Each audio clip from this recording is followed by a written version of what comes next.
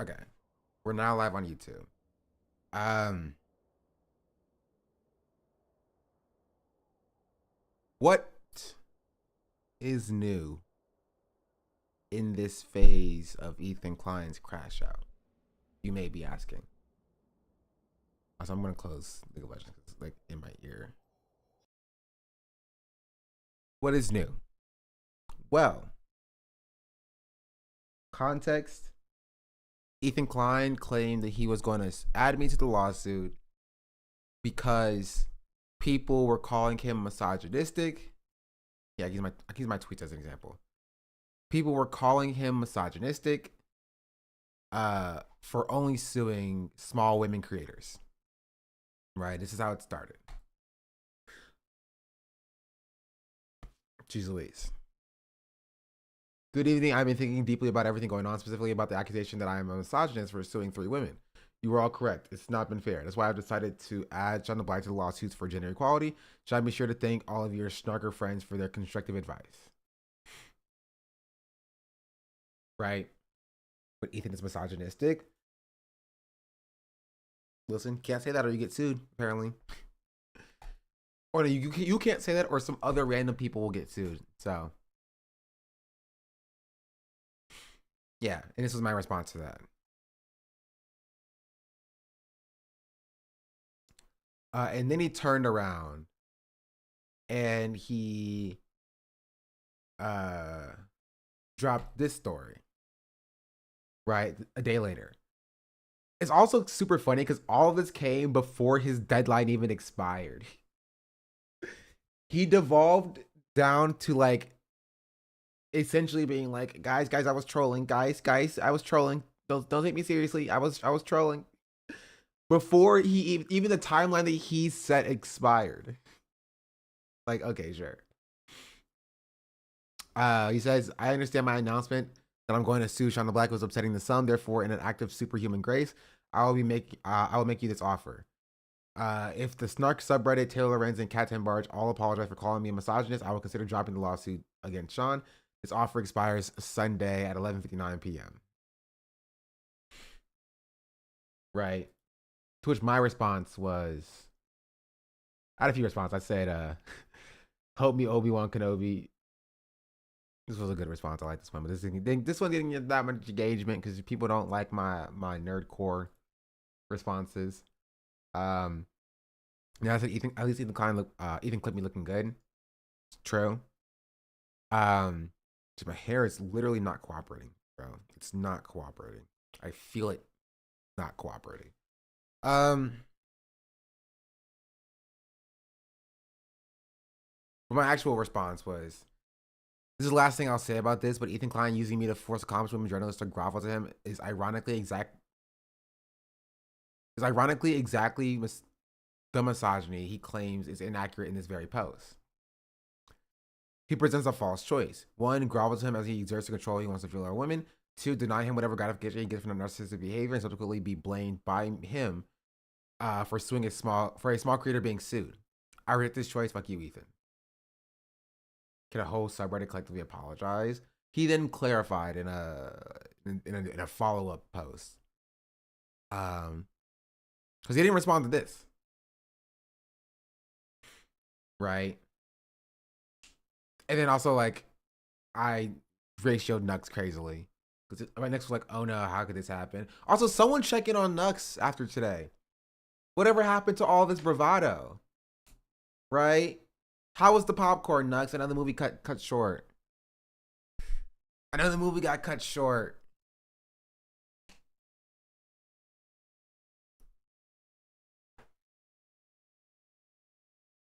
He's probably still watching, drawn CP, so he's not too worried about this, right? He has a genocide to defend.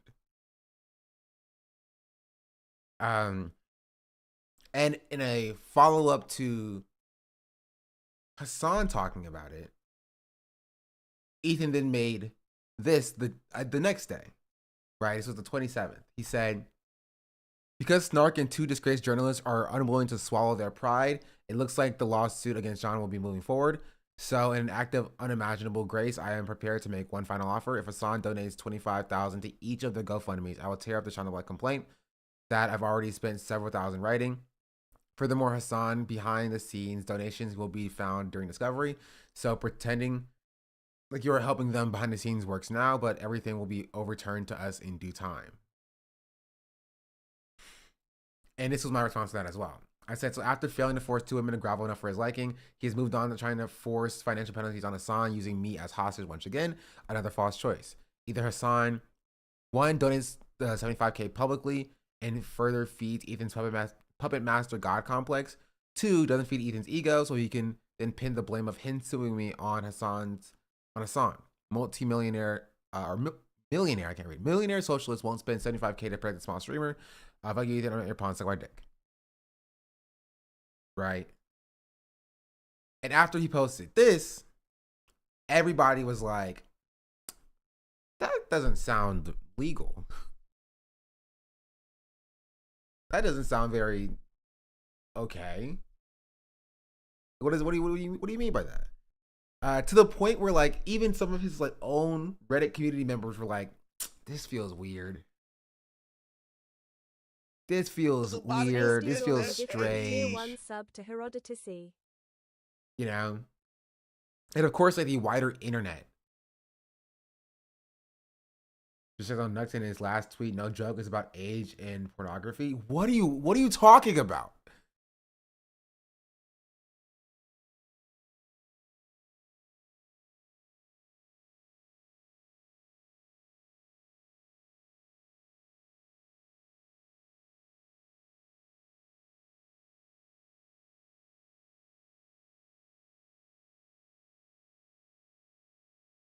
I don't know who any of these people are. Bro, I can't do the VTuber space, bro. I can't. Like, there are some VTubers that I like. But like I can't keep up with all the names and all the variety of political opinions in the VTubing space. I can't do it.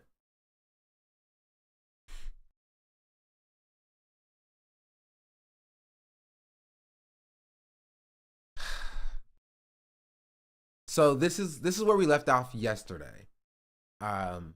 Ethan first trying to force Taylor Lorenz to grovel at his feet, and then turning around and not getting that, and then being like, Hassan needs to pay $75,000 or I'm gonna sue. Yeah, or as a tweet I saw said, either Hassan pays $75,000 or the black man gets it. Or he's gonna sue me, right? And if I'm being entirely real, and this is what I said, I think yesterday or the day before that, I never thought that he was actually gonna sue me. To be entirely fair, I was not like afraid of like litigation. And when this happened, when the first tweet came out, like this one on the 25th, I called my parents and I was like, just letting you know, this dude is trying to sue me. I don't think it would actually go anywhere anyway, right? Because as I said yesterday, and I think I can find it.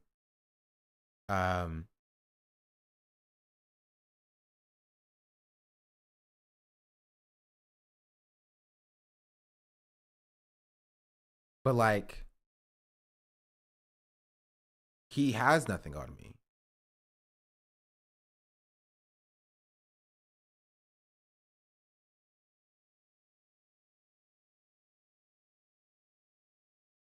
Care. Ethan and his clansmen were dead serious about their evidence on Sean. Yeah. Well, this is new. They changed this. Okay. This was also funny. Somebody check in on this guy. Right? Actually, no, I'll get to this in a second. So that's the context, right? That's all the context. What happened yesterday is how we've gotten to and arrived at the final chapter of this story. Ethan Klein on vacation, 40 years old, posted this. Okay, I was kidding about suing Sean the Black. I thought it would be funny to add a guy after being called a misogynist. We do a little bit of trolling on vacation. The truth is, if I thought I had a good case, I would have added him from the start. He was very close to making the cut, though. Anyway, pretty funny how you all went from calling me a misogynist to calling me a racist. For the record, I didn't even know Sean was black. So it turns out my lawsuit isn't racist, just misogynist. But if you ask me, I am a true feminist. I hold people accountable regardless of gender. But go ahead and tell the judge about how it's not fair I'm targeting 3 women. Let's see how that works out for you.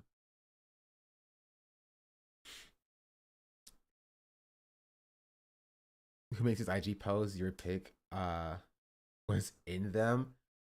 Like he's obviously joking, Chad. Like he knows who I am. He's like trying to play into this like, oh, I don't even know who this Sean the Black guy is or whatever. Right? He's trying to like feed into like that like that meme. But to normal people, it doesn't read well. Like I hate to be the person to tell him this, but to normal people, it does. I have like people who don't follow me or Ethan, who are like creators, right? Like 500,000, 1 million freaking followers on Twitter, replying under my tweet being like, "He didn't know you were black." That's such a weird thing to say, right? Just like it doesn't read well for like the normal audience. It doesn't. Especially since your name is the Black. Not like it's like not knowing Thomas the Train is a train. To be fair, it's not Thomas the Train. It's Thomas the Tank Engine. Okay, get it right. Have you shared it with your lawyer friend? Oh, I have it. Oh, she will love this. Okay, where's my phone at? She will love this.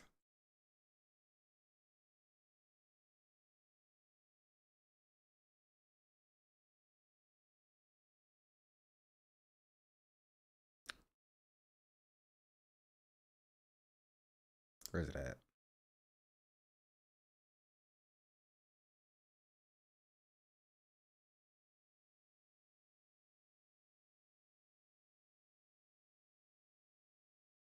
I need to link to my tweet.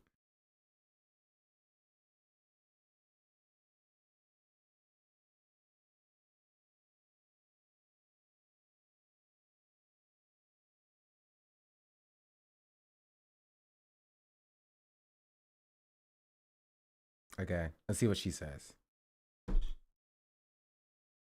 Weird to talk about bringing a lawsuit against someone who is online as a streamer without knowing who that someone is. Yeah, that is also weird. That is weird.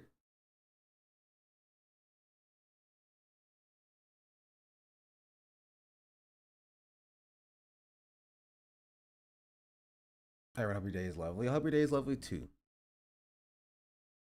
But yeah, like this just doesn't read it doesn't read well to like the normal audience.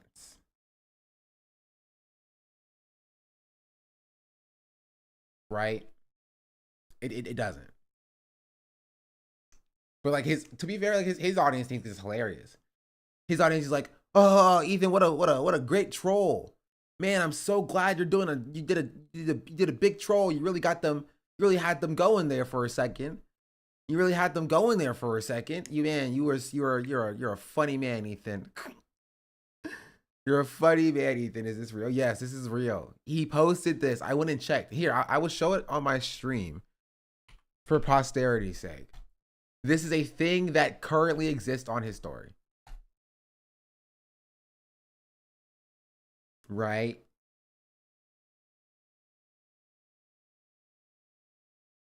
Timestamp and all. Now, the question is, why did he put a timestamp there? There could be a number of reasons why he put a timestamp there. You know, maybe he was just feeling a little bit frisky. And he was like, this is the first story. I'm going to start this new thing where I'm going to start adding timestamps to all of my stories. So you know that I'm not obsessed with Hassan. Right? That's what he's, you know, maybe he's starting this new thing. Right? Maybe he's, you know, he wanted to sign it as him. So you knew that it was, there were 2 people in the picture. And he wanted to make sure that you knew that he was coming from him and not Hila.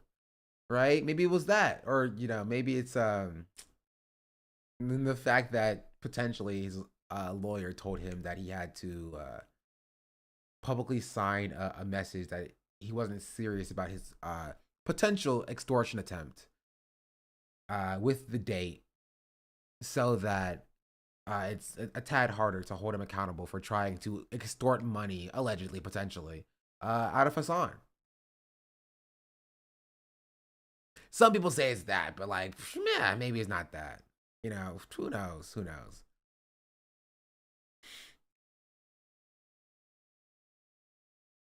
So yeah, that's the update to this part of the story. I made a tweet on this saying, after failing to receive Hassan's attention, Ethan admits that he had no case against me, and he's doubling down on the misogyny of only targeting small women creators. Thank you all for the support, but make sure that you send that energy to those who still need it. Links below. Then I linked Casey Tron, Denims, and Frogan's GoFundMe. Right.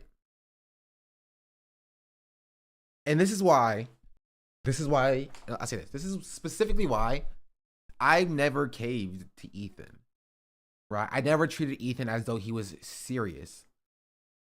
Right? Because he was never serious. I knew, you can just tell from the tweets that I made, I knew that he was trying to get Taylor and Kat to like grovel to him because he is misogynistic. Right? And he tried to enforce financial penalties on Hassan. You didn't fall for his epic joke? Yeah. I was the funny daddy here. You should know I'm a leftist. We don't joke here. The fact that it escalated it to extortion is insane. That is kind of the take, right?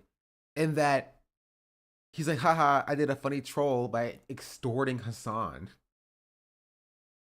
Right?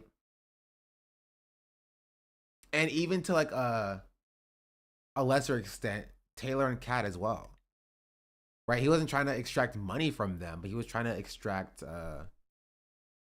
like a public apology, I guess. And a denunciation of like their former writings. Like it's still weird. You were close to making the lawsuit, but you had no idea who you are or that you were black. Yeah. Speaking of me being close to making the cut, right? Which again, I told y'all that he didn't have anything. But the funniest part about all of this is not even that Ethan Klein's extortion attempt, right? But his stupid fans who are still running around here talking about Ethan Klein's gonna take all of your money. Like, did the memo not come down the chain? Did your boss not pass along the message to you? Right? It's like they're like those Japanese soldiers after World War II where like nobody told them the fighting was done. And they thought the war was still going. They're sitting there be like, I'm gonna defend your honor, Ethan. I'm gonna defend your honor. And like Ethan already gave up. Ethan already surrendered. He was like, all right, I don't have a case. You caught me. There's no case here. There's no case here. His stupid like foot soldiers are still like, no, you're gonna lose all of your money.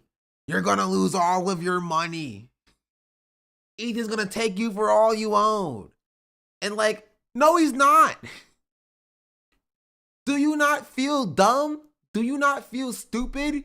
You should feel stupid saying this before any of this happened in the first place.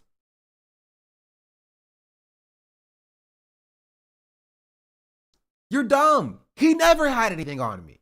And he admits it. He admits it. He said, if I thought I had a good case, I would have added him from the start. Ethan Klein himself admits that he ain't have shit on me. So do you not feel a little bit silly going on Twitter being like, we got him. We got him. Shonda Black admits it to being a place where you can watch the Hassan nuke without giving Ethan any views. Oops. Do you not feel silly?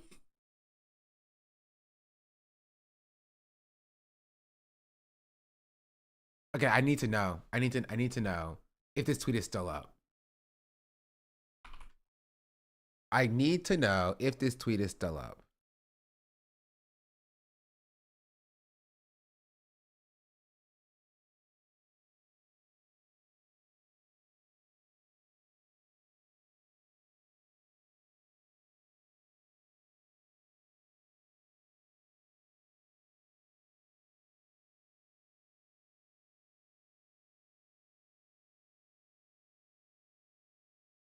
Like they're still posting this like they're winning.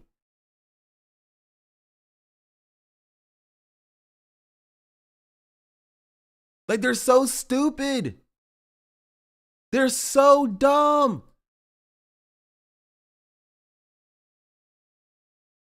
They're so dumb.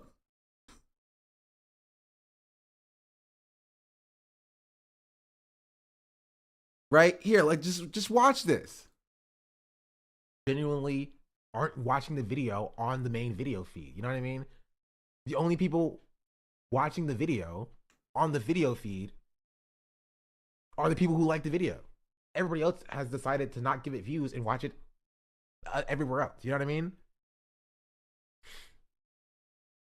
Especially the amount of people you sent to mass thumbs down. This is all you can do. Like, this is kind of funny. I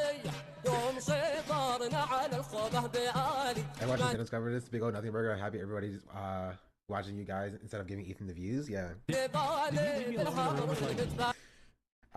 you're happy not to give him any views? Of course, of course. Genuinely, that's it. That's all the evidence that they've gathered against me. Out of a 5-hour reaction video, that's the only thing that they have to prove that. The only thing they have to prove that I was trying to make a market substitute for Ethan Klein's content, Duke, or whatever. Right? And this person being like, we are slowly transitioning to the phase where they are fighting each other. This has been right? And this has been a consistent through line when it comes to Ethan. Because I'm not as easy of a target as like Denims or Frogan or Casey Tron or whatever. I don't give him the shit that he wants. Right? And this has been a consistent through line when it comes to Ethan. Because I'm not, and they're like, oh, they're gonna start fighting each other. Or whatever. To be fair, this is the same amount of nothing they have on the other three too. No, I would say this is less than like what Denim said. Again, it doesn't matter because like fair use doesn't care about like your intent. It cares about like if it was a transformative product, right? But like if your only metric, not even they're saying they have less on you, yeah, of course they do. Because you're not going to catch me slipping. Like, this is objectively correct. If you think that I'm like slighting like Denims or Frogan or Casey Tron or whatever, like you're stupid and wrong. Sound like you are smart. Because I am. I'm correct about this analysis. Right? I'm literally saying they don't have shit on the other three either. Right? But they have less than the shit that they have on them on me. As I read in this post, Cheddar was like, they have nothing on the other ones, but they have less than nothing on you. That's the point. Yeah.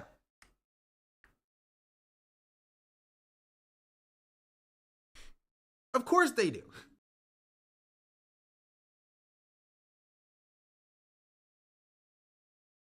Let me see.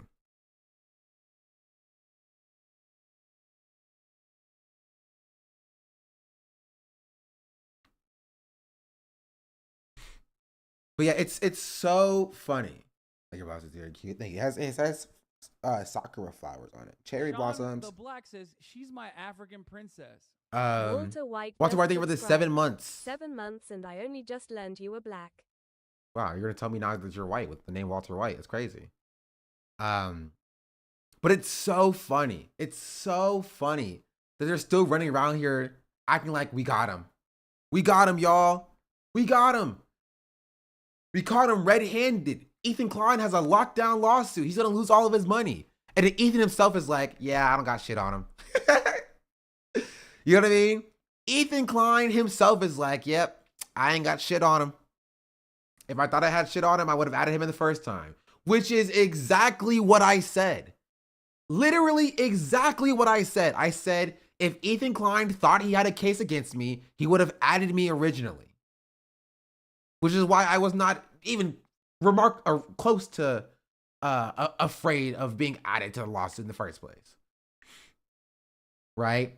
What I had a problem with for these past 4 days is him using me as a pawn to try to extort Hassan, right?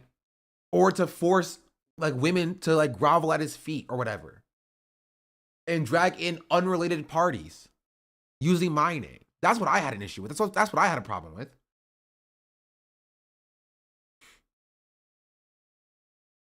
Right? But like if you're this person, you should feel silly. You should feel silly. You should be like, huh, maybe I'm fucking dumb. This will be a time where you take a step back and do a little bit of self-reflection. This will be a time where you like take a step back and you're like, maybe I'm not as smart as I think I am. Because you were wrong. You were incorrect. You are a fool. You're a rube. You're a rube.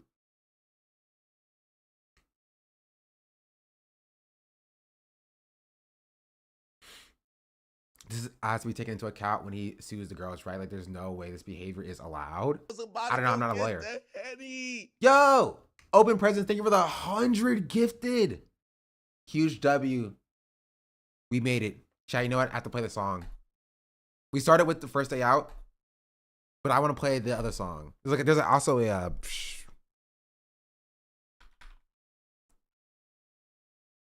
this song.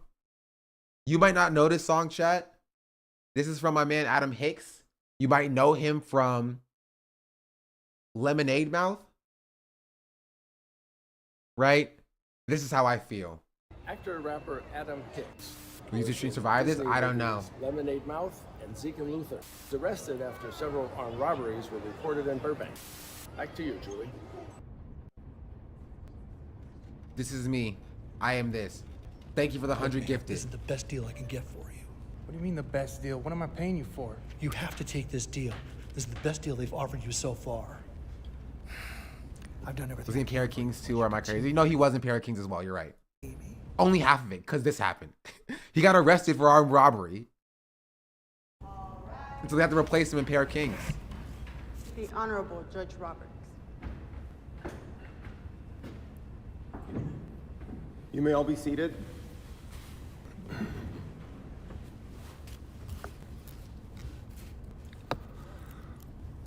This is the case of the state of California versus Adam Hicks. Good morning. It is my understanding that both parties have come to an agreement. I'm going to ask the district attorney, where do we stand? Yes, Your Honor. The state believes this is a the long deal intro. we're willing to offer Mr. Hicks. How do you feel about this, Mr. Brooks? Yes, Your Honor. My client is willing to accept this plea deal. Mr. Hicks, do you understand that accepting this plea deal means that you will waive your right to a trial? Yes, Your Honor. Under the state of California, how do you plead? Is the rap coming? I guess so. No contest, Your Honor. In the case of the state of California versus Adam Hicks, I hereby sentence Mr. Hicks to 5 years in California State Prison. I wish the best for you, sir.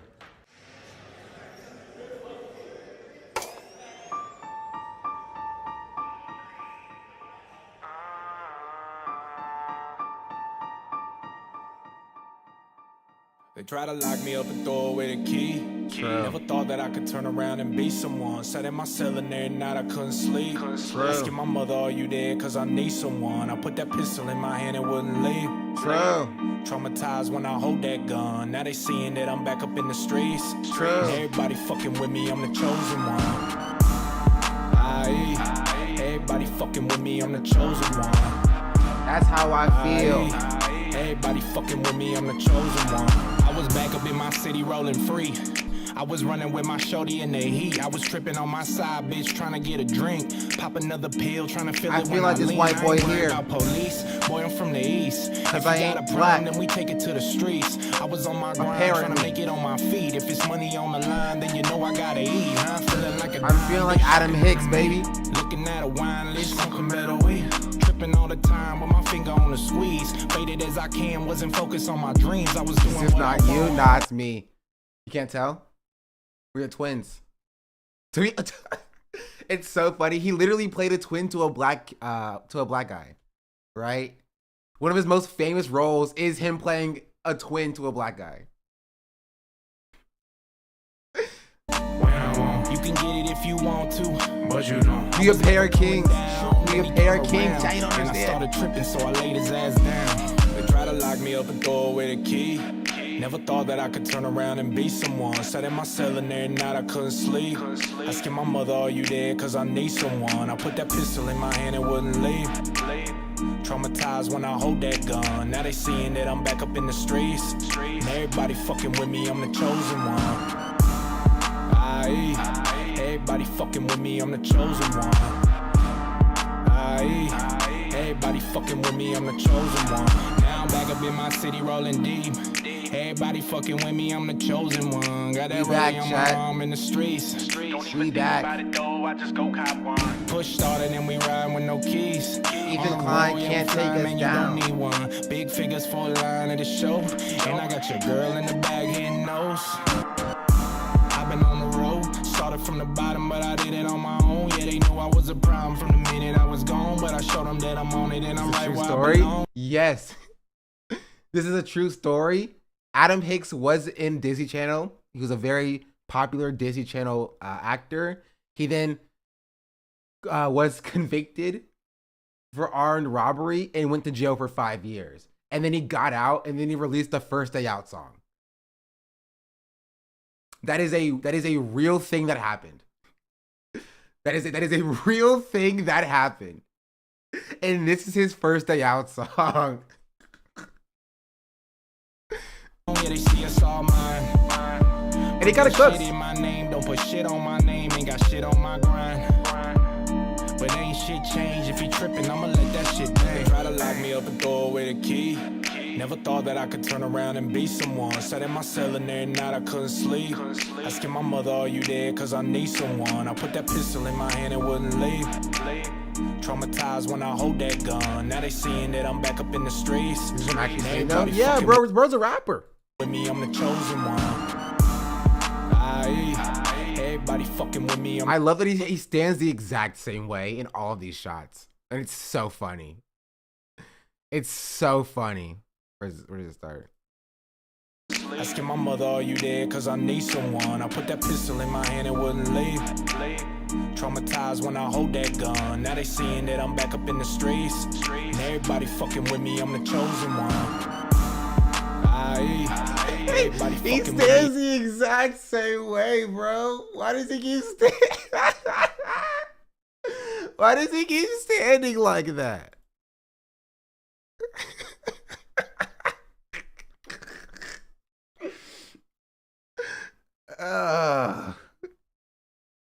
I'm the chosen one. Everybody fucking with me, I'm the chosen one. That's so funny. It's so. Asking my mother, are you there? Cause I need someone. I put that pistol in my hand and wouldn't leave. Traumatized when I hold that gun. Now they seeing Like the funniest part is like he's more like actually gangster than like a lot of rappers nowadays are. Like he did actually go to jail for armed robbery. Now, if he was actually involved, I don't know. I'm not going to speak to how in depth he was involved, but like he went to jail. You know, that's a true thing that he actually did. So now he is back up on the streets. I'm back up in the streets. Yeah, put Adam Hicks on a freaking Double XL. Does he still like make music? This was 2 years ago. Does he still make music? Also, I do want to watch the the forum video on Mango, if y'all will let me indulge. Yeah, he has a video 3 weeks ago. What is this music video? I Need You.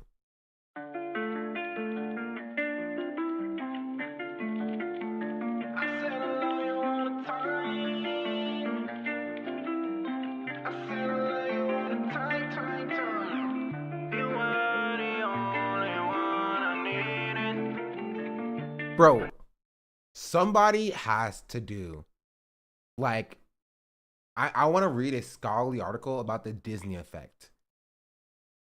Why do so many former Disney stars get, like, is it due to like the pressure as a young kid, right? And when you are free from that pressure, you kind of lash out to a certain extent. Try acting you up, yeah. Like there needs to be like laws around child acting, bro.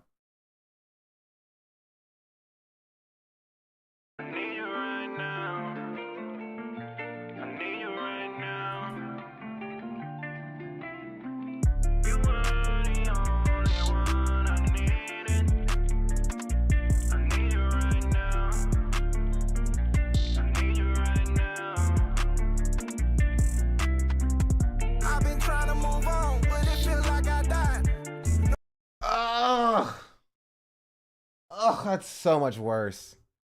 That's so much worse, bro. That's so much worse.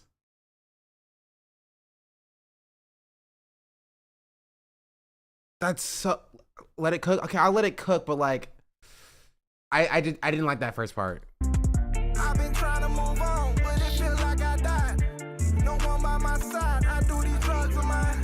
Trying to drown you out. I told 1,000 lies, but it don't matter now. Somehow you matter now. You was right all along. I'd end up by myself.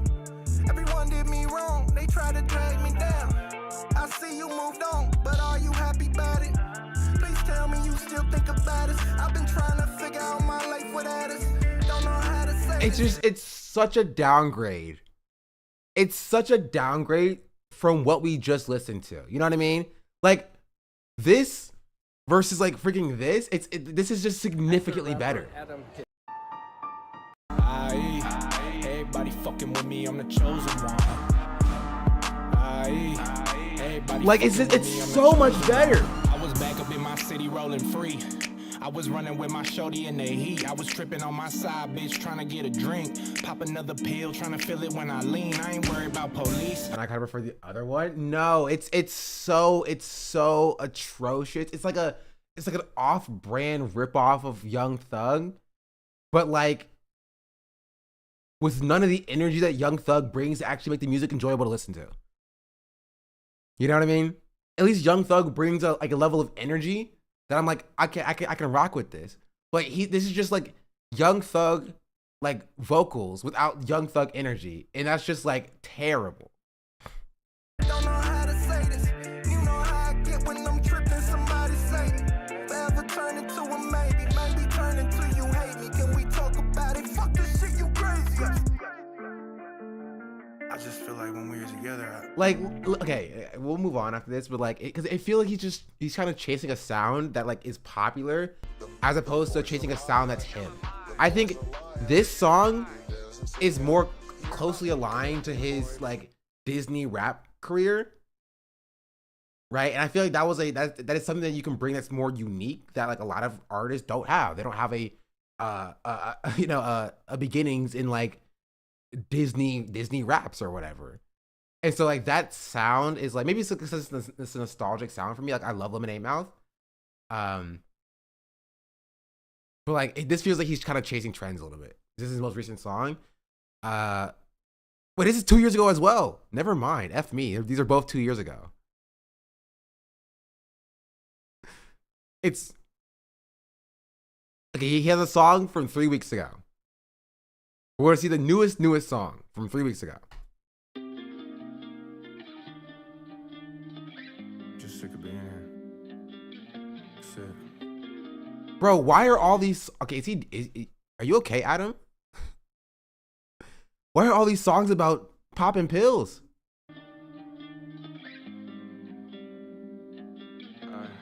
Feeling too distant and nobody get it. Time is against us and something is missing. Okay, all three of these songs are like, they're all tonally different, which is fine, but they have entirely different sounds. You know? Like they don't even sound like the same person.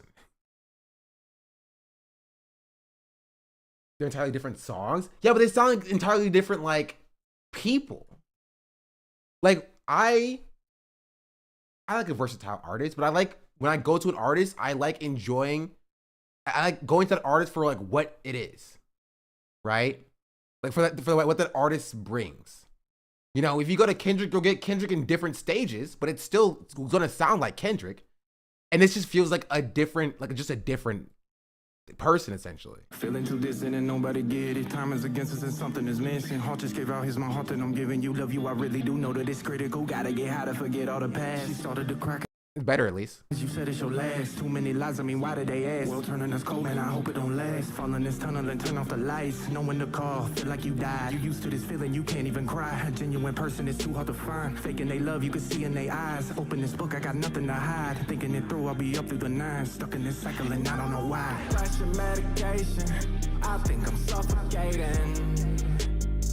I find myself always alone, and it don't matter if you there. I'm in my head, and now my mind is racing. And to see what I've been all along. Now you really wanna ask me how I'm doing. Okay. And to see I'm right where I belong. Feeling good, and you said that you the same. Okay. It's okay. Prescription pills and bottles. I hope I see tomorrow. Your life sucks right now. Yeah, I know that pill ain't hard to swallow. I turn my back, it call my name. I turn around and follow. Especially after today, I'm feeling like I got to. That come down suicidal. This how it go. This world too cold. I guess I miss a motto. Can't lose control before you know your soul is turning hollow. I see it's envy trying to tempt me. Every time that I feel empty, you remind me of this bottle. Dealing with two different people. This mood is imbalanced and nothing is equal. You speak to yourself because you feel like you need to. I'm finding it better than speaking to people and opening. Okay, hear me out, chat. I figured out what it is. I liked the first song. I did not like the second song. I liked the third song. What do you think is different? What do you think is different?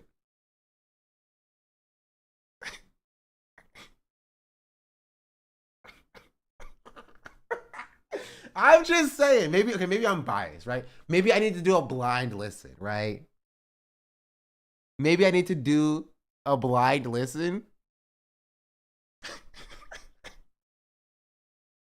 Get lethal, yeah, I had enough. People are see-through, they get you infected. I say I'm okay, I'm avoiding the question. I'm holding it in, that's a part of the pressure medication.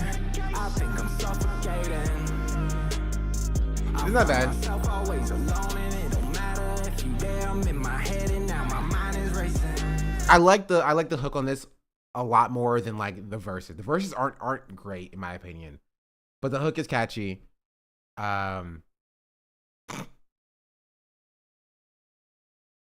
What is happening? What is happening on the Little Bear stream? What is going on over there? What is going on over there?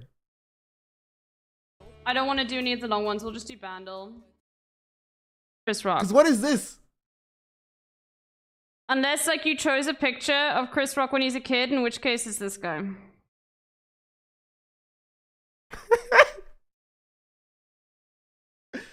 Okay, ready back.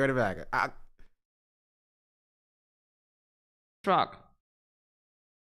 Okay, I actually know what. Unless like you chose a picture of Chris. Pause. I need to see the full context here. Can I watch the full context? Not me. I need to see the full context.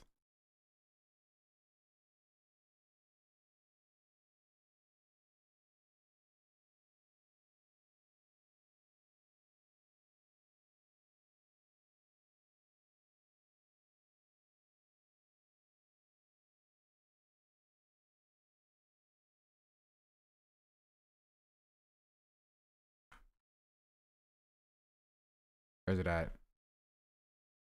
Oh, here. Let's go. Hug. Whoever she has this type of content. A chatter already sent the clip to me, but I want to see how we got here in the first place. I make these for her. While she's working, she probably knows who Lucy Worsley is then. Okay, all right, we're doing it. Latest edition of the hot new doll, LB Celebrity Face Blindness Daily. Yes. Thank you, Oni. All right, let's go. Hug. Which one of these is Chris Rock? Number 3. That's Chris Rock. Unless, like, you chose a picture of Chris Rock when he's a kid, in which case is this guy.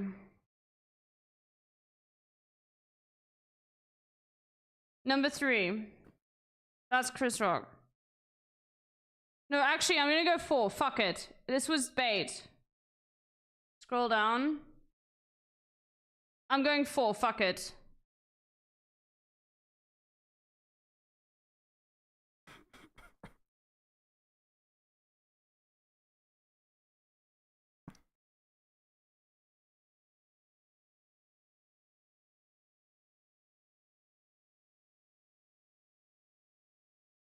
I want you to read this, chat.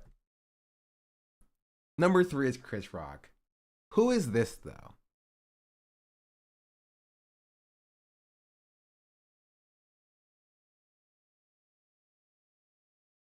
This one. What? None of them are Chris Rock?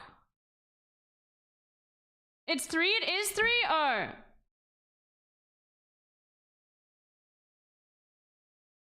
Sorry, I only learned what a black person is today. Number 3 is Chris Rock. Okay, so I was correct. Who is this? Is that Sean? Is that actually Sean?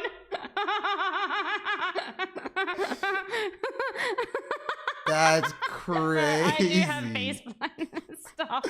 That's. Oh my god. That is Sean. Holy shit. That's crazy. Bro, how old was he here? I was like, what, 16, 17? I was like 17 years old. Change your bio to young Chris Rock. Thank you for posting that pic. That's literally like 8 years ago at this point. I was in like high school. It was like I was a junior in high school. Loved you in SNL. Thank you. And fuck Will Smith, bro. That slap hurt, dog. I did not recognize it before you were old, true. I just found out what a black person is today. It's so funny, yeah. Shout out Ethan Klein. Ethan Klein is actually doing praxis, educating the masses on like what blackness is and what a black person is. A lot of people don't know. A lot of people don't know what a black person is. So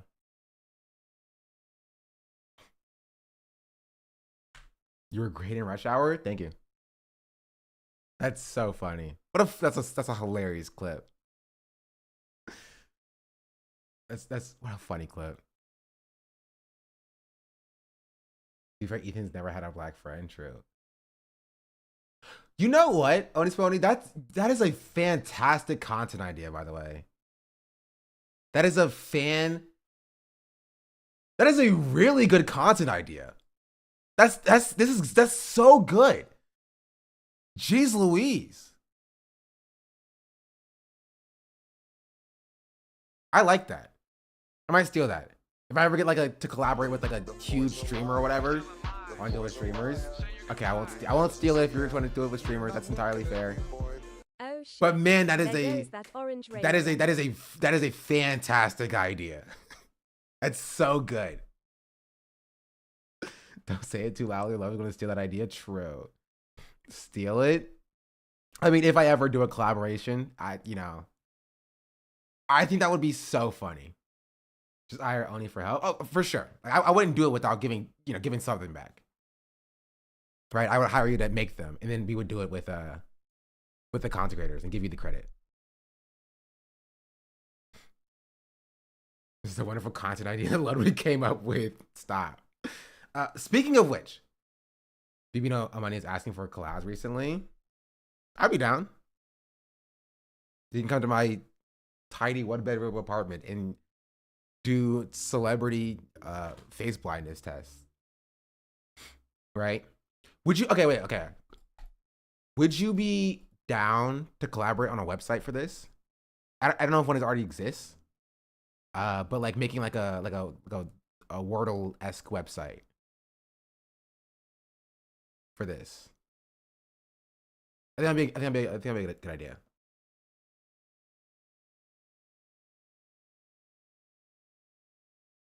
Hit me up later. Yeah, for sure. I wanted to do more projects anyway. Also, I've never made a Wordle website. You're about to explode a new meta. You realize that, right?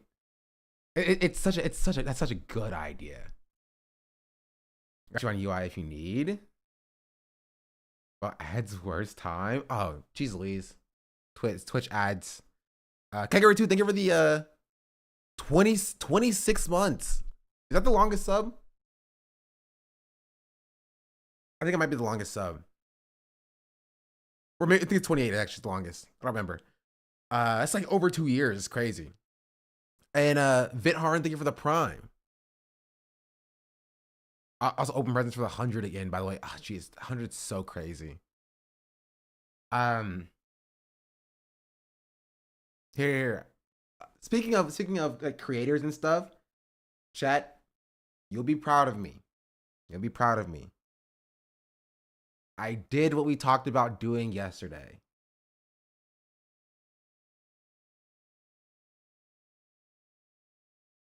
Open presents get to like 3,000 subs in a song channel. It's crazy. Yeah, you did. I did DM a streamer, not necessarily for a collab, but like I want to get into the habit of like, you know, doing rapport. I did not DM Kai. I was just like, yo, thanks for the follow. I appreciate it. They replied. They were super nice.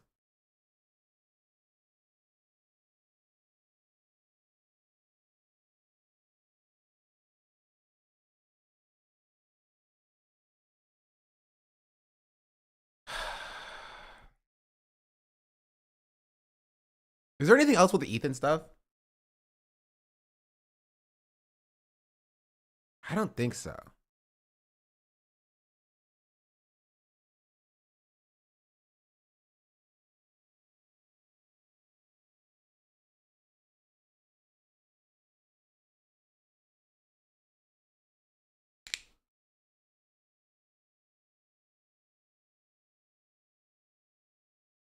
Is that what Ethan apologized for? You DM'd him? True.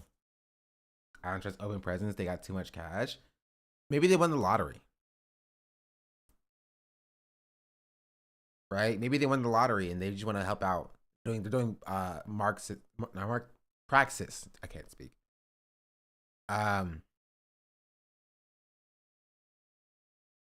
Bro, what is this? What is this about?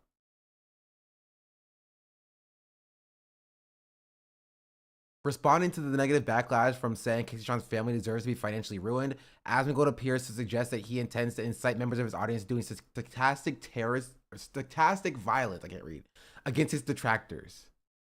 This has to be a meme, right? This is a clickbait title. Person who's trying to advocate for getting me deplatformed and getting banned because he thinks that I'm bullying KKKleins by saying that I don't feel sorry for her, that she's getting sued for... Wait, so is this entire thing just like scrolling through people's Twitter feeds and just seeing what they retweet and then like... Never add this in you with on, but yeah, get up with me whenever. Yeah, for sure. I just have to figure out how I'm gonna. I have to think about how I'm gonna do it. But yeah, that'd be fun. I like that. It's a good idea.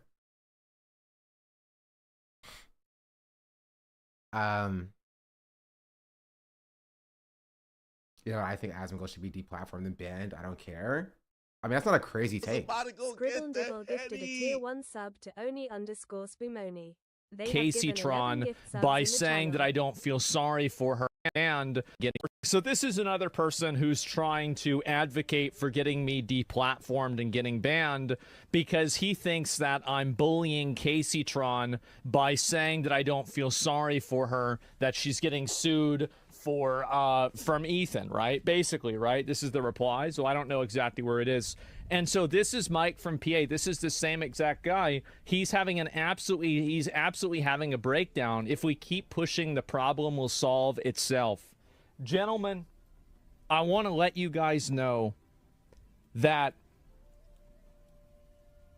I am going to do my best. I'm going to try as well as I can, and we're gonna take care of this problem, okay? I don't know. I can't guarantee results, but I can guarantee effort. It might not happen immediately. It might not happen instantly. You need to make a post for this? Yes. And we're going to try to get rid of these people and get the fuck out of Twitter. Yes, exactly. So I'm thinking about, you know, a lot of these people are accusing me of weaponizing my community. I'm thinking about proving them right. Maybe I should do that. And then we'll see what happens. I don't know. I don't know, but if you want to act like a victim and you want to post stuff like this, maybe I'll make you deserve it. I'm not admission to TOS. saying I'll do it. I'm just saying I might. That is like, and here's the problem though. Isn't blatant brigading TOS? Here's the problem. It doesn't matter, right? These psychos have some truth into the fact that like Twitch doesn't apply their TOS equally, but it's not like a political bias. It's just a bias in numbers, right? If you have a certain amount of followers, you could say whatever shit you want to say, right? And kind of get away with it. And Asmongold is over that hump. He pulls in too many numbers for Twitch to care, unless there is like legitimate mainstream backlash to it, right? So I don't think this is going to be like taken seriously. He's doing a direct call to action for a harassment campaign. Oh, but chat, did you hear him? He said that he's not doing that. He's just saying that he might do that. He's like, I'm not, you know, going to send my audience to harass you. I might send my audience to harass you. It's like what he's saying. And like, will Twitch do something about it? I don't know. Right?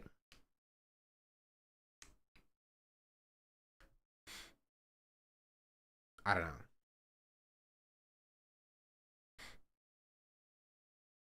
Also, and I will say, and I'll be fair, right? Because I'm fair. I think Mike gets too spicy on the timeline. I'll say it. I think Mike oftentimes gets too spicy on the timeline. You feel me? And so my main issue is this I love this spice. I'm not making a moral description on the spice specifically. I'm just saying that it gets very spicy on the timeline. Right? Which he will also admit, right? Sometimes he'll say something, he'll be like, yeah, you know, I'll eat the ban for that. Because sometimes he'll say some crazy things. Right? My issue is not necessarily the spice itself, but it's the idea that like it's the same thing for like myself to a certain extent, right? I criticize Ethan. I publicly criticize Ethan. I publicly talks about politics, right? The fact that I don't get the smoke, or Bad Empanada doesn't get the smoke, or Mike doesn't get the smoke, but the smoke is specific towards Frogan and Caseytron and Denims, right? Kind of indicates where the space is. You know what I mean? That's where my true beef lies. Like, if you want to be like, oh, okay, because Mike digs in the dirt and he rolls around in the mud or whatever, to a certain extent, he like you know, attracts that attention. But like, you can't say that about like fucking Frogan. Frogan doesn't even cover politics. Frogan like watches Sister Wives and reality TV shows like late night.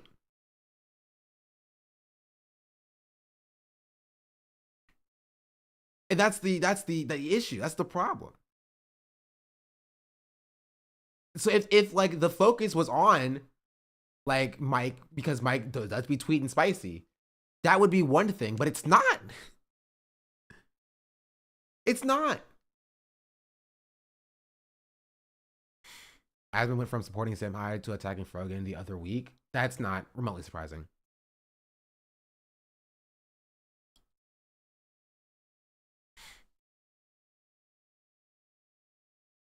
I'm gonna do a nigga tweet, and that's how all this started. Yeah.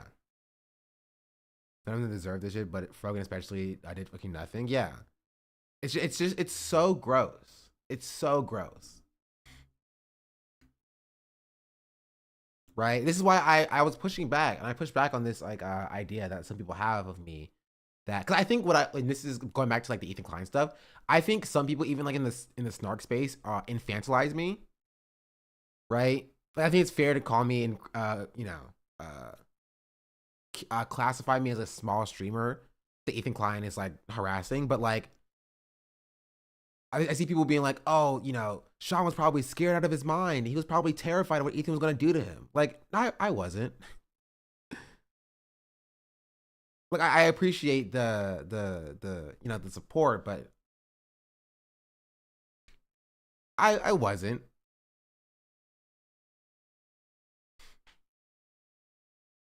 And so like, cause to a certain extent, I understand the space that I've crafted, right? When you call out things that are bad that people are doing, people aren't gonna like you.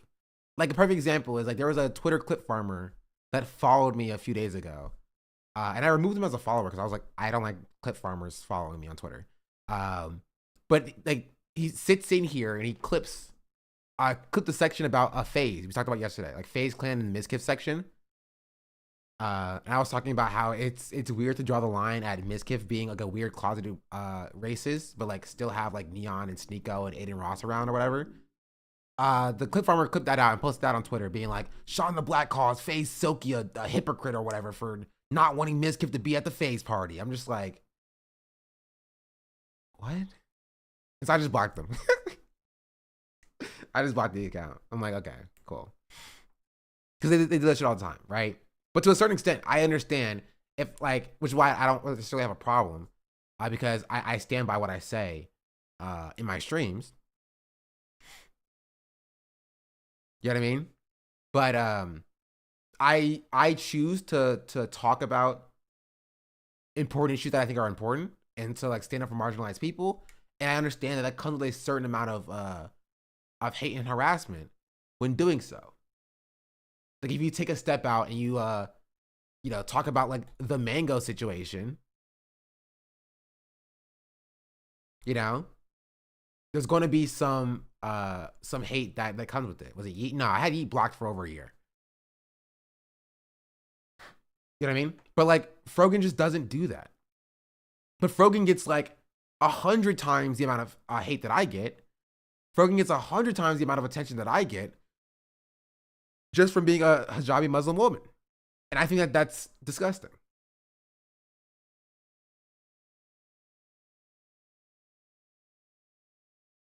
Because people see that they are becoming irrelevant and can't stand empathy having a platform.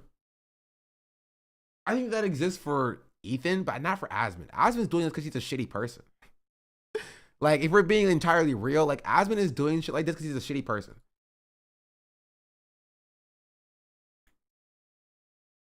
That's it. It's not because he's becoming irrelevant, he wants to hold on to power or whatever. He's totally fine. He has an established audience. Asmund's not falling off, right? He could go live, talk about Trump did this, good job Trump, the Democrats did this, bad job the Democrats or whatever. So him choosing to, like, you know, laugh at Casey Tron crying or whatever does not increase his audience size per se, right? He does that because he's a shitty person. He's a bad person. That's why he does it.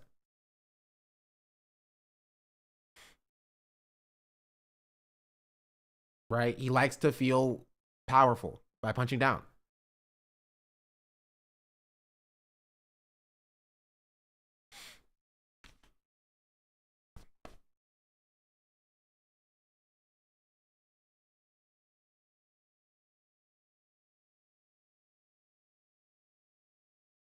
I was attacked by my hair.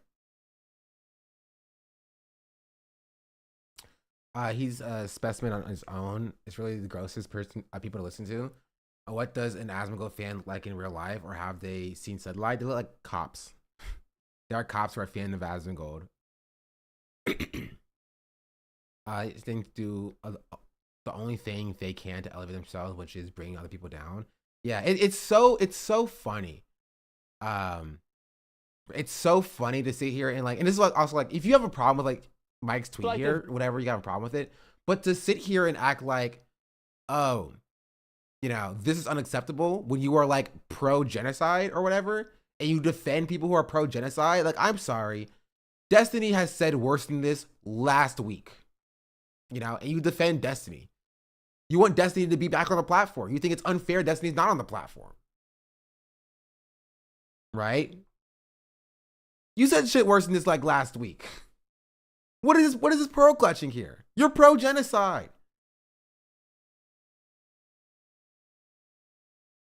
And this is where like the soy right comes. Yeah, soy right, exactly. It's where soy right comes from.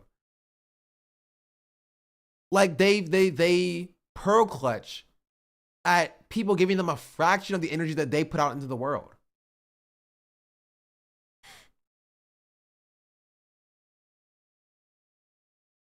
So this is the reason why a lot of hijabi women end up taking off their job in the US, not as it's liberating, because it's literally targets everywhere they go. Yeah. He wasn't happy with being a gamer who sometimes said populist things and people generally tolerating him. He chose to full delve into politics, revealing every evil opinion he has. Yeah.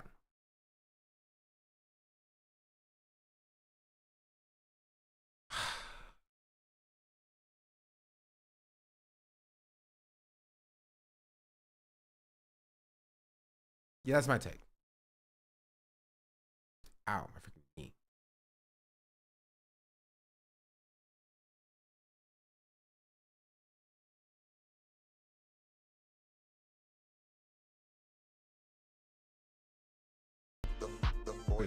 True.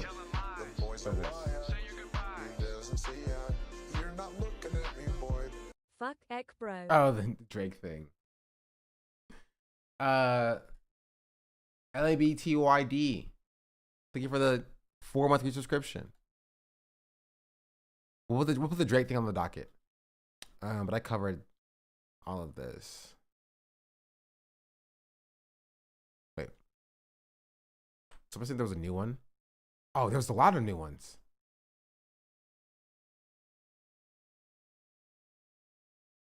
Okay, so he just went out. He just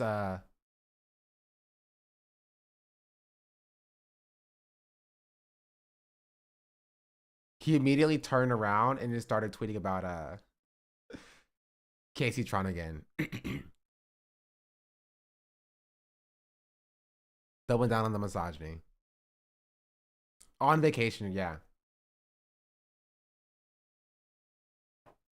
I wonder if when he gets back, if he's gonna address the, you know, potential extortion that he did on Hassan. Imagine one of the biggest.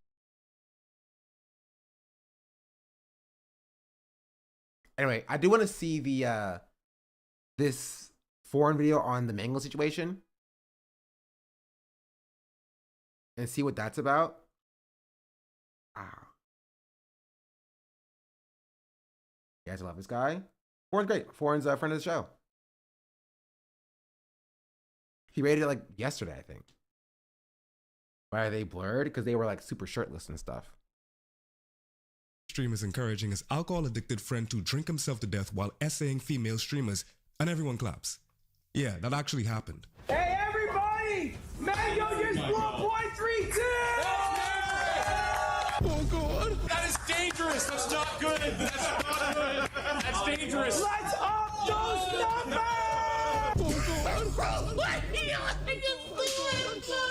Today we tackling the tawdry tale of Mango on today's Foreign Friday. It's a foreign man in a foreign land. Child, we in white people. This is like kind of funny to see as well, because like I'm more closely associated with like Ludwig and crew than like Foreign is. So like we're getting like a truly like outside third party perspective on the situation.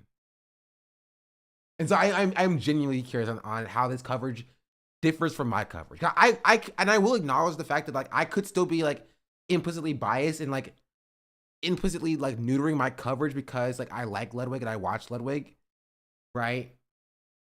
In that way. So I want to see how this matches up to my coverage to see where it differs. You know? So this kind of makes me feel like less crazy. Business today, and not just any white people, but the most oppressed minority, gamers. We're not drunk, guys. Yeah, we're not drunk. But Mango, on the other hand, fire for that. So you may be asking, Big Body Foreign, that's why they call me. I don't know why they call me that, but you may be asking, Big Body Foreign, why is this man not drinking is sexual harassment? The drinking is definitely a part of it, right? Because like as I said it in my video as well, like if you like know that Mango has a problem with alcohol, egging that on, just even if he didn't sexually harass anybody, which he did, that's still bad. Right? It would have been like less of a like huge story, but like I still would have criticized it for being the case. I still would have been like, yo, Ludwig probably should not be egging on his friend that has a problem with alcohol that they acknowledged is a problem with alcohol. You know, upping his number, saying that he's blowing up did you say 0.32? Like that would be a separate issue. We didn't even really get into the enabling issue. We went into like the full sexual harassment part of it, but the enablement is crazy. Wait, oh sorry, 3.2. You say 3.2? I don't know.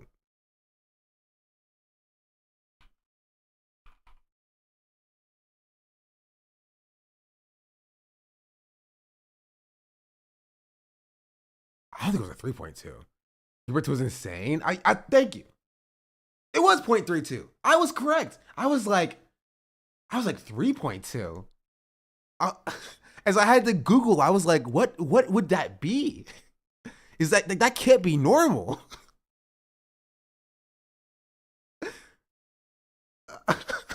I was like, what? Well, but that means you are 100% alcohol. I was confused. Okay, I thought you had me second guessing everything I knew about life. I was like, what? I was like, what?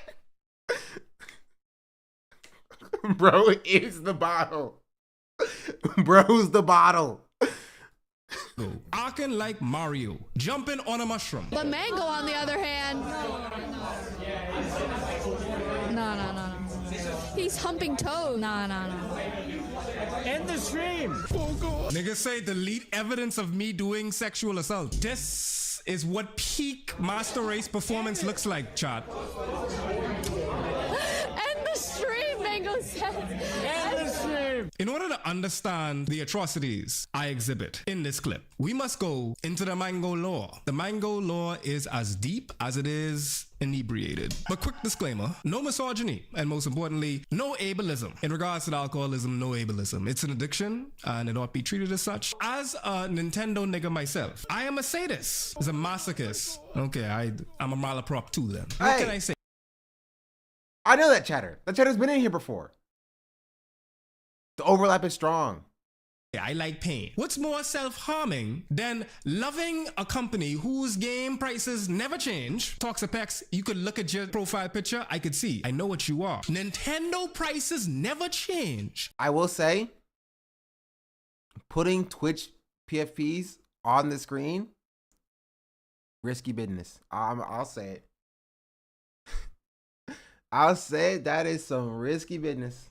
I've seen some crazy Twitch profile pictures. Online gaming functionality is as bad as the days are long, and they hate their fans so much that they copyright their fans that try to promote their products. They didn't even sponsor the Super Smash Melee tournaments. So that meant that the people playing in the tournaments had to pay to play competitively. Mango technically Hispanic? No, man. Honey. I could trade Mango to the whites. One of the most notable players in the Super Smash Melee community is Mango. I gotta give nigga his props. Dog has been holding it down. I'm looking at this right here. I barely see any niggas.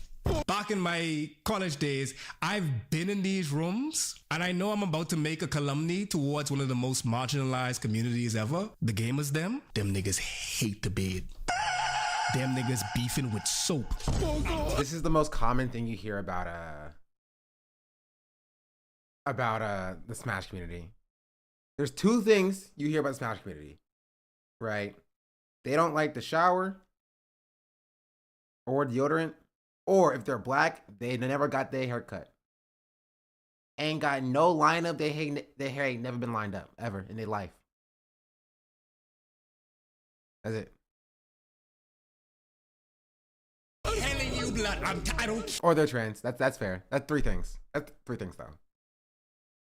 Hell, they is be in one dorm room, no AC, and it just smell like hot ass. Hot ass. Armpit and dried nut socks. Don't be mad at me. I can't believe it. This is the biggest congratulations in the world. Was that 50K? Oh, close to it. Yeah, just about. Close to it. Yeah. And we're getting up. I'm getting so blackout drunk. I see another monster lobby out by someone with a Smash Bros cut. That's crazy. Wait, this is a black person. Is this a black person? I think that's two. Three. Obviously. Four in the room. W, we made it. Congratulations, man. If you listen closely, you would hear the very foreshadowing of his fall. We're getting up. I'm getting so blackout drunk tonight. Notice the dog here is saying that he is going to get blackout drunk, and niggas applauding him. Oi, oi, oi, oi, oi, oi. Something in Spanish, something in Espanol. Oh God. This is Mango 6 years ago celebrating his evil win by drinking off of his trophy. You may be beginning to see a theme here. Mango has an alcohol addiction, which isn't a failing on his part and ought not be a reason to demonize him, but rather a brick in an institutional failure that not only failed Mango, but the victims of him as well.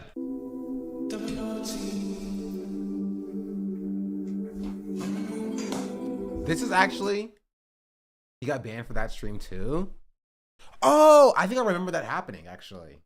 I didn't know who Mango was. I think I remember seeing that.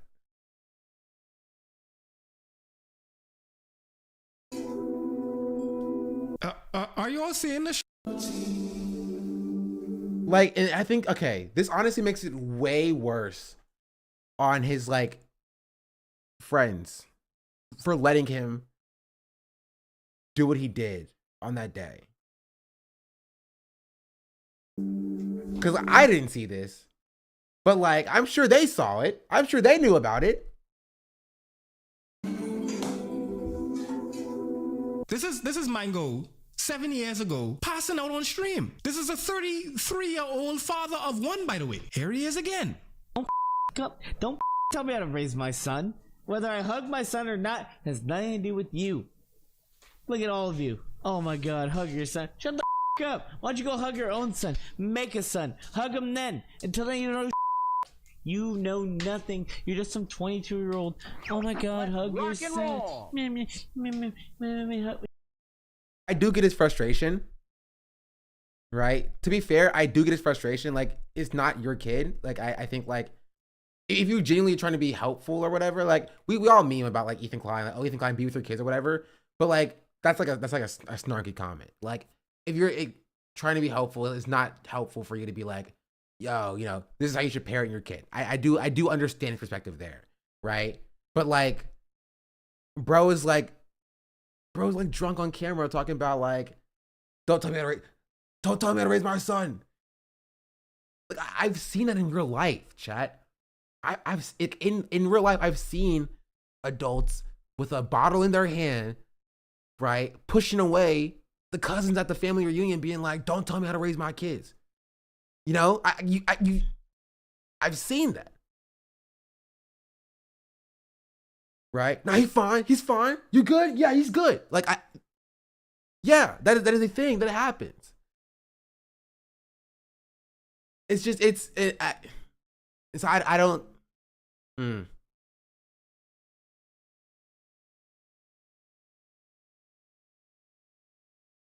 I don't know. Shut the up. Shut the up. Tell me when you can first of all produce a nut in a woman. Why don't you go find yourself a fertile until then? Shut the up. Like him crashing. Crashing is not the best word about it, right? But him being emotional or getting angry at like people being parasocial, I think it's like, okay, that's fair, that's fine. But doing that with the bottle sitting right in front of him where he's very clearly intoxicated, that's where it gets weird. You know? Yeah, he's drunk raging on camera. Up. Oh God. Bro, this is why Nintendo don't sponsor nobody. First EDP, now Mango. I'm noticing a pattern with Eagles fans coming from an Eagles fan. Let me tell you, y'all ain't beating the allegations. Tell me when you can first of all produce. Bro, don't tell an Eagles fan about what they do with horse manure when they win or lose. Don't ask them. They're like, yo, where you going with that? Where you going with that horse shit? Like, don't worry about it. Don't worry about it. A nut in a woman. Why don't you go find yourself a fertile until then? Shut the up. Oh my God. Don't backseat parent me on Twitch. Jesus Christ. Whether I hug my son or not has nothing to do with you. You can't even bust a nut in a who will take your nut. And if so, she's not even probably fertile because you're like, again, I understand his frustration at this, but like he's clearly intoxicated with a bottle in front of him. And it's just like, just turn the camera off, bro, or ignore it. You know, it's just like, he doesn't look well, right? He doesn't look well. Weak. You can't find a fertile. Shut the Switch audience find his inherent videos. They will be impressed. No, my kids would never find my videos. I'm scrubbing my videos from the internet when I have kids. Up. If I don't already have them. Oh my God. How did it get this far, blood? Any raw dog in the Grey Goose. You see that? This is Mango about 5 years ago in a drunken rant. These are just a few incidents that date back to a decade. Meaning not. Mango has had an alcohol problem for a decade that culminated into what happened recently. Everybody failed this man Mango. He has documented his descent into addiction. I ain't hit you with nothing, chat. I don't know what to tell you. Twitch runs whatever ads they want to run. I don't make the rules. And it's funny because Twitch wants me to triple my ads, by the way. They're like, hey, you're running the like, you know, they're like recommended setting for ads, but like you should run like 3 times that many ads. Do it? You want me to do it? Maybe I'll do it. Okay, I'll do it for like 2 hours just to see how, just so y'all can see how bad some streams actually are. Ads. Yeah, look. No, actually, I'm way below recommended. Here. This is where I am for ads running. This is where they want me to be. And this is how much I can do.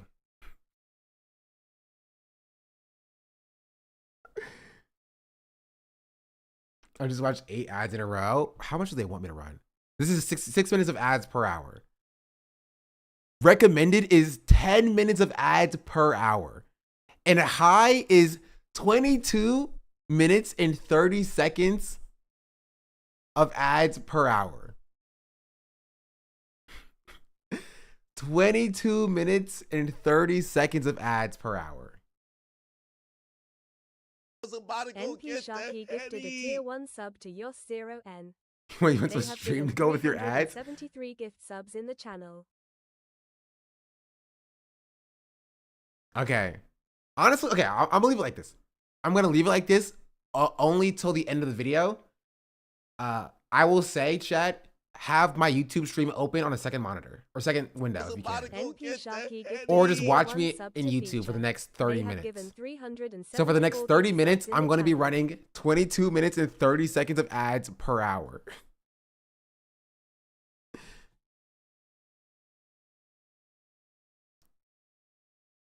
So I'm telling you now, open up my YouTube and watch my YouTube. Here, I'll give you a link because I'm fair.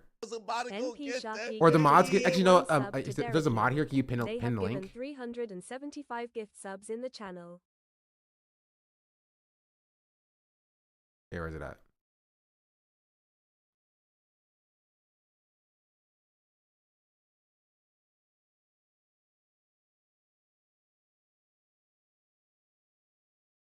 There. Wait, did I? That's correct. Okay.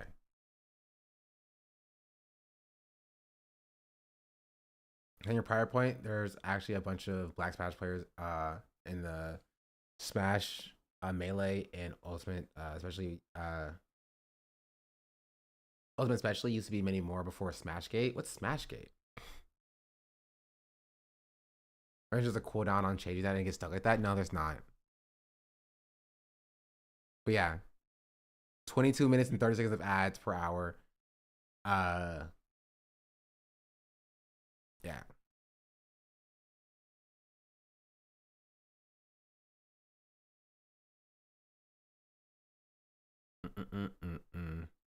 Let's continue. Tons of thousands of fans on a platform that makes money off him, yet never felt the NP need. Shark, I think for the 3 gifted subs. I don't even know if a mod is here.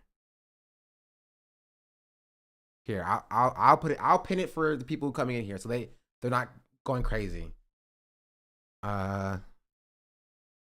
Testing max ads for 30 minutes. Watch on to stream for no ads.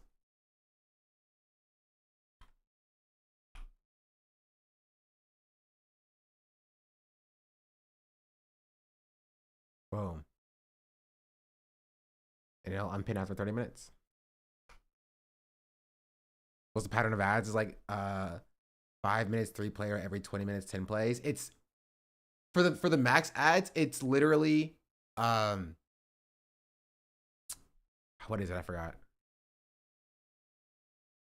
Here's the full thing. Full screenshot. It's a 3-minute ad break every 8 minutes. It is a 3-minute ad break every 8 minutes. And you can't change it anymore. It's grayed out. So you're stuck with that.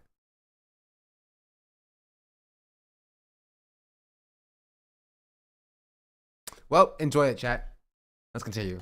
To intervene in a tangible way. Now, to the credit of the platform, they did ban this nigga, right? Based on a review of your activity or content, we have issued community guideline strike on your account. As a result, your access to Twitch services is restricted. Reasons: dangerous consumption of alcohol. Note that this suspension is only 7 days. There's a problem I see it with Twitch in general, because like we see extra Emily running red lights, we see Rakai texting and driving, and a bunch of other skullduggery. But the disciplinary action ends up being a day or two of suspension. At this point, it's just a promo for the streamer because it doesn't result in any long-term tangible danger to their career. So suspending Mango naturally led to Mango continuing to do as Mango does, which is abuse alcohol as his adoring fans, many of which are impressionable kids, watching him get blackout drunk on stream. Which brings me to what the alcohol abuse facilitates. Here we have Ludwig,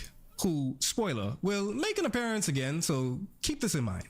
This was 4 years ago when Mango got banned for sexual misconduct. All right, he responded. He said, bro, I think I humped an anime figurine too many times. But come on.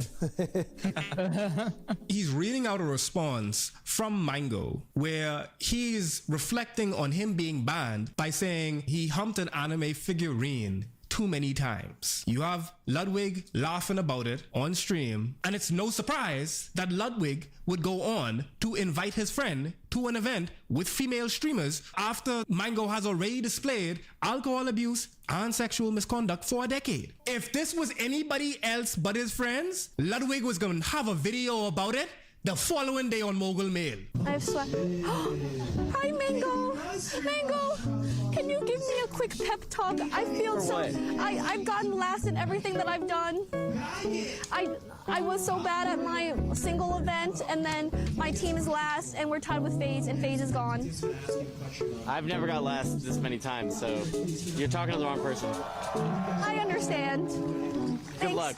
Thanks, but Mango. I'm happy you're last. This is kind of endearing, right? Chat, I'm not that cynical. This is kind of endearing. It's an endearing clip of Mango and extra Emily, which just adds another layer of discomfort to the entire situation, because you can see that Emily looks up to Mango in this space. She's playing a game. Mango is a competitive gamer. They have playful bantering, and it suggests that they are at least professionally cordial to one another. Emily doing her happy-go-lucky airhead trope, which is also worth noting that Emily is a very intelligent person, you know, but because she's in a male-dominated space, she performs this kind of airhead, happy-go-lucky Labrador type of persona. Because we've seen what happens when streamers like Zoe Spencer, who didn't do the dainty doting woman trope, you seen what happened to her. She was called masculine and vituperated in front of hundreds of thousands of people. Extra Emily is an example of the acceptable. And that's a specific thing that happens with black women, specifically the hyper-masculinization. Hyper-emasculation. That's a word. Of black women, right? But for like non-black women, this whole if you don't play this like character of like being like the desirable for the men in the space, then you're seen as like a bitch. Masculate means the opposite. Hyper masculine. You know what I mean. I'm not even gonna try it anymore. Use Elise.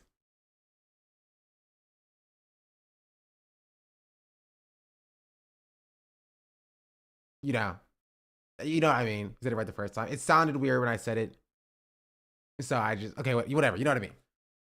Point is that this still applies to like women in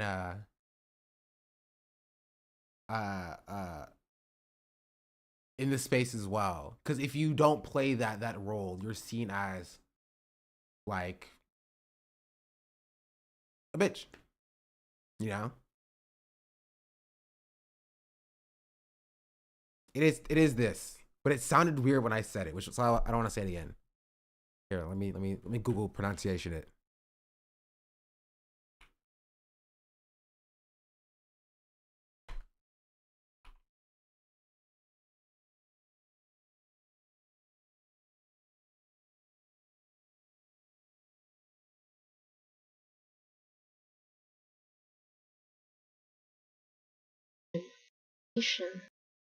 Masculinization or Anyway, moving on. Consumable forms of femininity on the internet, especially in gaming spaces. She went to Colombia. What? If you an e-girl who plays games with the guys, you can't showcase a full spectrum of humanity. You have to be. Oh, great example, chat. If you're not in the Valorant space, there is a female Valorant player. I think her name is Juna, if I'm not wrong. Right? I think you know what I'm talking about, chat. I think it's this person. 52? Right? She plays Valorant. And she made the mistake of one time speaking up on the behalf of another woman on her Valorant team. And that moment has been clipped and used to harass her for months. Months.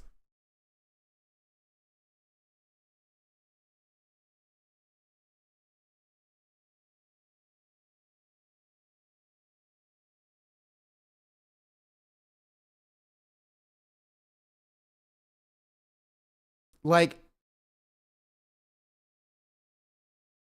I don't remember where it was, but like it just months of just constant harassment, right? Because I think what happened is like there was like a man on the team who was like mansplaining, or like it wasn't like malicious, but he was like kind of like talking down to right, kind of talking down to the women on team and not treating them as like his like equals in the game. So he was describing something and she was like, yeah, she knows that or whatever. And that moment was clipped and shipped and posted everywhere on the internet. Do a Jenna Valorant clip. I was trying to find the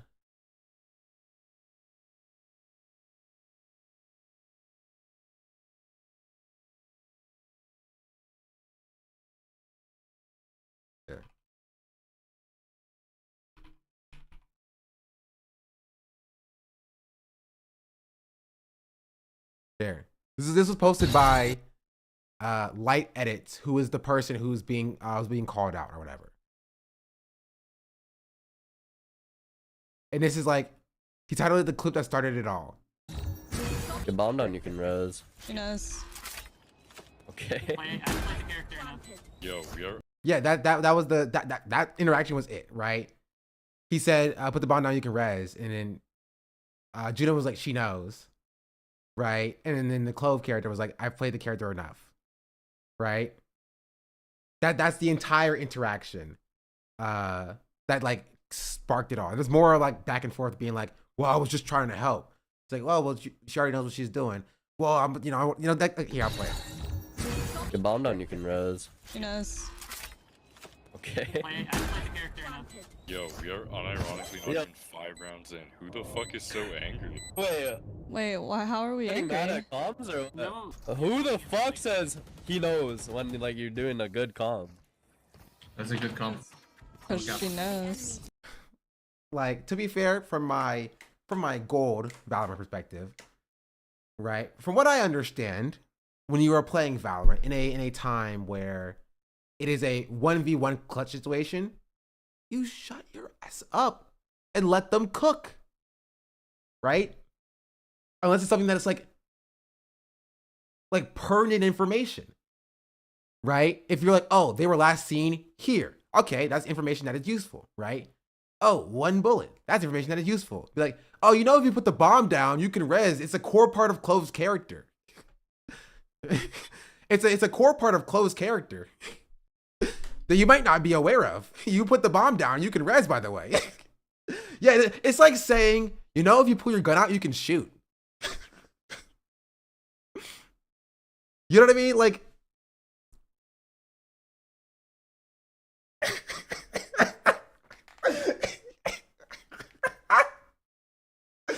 and so even if you were like, oh, it was a good comm or whatever, like, whatever, you know, whatever. You're like, okay, cool. I won't comm the next time. And then you move on. But this turned into a whole thing about like, oh, Juna's a bitch. Oh, nobody likes to play with Juna. Oh, she's throwing the game. Oh, she's so annoying. To the point where like months later, I saw a tweet like 2 weeks ago, right? that Juna posted about like people are still harassing her over this one clip. Right?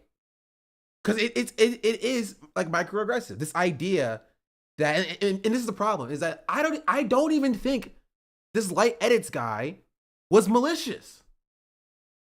Right? I don't even think that he was malicious with the comm.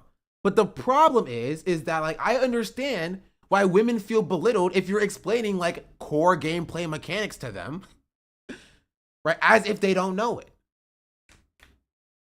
Right? You may be trying your best to be helpful or whatever, but the implication that you need to be helpful in that way, in that moment, is why the frustration, you know, is bred. Especially during a clutch 1v1 moment. Especially during a 1v1 moment. Like, where like people understand that tensions are going to be high. Right? And so you have to at least acknowledge it from the other perspective to be like, okay, you know, I could have withheld that information, you know?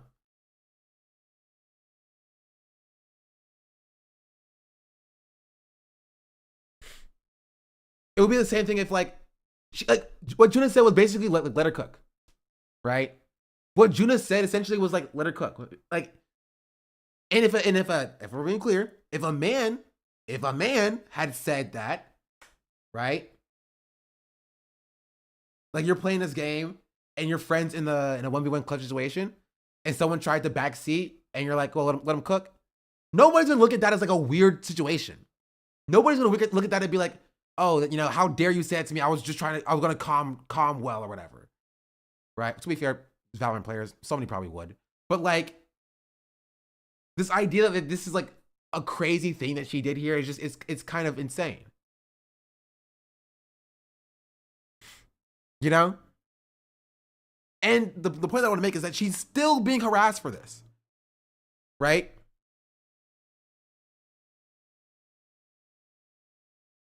Like, this guy is still posting content about her as of 3 days ago. 3 days ago. Like, Edit's ex Juna finally happened.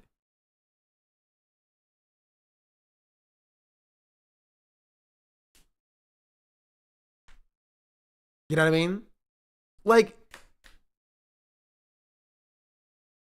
that's just a way that's different, that the way that women interact with the space than the way that men interact with the space. And men don't even see that a lot of times. They're not even aware that that's the case a lot of times. Right? And like, people like laugh at things like mansplaining or whatever, like the 2016 BuzzFeed era feminism. But like, yeah, well, that could have been, well, that's cringe or whatever. It still comes from the basis of like, you know, correct analysis of a patriarchal society.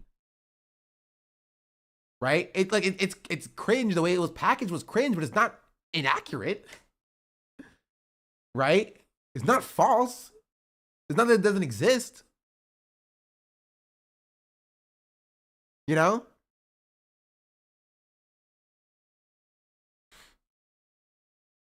It's like Edit's one of the dudes she was playing with at the time. Yeah, Light Edits is the dude who said you can revive if you get the bomb down. This guy, from what I understand. And he's like crafted a career essentially off of this clip. You know what I mean? Like he's crafted a career off of this clip.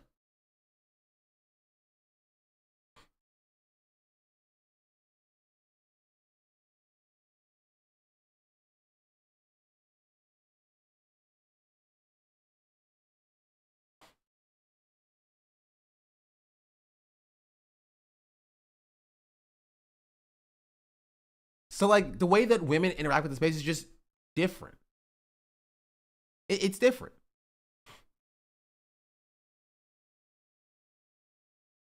Whereas that's the point, right? And that's what Foreign's talking about here. When you are a woman in this space, right, you have to, if you don't act and operate like the way that Emily operates, and that is you're like the aloof, airhead, you know, like the typical, like stereotypical, like blonde personality. You're put into this box of like a bitch. You're put in the bitch box. If you speak out in defense of yourself, you speak out against things that you think are wrong and things like that, you're put into the box of a bitch. And yeah, Pokemon gets it all the time. Pokemon gets it all the time. Right? Pokemon released cookies and she was like, oh, if you can't afford it, don't buy it. If you're broke, just say that. And then the internet exploded. Exploded with harassment and hate at like what is very clearly a completely innocuous, you know, normal Twitch thing. Like XQC can like flex his Rolex saying, I make more money than your entire like a bloodline or whatever. And people are like, yeah, get him XQC. You show him XQC, you show him, right? But Pokemon is like, if you're too broke to afford my cookies, then just say that. And it's like, wow, Pokemon is so out of touch. Man, she probably wants to ask for more tier 3 subs, right? She's so out of touch. Just subscribed. She's so out of touch. The way women operate in this space is just different. I saw a comment about Pokey on a recent video where Charlie tried expensive cookies. Yeah. And it's something that the space just doesn't acknowledge. Even if she's out of touch, it would be instantly overlooked if she had a penis.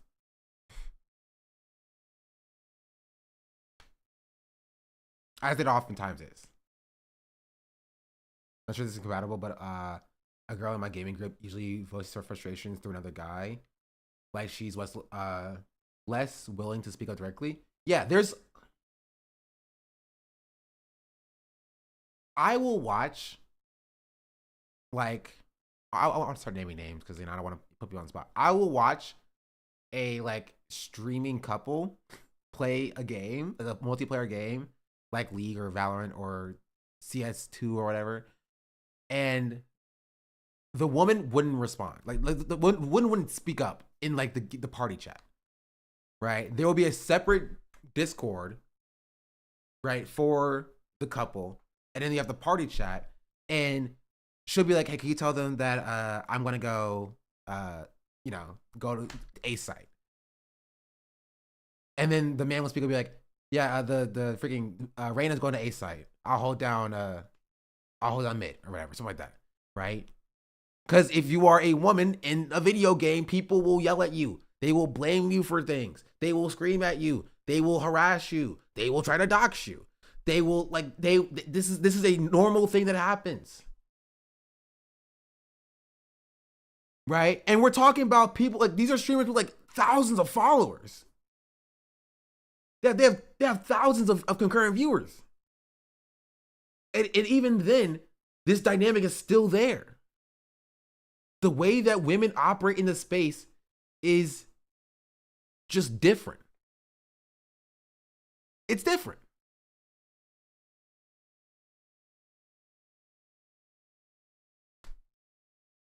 Right?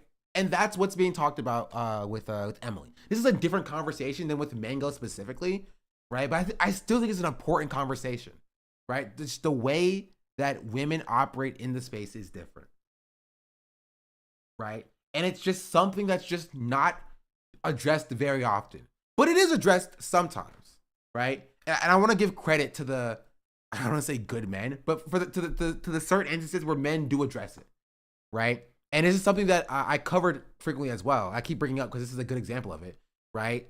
Do you know the Tarek Jason R? Oh wait, okay. This Mango thing has broken containment. I am curious about like another third party perspective on the Mango thing, but the Jason R Tarek situation, you know.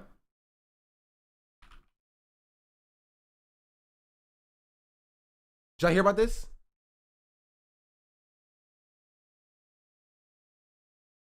I talked about this before. Basically, Jason R was maybe is, I don't know if he still streams. Before I have. VioletXCX just subscribed. This is a classic. Violet TXCX, thank you for the 5-month subscription.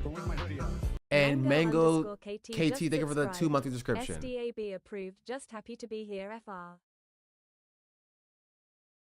Much appreciated. Also, what up, yo? Thank you for the 2-month subscription as well.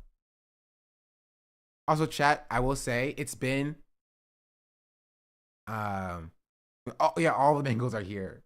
It's been like, what is it, 20 minutes? Has there been more ads? Oh, an ad's running right now. That's probably why people are subbing.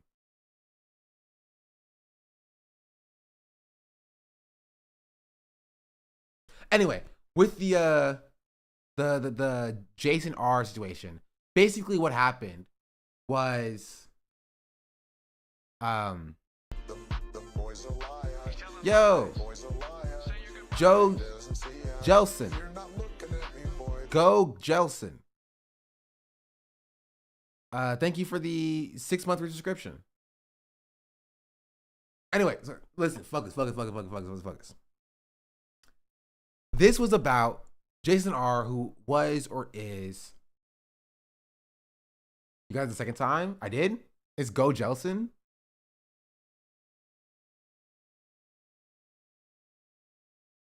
Cool. W. Jason R was or is a Valorant streamer, also CS2 streamer, CS:GO streamer when it was the thing. Anyway, he's a streamer, and there was a huge discourse about Jason R because Jason R would not play with women.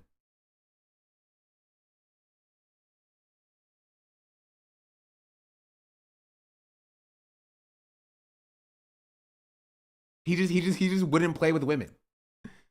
Like, if a woman, Ninja doesn't play with women, Ninja was like different. Ninja wouldn't stream with women. Not that he wouldn't play with women. Ninja wouldn't stream with women. It was still bad. But Jason R took it another step, right? In that he wouldn't even play with women. Like, if a woman would, Ninja wouldn't play with women either. No, I'm pretty sure he wouldn't stream with women. Like, he wouldn't do content with women. That was what Ninja said. Right? He wouldn't create content with women. He wouldn't stream with women. But like for Jason R, if Jason R queued into a game and a woman was in the game, he would just leave the game. He would just dodge the game. You know? Or he would just mute them immediately.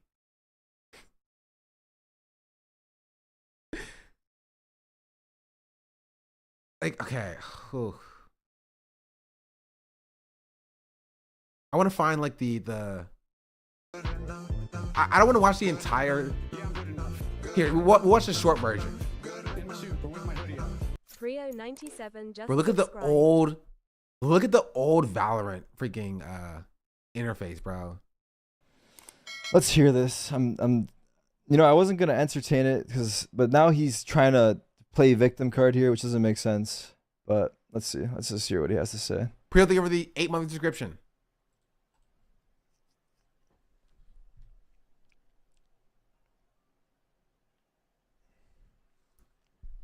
Everything Klein were trying to extort you, Sean. Technically, he was trying to extort Hassan. So.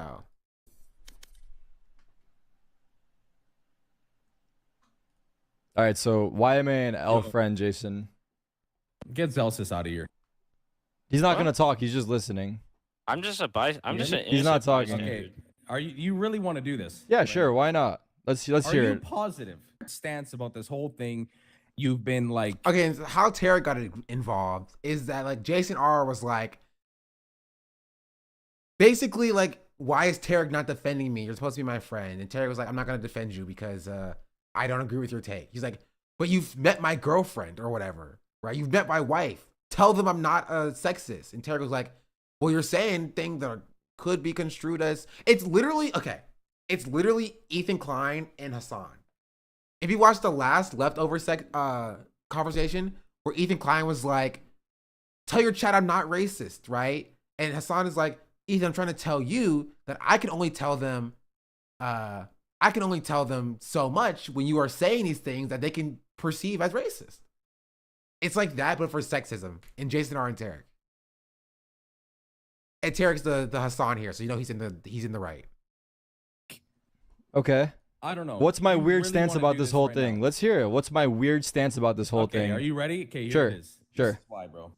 You were in a position where you have met both me and Stephanie in real life. Yes, that is 100% true. You have watched us. Or we hung out with you and your girl. We hung out with Chip like Okay. friends. You were in a position to tell people, yo, Jason R is not trying to label him as. You were in that position and you chose to be quiet. I Hear me have. out. Okay, go No, ahead. hear me out. You have defended and shut down certain people and banned certain people, but you have not gone out and told people and actually gave people a character witness of me. Now, not only has people have, like, you got train wrecks who came out and talked about me. You had Mo come out and talk about me. I would have 100% had your back end, and you chose 100%. 100%. You chose to be quiet because I didn't be quiet. I gave my opinion on this matter. Just to be clear, I've already given my opinion on my stream multiple times about this, but continue. So what am I lying? About being quiet? No, I have not been quiet. I have talked about this on my stream. My stance is that have you said what I have not. No, I have not. No, because that doesn't matter. There's. It doesn't. It's not. It doesn't. It doesn't apply to the context. Yes, I've hung out with you and your girlfriend, sure, but it doesn't take away from the fact that there's undeniable, undisputable evidence that you clearly dodge cues versus girls. If I play with you, then it seems like I support that behavior, and I don't. I don't know why you do it. It's your personal reason. It's your private matter. But and so the thing is, like, nobody knew exactly why he did it, but what people surmise is that he's a few things. Either one, he's like doing the ninja, being like, "Oh, I have a girlfriend or I have a wife or whatever. I can't be playing with girls because people don't think I'm cheating or whatever." One, it's that. Doesn't matter at this point. It doesn't, but I think the second point is interesting, which I think most people were saying, right? And that is, he doesn't play with women because he thinks that women cannot play as well as men. And that's why he dodges Q against or with women. He matches up with women on the team. He hears the women speak, he dodges the Q because he wants men in his lobby. Right? Because I remembered some discourse being, it doesn't make sense because, like, Valorant matches you with people of the same rank. So if the women are there, right? If the women are there in that rank, then you're the same rank. You know, if you're in the same lobby as these women, you are around the same skill set as these women. Like if there are women in Radiant who are playing Valorant and you match with them, they're still Radiant. Like, what are we talking about here? But I don't. On the other side, he can't handle being on a team with a woman who's better than he is. That one's a little bit harder to prove, but I'm not saying you're incorrect, Chatter. Agree with it, and I think that it is weird. That's my stance on it. And if I play with you, then it seems like I support that behavior. You know what? That's fair, but again, you are taking a neutral stance on it. Why is this being brought up now if it happened a while ago? Because I'm describing to you the way that women exist in the gaming streaming landscape, right? Sure, this happened 3 years ago, right? But I'm describing this to you because this has not changed. Women from 3 years ago, from 6 years ago to now are still treated the same way. They're treated as, like, lesser by and large in the industry. You know? And this was one instance where people did speak up on behalf of the women.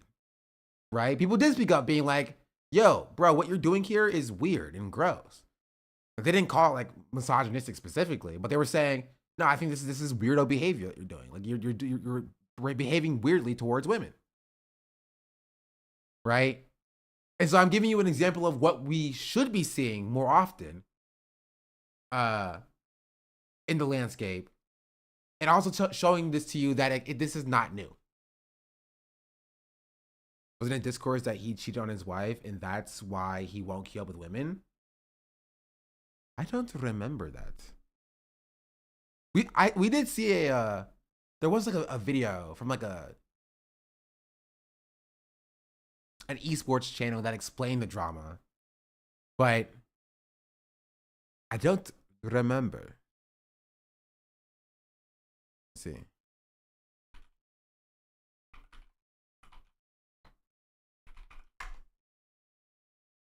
Yeah, this one. Over the course of the last 2 months, Valorant streamer Jason R has been accused of dodging rank games with women, muting women in his rank games, and being misogynistic towards women in the Valorant community. These accusations, which were originally levied against him back in February, have since been argued about and discussed across Twitch and social media ad nauseum. But they recently blew up once again, when him and mega streamer Tarek had an almost hour-long argument on stream about the subject in front of 20,000 people on Saturday night. Here's the whole story. It's funny because like that sounds like a lot, because back then that was a lot. Like back then it was like Ninja getting like 90,000 viewers and like everybody else getting like, 1 to 2,000. And so 20,000 was like the entire space essentially. But now viewership is a lot more distributed, right? Now you have like 5 or 6 streamers at the same time that are like, 40 to 60,000 viewers at least. And so if this conversation happened now, like Tarek is getting like freaking 50,000 viewers watching VCT. If this conversation were to happen today, it would have been like 200,000 people watching. So I'm adjusting for inflation for you, chat. I'm adjusting for inflation. It would have been like 200,000 people watching this conversation.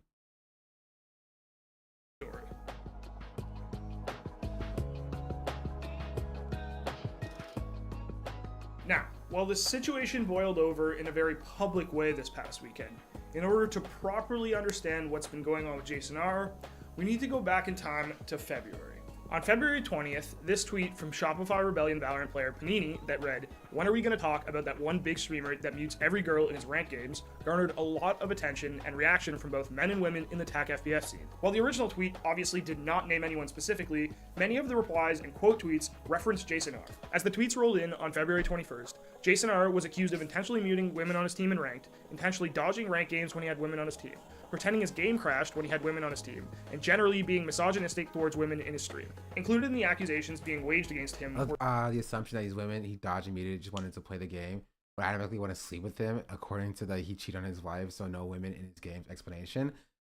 But like the problem is like that doesn't work. Like that explanation doesn't work because his wife was, from what I remember now, thinking about it, his wife was directly involved in his streams, right? And so like,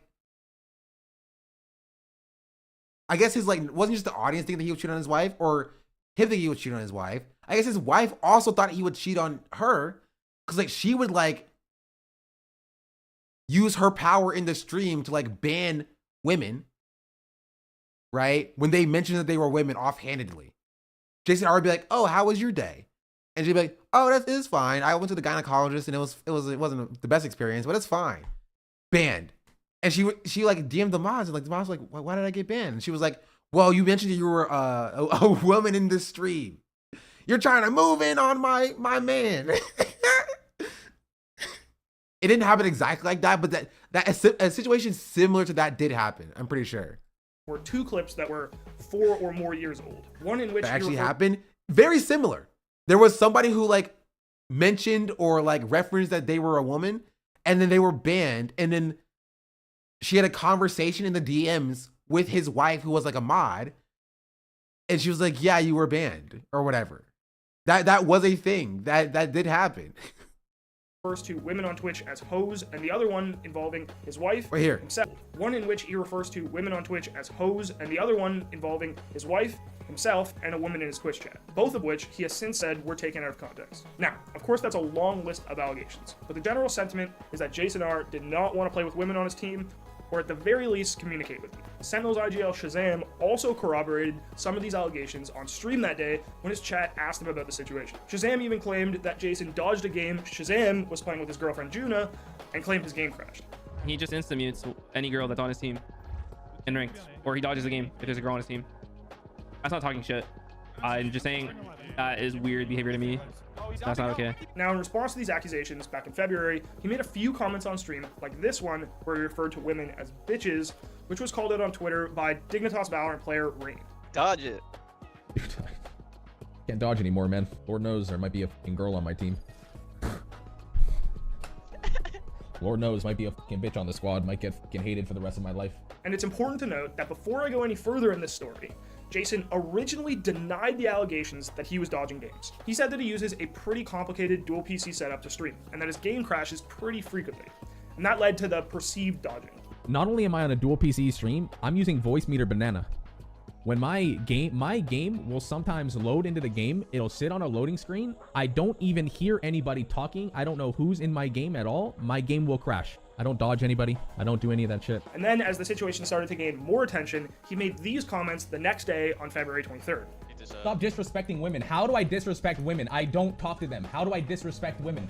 Sorry, I didn't know that not interacting with them is disrespecting them. And then the next day, on February 24th, the majority of the discussion about Jason, the allegations, and the back and forth between him and other streamers all culminated in an 8-minute statement he made before his stream and posted to his YouTube channel. Here's my statement.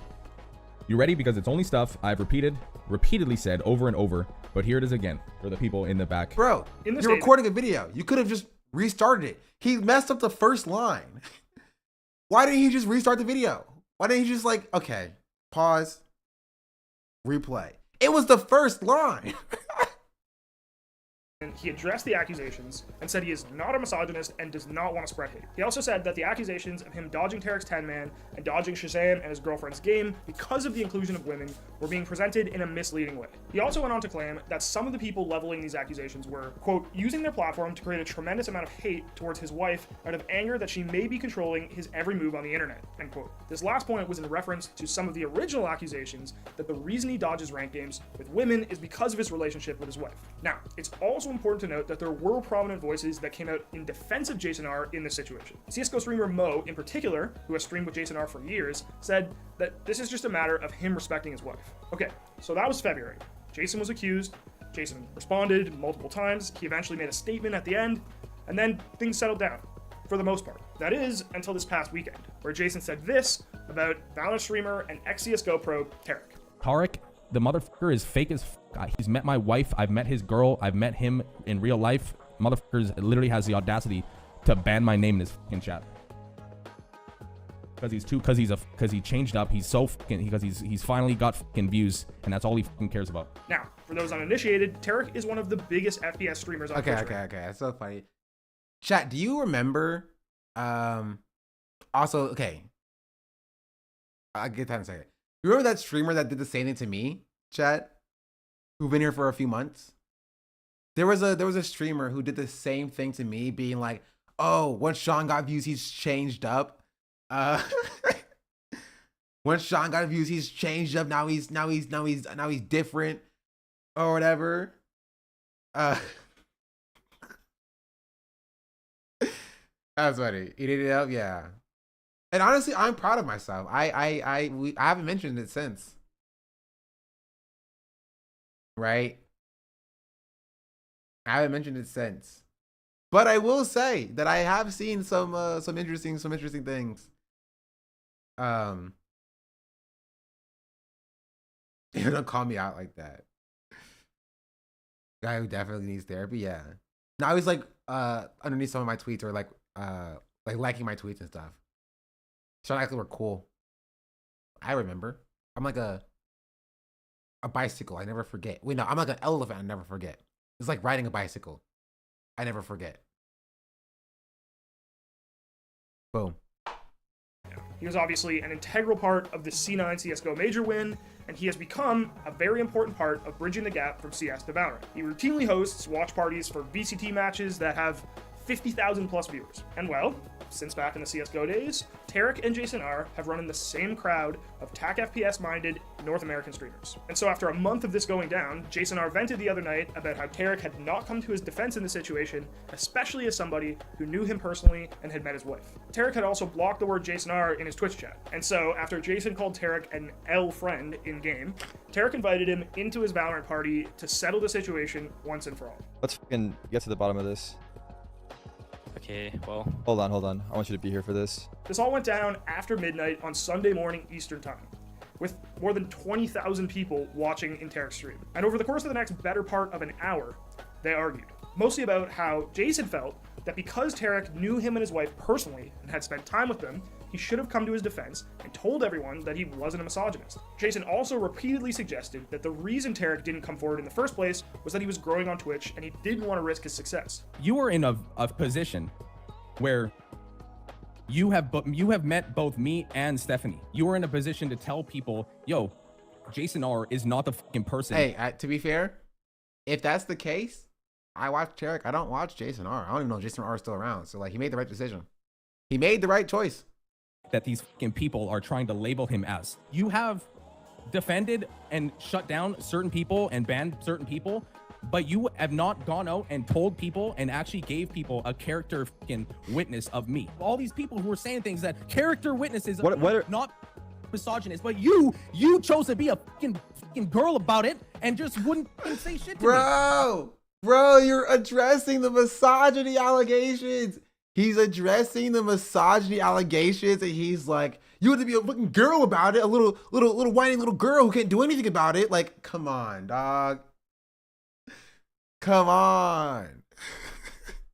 I think we could say that's a pretty rough choice of words, given the situation. Now to this, Tarek responded multiple times that yes, despite the fact that he spent time with Jason and with Jason's wife in person, he believes that there is, quote, undeniable and undisputable evidence that Jason R dodges ranked games with women. Yes, I've hung out with you and your girlfriend, sure, but it doesn't take away from the fact that there's undeniable, undisputable evidence that you clearly dodge Qs versus girls. If I play with you, then it seems like I support that behavior, and I don't. I don't know why you do it. It's your personal reason. It's your private matter, but I don't agree with it. Okay, Jason, let's hear it from you. Why do you dodge girls in Qs then? Tell us right now. Why are you dodging these games? Why? Yes, tell us. I respect my relationship with my wife. Oh, it was the wife guy thing. Okay. It was the wife guy thing.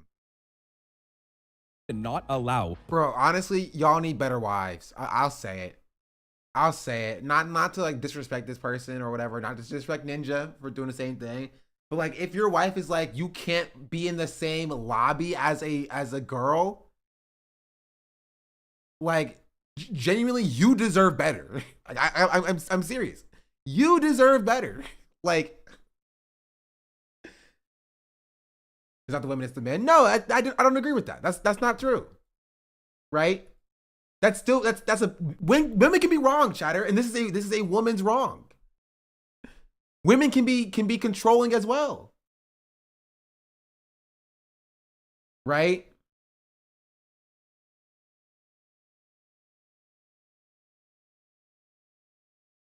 Like, I'm saying I thought it was the men making the decision. Sorry. I mean, okay, then you're fair. That's fair. That's right. You are correct. There are instances where like it could be like a man being like, oh, well, to be fair, okay, if that's the case, then it's not the wife's fault. You know what I mean? That is a different situation. We're talking about a case where like, if a wife is like, you can't play with women or whatever. If they're using that as the pretense to like just do a misogyny, then yeah, we agree, right? But there are cases where like women will be like, you can't play with women online, and if that's the case, you deserve better, men. But if you're like, oh, I'm doing this for my wife, I'm doing this because I respect my wife, so I don't play with women, then like you're the problem. Okay, I'm turning the ads off, by the way. The ads we're done with it. They've been running too much. I don't like it. It feels wrong. We're going back down. This was like six ads in the past, like 6 ad runs the last 30 minutes, bro. That's insane.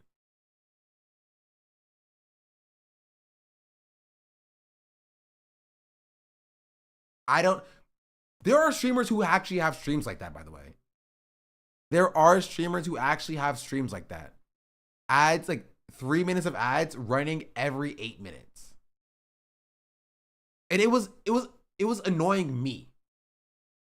Right? It was annoying me as the streamer because it feels like my content was being interrupted. You know? It feels like I'm talking, and then my content is interrupted in the meeting, and then my content is interrupted in the middle of my thoughts. You know?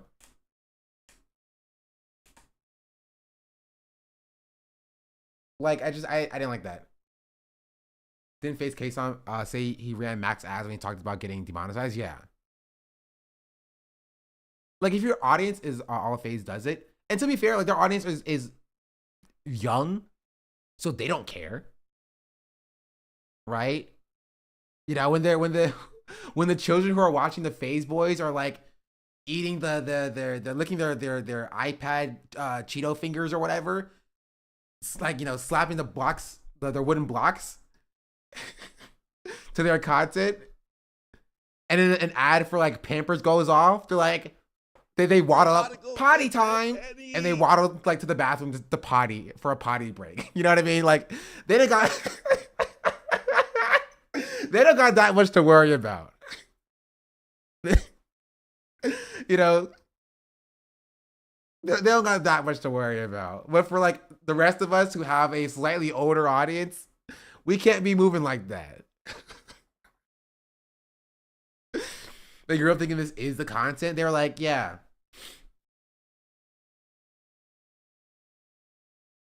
Yeah. Seize the Ghost, thank you for the 5 gifted subs. Much appreciated. I mean, you when American ads, I was disgusted by the fast food ad every second. Being an iPad baby, I feel awesome. True. Imagine only getting hit with dopamine. Imagine being born, an iPad is shoved in your face, and you see like freaking, you know, the FaZe boys throwing a couch into a pool or whatever. You get only dopamine all day, every day, just dopamine, and your dopamine is only interrupted by the Raytheon ad you get shoved in your face. You know.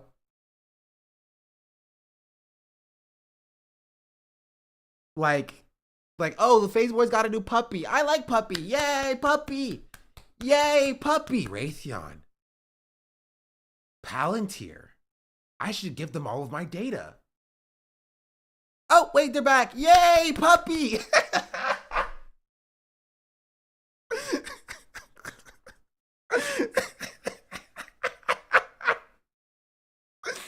But imagine that life. That life gotta feel nice.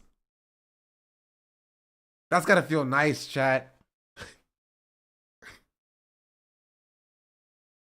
All right, let me chill before I get clipped out again talking about the FaZe boys.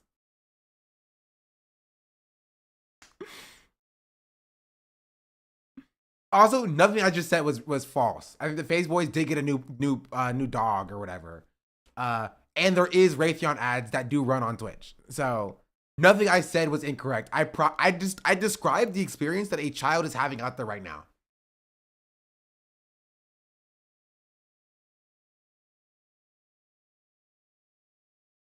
Right? I don't want to imagine it. You actually don't have to imagine it. It's happening. It's happening right now. There are a few thousand of them experiencing having that experience right now. Exactly. People to start flipping out that I'm playing with another girl. Now, obviously, I can't show you all 45 minutes of this conversation, but the back and forth was mostly that. the whole time. Jason thought Tarek was being a bad friend for not defending him, and Tarek maintained that he would have defended him if he agreed with him and felt like he was being unfairly targeted. And as you might imagine, the next day, all hell broke loose all over social media. Streamers like XQC, Ludwig, and QT Cinderella were all reacting to the conversation on stream, and it once again became the talk of the Valorant world. This led Jason R to once again address these allegations on stream. Only this time, he admitted to dodging games with women. Everyone wants him to say he purposely dodges. Just say it. I have said it, dude. Again, I will say it again for the people in the back. I dodged. Bro, Valorant was such an ugly game back then. Look at how washed out the character portraits are. Situations. Oh, here. I dodged certain situations for my wife and my relationship. From now on, I will not be dodging or moving or avoiding these situations from now on. And I'm sorry.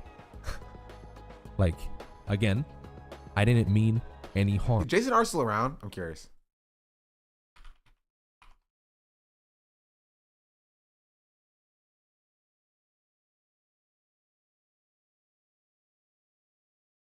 He last played 4 months ago. But these are all highlights. These are clips. I don't think so. Oh, okay. He also released this anyway, statement. We haven't even gotten to the best part yet, chat. Which I don't think they talk about here. Which is his wife banning a woman from his stream. Ugh.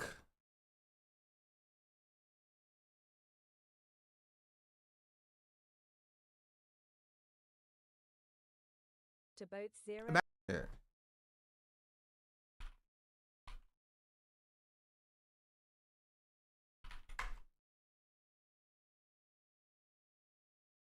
Wait, this was 6 years ago. Jeez Louise, where has the time gone? It says last stream 21 hours ago. I think it's just deleted VODs. Oh. Twitch streamer Jason R and his girlfriend are banning their subscribers purely for being female. Oh, okay, this post is gone.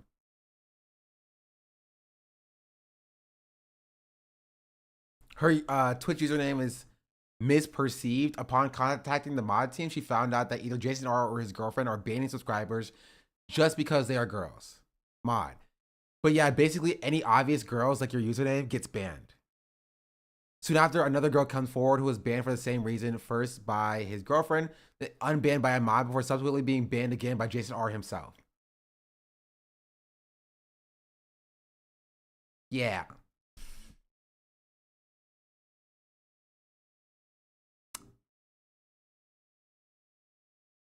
Oh.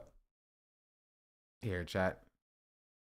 I'll finish this off. You're saying. To Twitter, entitled it Taking Accountability. Quote, I was avoiding certain online situations out of respect for my wife, Stephanie. When I was younger, I was not a good person to her, and I take accountability for my actions that led us to this place. I was trying to avoid potentially toxic situations, not wanting her to be put through drama. I will no longer be avoiding these online situations, and I am sorry that my intentions were misconstrued by my actions. There are so many lies about me out there, lies about Steph, who doesn't deserve this. There are people making false allegations off of out-of-context information. I wish nothing but peace and love for people and ask for a touch of understanding. I am sorry.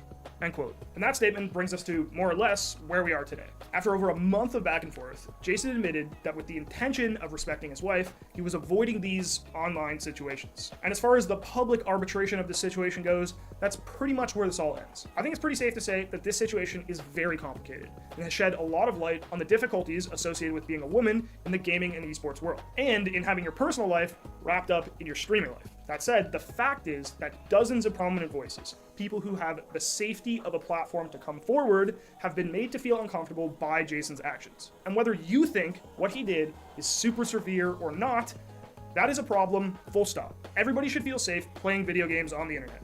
I don't think that's up for debate. And hopefully, after a month of this all being put out there in public, Jason releasing his statement, apologizing, and admitting to some of the accusations, we've arrived at the end of this with some shred of agreement. Now, on the other side of things, assuming the death threats and vitriol that Jason says are being thrown at him are also real, I think we can all agree that that's a pretty f***ed up way to handle this situation. Hopefully, we've reached the conclusion of this situation. We can all take the lessons we've learned and try to be better tomorrow because of it.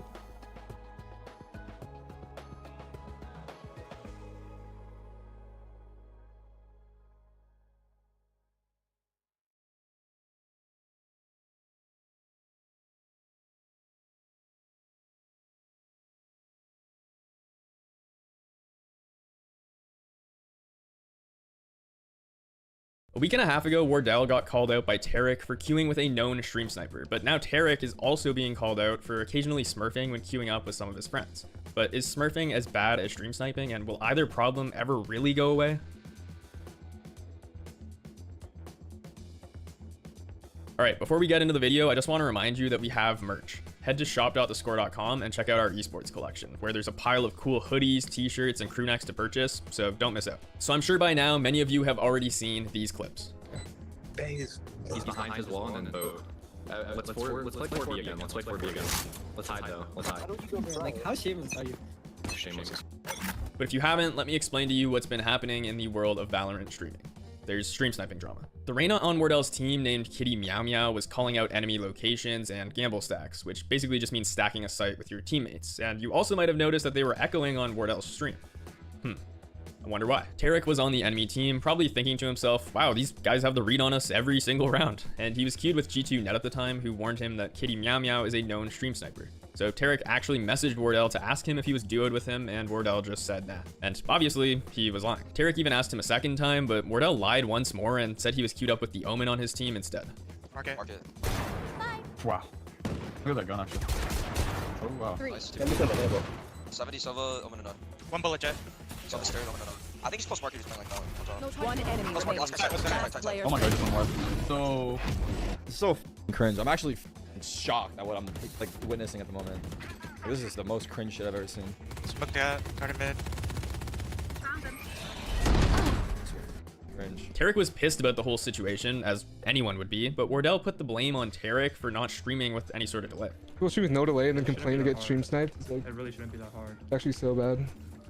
It's like not good to stream snipe, but it's also like you can do something about it. Now, stream sniping games has been a problem since the early days of live streaming, and I don't expect it to go away anytime soon. There will always be shitty people out there who would rather cheat than try to win fairly. And considering Wardell used to be a pretty big Valorant streamer, you'd think that he would understand that nobody really wants to stream with delay if they actually want to interact with their community. Wardell's response was pretty shitty, but I'm honestly still shocked that he willingly queued up with a stream sniper. Like, what are you doing, man? Is he not scared that he might get banned? I guess not. This same stream sniper has been called out by other players for the past month, and even proudly posts clips where he's clearly stream sniping on his Twitter, and he still hasn't been banned. And after his match against Tarek, he was getting called out even more. Wait, this guy's watching the stream so closely that he said Tarek's messaging you, don't snitch? No, Wardell's actually for this. I'm sorry. And I didn't want to pursue it any further because I don't know what's going on with Wardell. Why is he doing this? This is not him. Like, what the fuck is he doing? Why is he playing with some kid like that? I tuned into Wardell's stream the following day just to see if he was talking about it at all, and here's what he said. Yesterday was shameless. Just don't queue with that guy again. I am the beginning. Probably shouldn't. But like, the smart thing is not to do it again, but it's so bad though. I shouldn't let people dictate what I do or not. He really didn't seem to be taking it too seriously, but given the discussion surrounding his actions this past week, I think it's fair to say that his reputation has taken a pretty big hit because of all this. Wardell was once at the top of the Valorant scene when TSM was dominating the early days of the game, and now he's out here queuing with stream snipers. Still don't know why he felt the need to do it, but it's weird as hell. Anyways, once everyone saw the whole back and forth between Tarek and Wardell, Valorant coach WooHoojin decided to weigh in. It's super cringe. Super cringe of Wardell. However, I also think it's a bit hypocritical for these players to be complaining that the competitive integrity of their ranked games is being hurt when they proceed to log on a platinum account to duo queue with Ludwig or Nade Shot in Ascendant or whatever. Like Tarek, it's the same thing.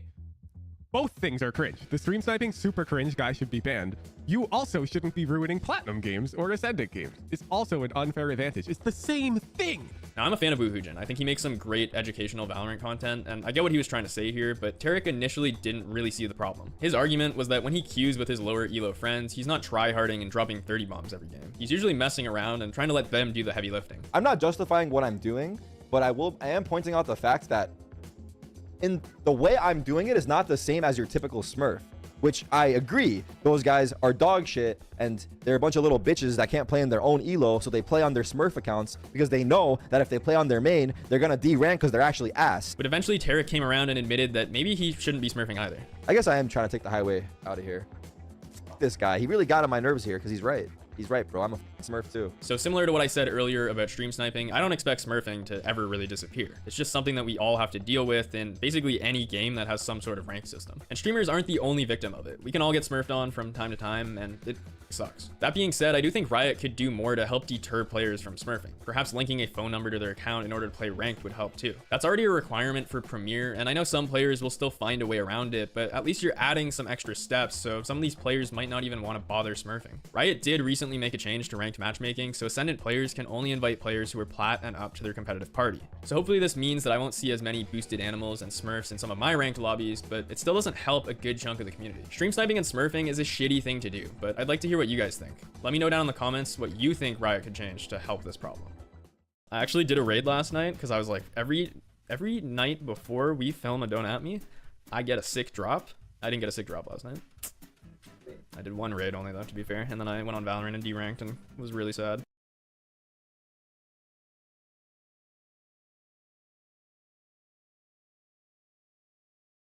Are going to be able to go for, yeah, Mantis, Ultron, Invis. So this torch of Tanuki is going to be incredibly pocketed. And yeah, this was sort of a prevailing theory coming on for that maybe some of these teams would pick up inspiration coming on for from the Asia region, which has loved dive compositions as well as pocket picks with Captain America, Ultron, and Torch coming on through, and Berber Patapim definitely feel the closest in identity to one of those teams. So it's not surprising that that would be a pivot, given the fact that Virtus Pro immediately removed the Adam Warlock, having probably horrible flashbacks to the last time they played them on this very map. Yeah. I'll see if they've been watching their Gen G or Reject VODs, picking up some tricks here and there, but feels like Berber Patapim probably are our strongest, like, core identity team in EMEA. They What is this? What is happening?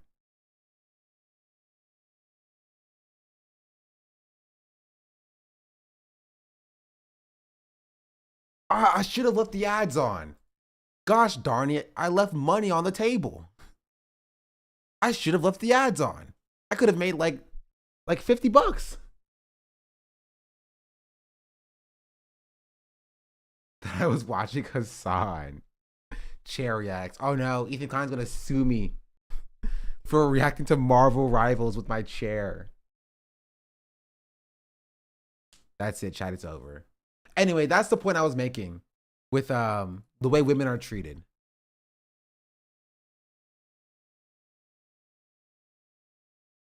Look at what you made us watch before. Terry versus the Wardell controversy? What was this about? I didn't hear about this one. Oh, Wardell was a stream sniper. I remember now. It was boring? Oh. Spreading versus stream sniping? Oh.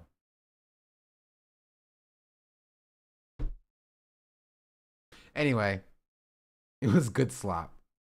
That's my take on that. What is this clip? Imagine being born, an iPad is shoved in your face, and you see like friggin', you know, the phase boys throwing a couch into a pool or whatever. You get only dopamine all day, every day, just dopamine, and your dopamine is only interrupted by the Raytheon ad you get shoved in your face. You know.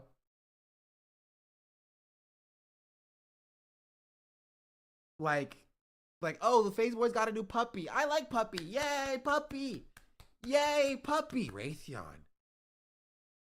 Palantir. I should give them all of my data. Oh, wait, they're back. Yay, puppy.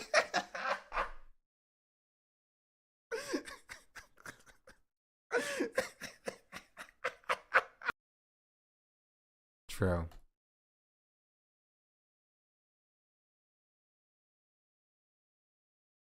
But yeah, that's the point about the way women are treated in the space.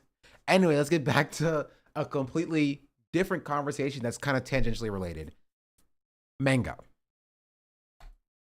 Whatever the audience projects onto you. And you can't be threatening the male power structure in that case. If you're trying to be one of the guys, you gotta act in a way that shows that you're not fazed by the things that the guys them do. And that is a dangerous game to play, as we are going to see right now. Are you karaoke? We're doing it here. caption says, Ludwig pulls a weird drunk mango from Emily. Here? Well, apparently everyone's just trying to run it here because we got drinks and it's easy to set up. I'm down. Hi, babe. Why all the man them memories out? Whole lot of man milk in the building. What's going on? Is a whole lot of pink areola in the chat. Mind you, I get banned off of TikTok for showing some clavicle. These niggas out here showing the whole memories. Not even a little tassel like Janet Jackson them at the Super Bowl. My lord. What are you pulling her hair?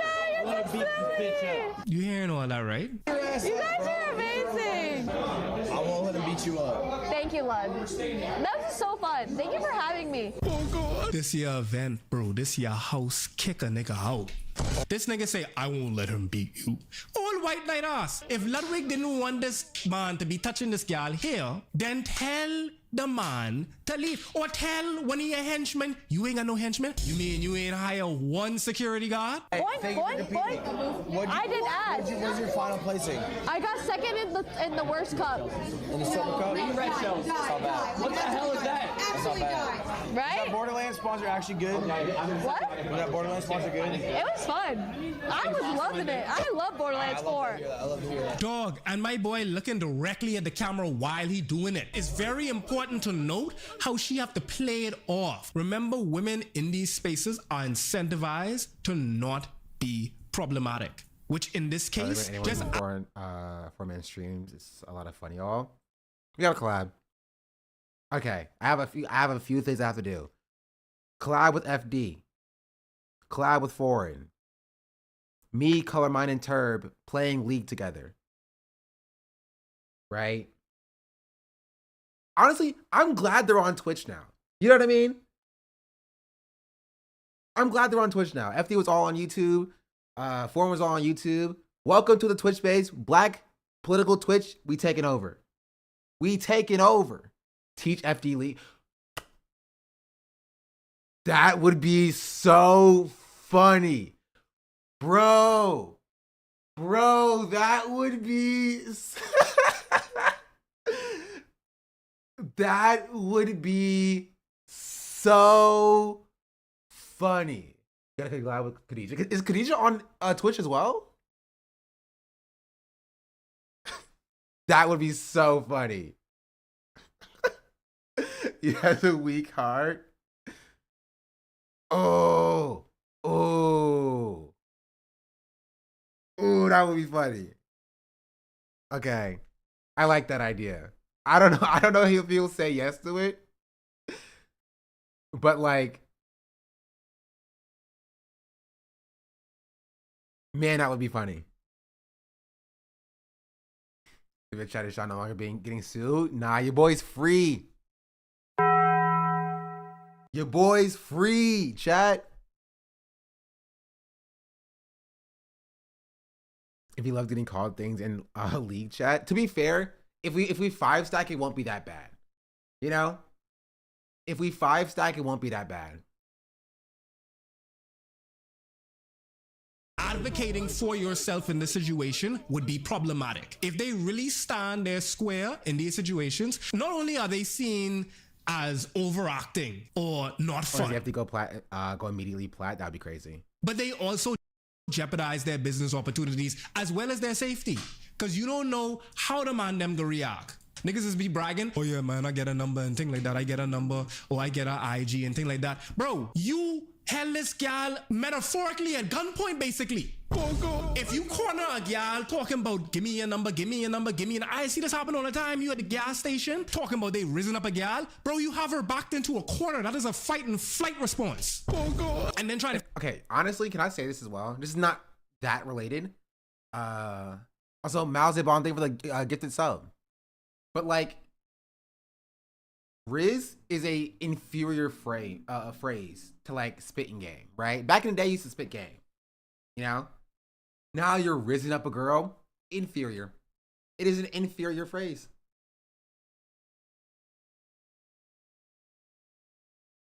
You know? You used to chat up a girl. You used to holler at a girl. You used to spit game. Now you're risen. Now you're risen up a girl.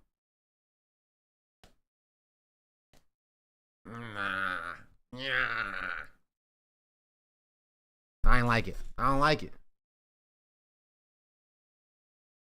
Men are so dumb they don't realize that half the time we're laughing because we're uncomfortable with fun and it's nervous response because we don't want to get hurt. I mean, that's true.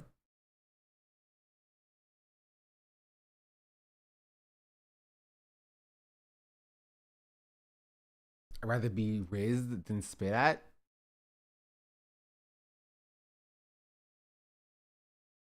Nah, it don't hit the same.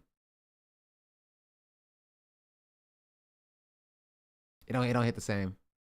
To figure out, man, well, why she give me her number if she was just gonna block me or leave me on red? Because she didn't want to give it to you in the first place, blood. Love must be contained. I don't know who this white woman is. Who this white woman is? Oh, that's Cutie. Cutie was there. Oh God, my lord. Yes, Bingo. Megan, you're trying to do point it down. Oh. Oh God. You trying to do third round or no? Mango's humping Emily. I'm not. That's okay.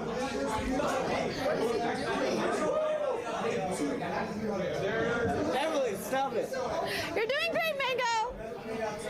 Very impressive. See, we're not drunk, guys. Oh God.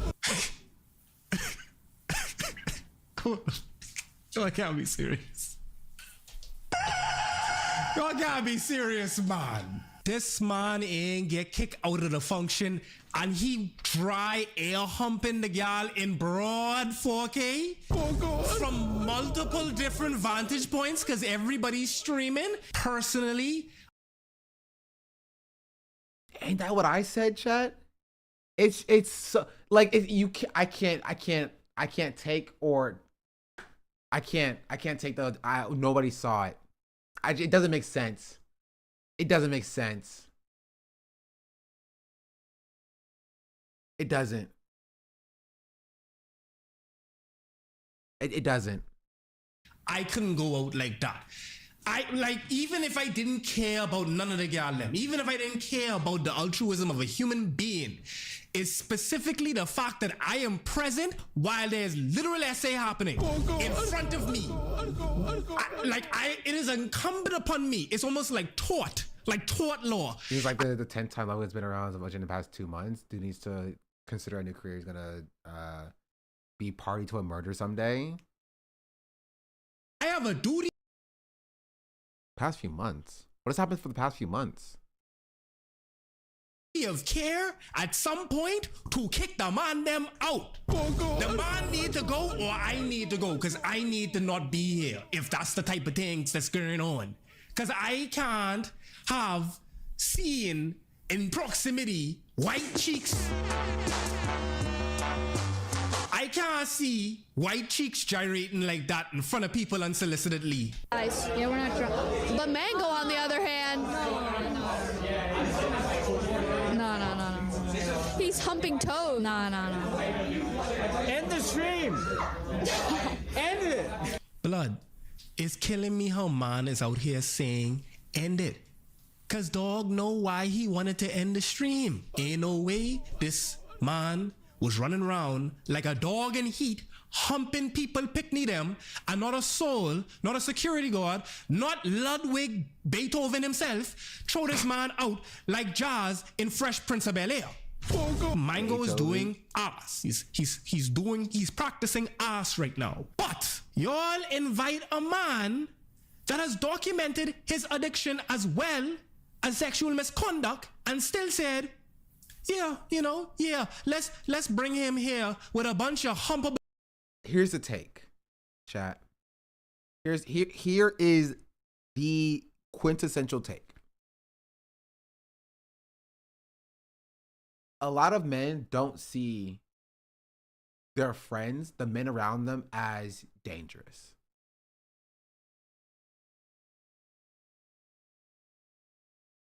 That's it. That's the point. We're sitting here saying like, oh, why is he there in the first place? Why is Ludwig enabling this? it's because he didn't see Mango's behavior as dangerous. Okay, even if that's true, what about the women in the room? Why don't the women, you know, talk about why they don't like being sexually assaulted, chatter? I don't know, maybe because they feel as though they're in a place where they can't speak up about them being assaulted on camera because of how the audience will view them. Captain Bar just posted another article about Ethan. Did you see? No, I did not see, chatter. I am on stream. Called out as a woman and watched men defend this man. We literally went on a 30, 45-minute tangent about why women have to be very careful about how they come across on the internet, because the littlest, slightest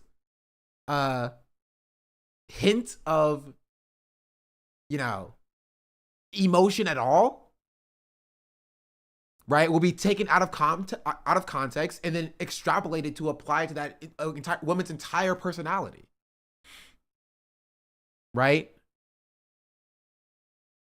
You can't be seen as the fuddy-duddy, if you will. You can't be seen as the as not going along with it, as not playing the game, right? Because at best, you're seen as killing the vibe and you won't be invited back. At worst, people are already trying to blame like the internet for trying to ruin Mango's life, right? People are already running the false accusations like this ruin men's life or whatever. You know? Like you have Tectone. You have Tectone.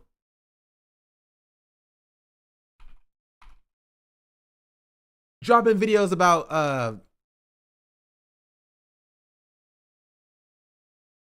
frigging Mango or whatever. Where's it at? Loving as a rat. C9 Mango situation is disgusting or whatever. But it's Tectone. Who cares about what Tectone thinks? You're not listening. You're not understanding. The point is that Tectone has an audience, right? He has an over 1 million follower audience, right? Like, as a woman, you know, if you say something, anything about abuse that is taking place to you directly, right, you will be demonized.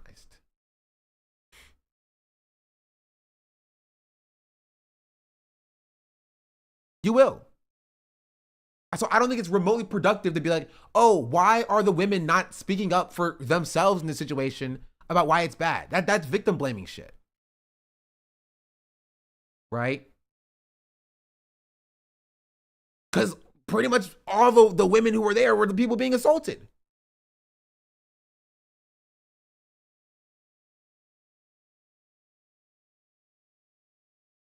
Yeah, why didn't you report it right away? Exactly.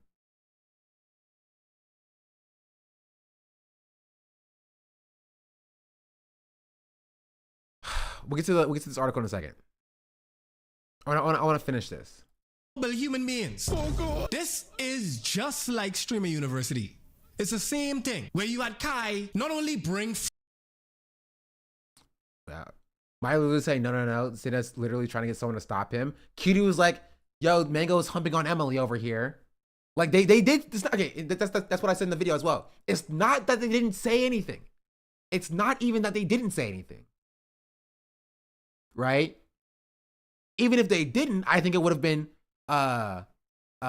fair, because like they're currently, like, it shouldn't be their responsibility in the first place to speak on their behalf when there are a lot of men who should be reining in Mango, number one. But number two, they did say something. They did call out, and it was minimized, right? It was ignored.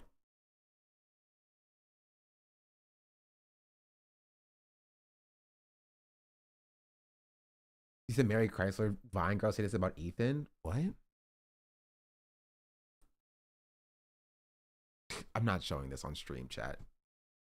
Freaky Frost and DDG. Y'all are trying to get me pulled back into the situation. but make DDG a professor. Professor what? Professor abuse. Honey. Wait, here. Thing where you had Kai not only bring just like Streamer University.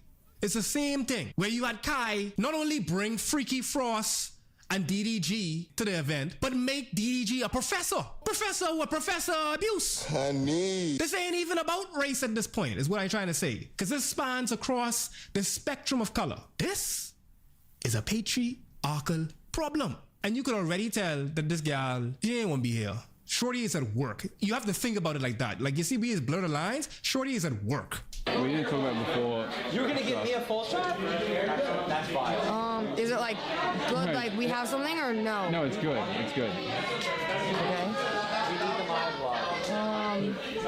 Mango, what are you doing? Dog be looking in the camera eye while he doing it. Mango, what are you doing? This man was a serial sexual assailant. The whole night long, man was on a whole sexual assaulting spree. How you could ask why there ain't no female streamers at the top like Kai them when this is the environment that we've cultivated, that Twitch permits? This isn't the first time that Sinner has been in the proximity of danger due to man them on stream. That's oh.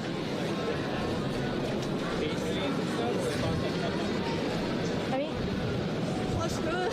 And we don't talk about this, but the fact that like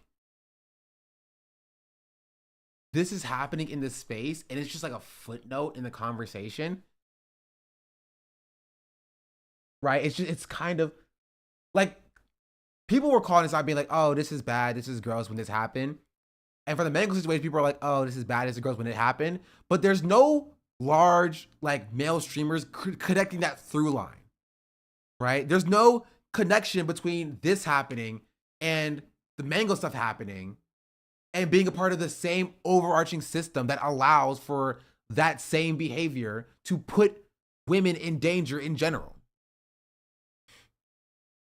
Right?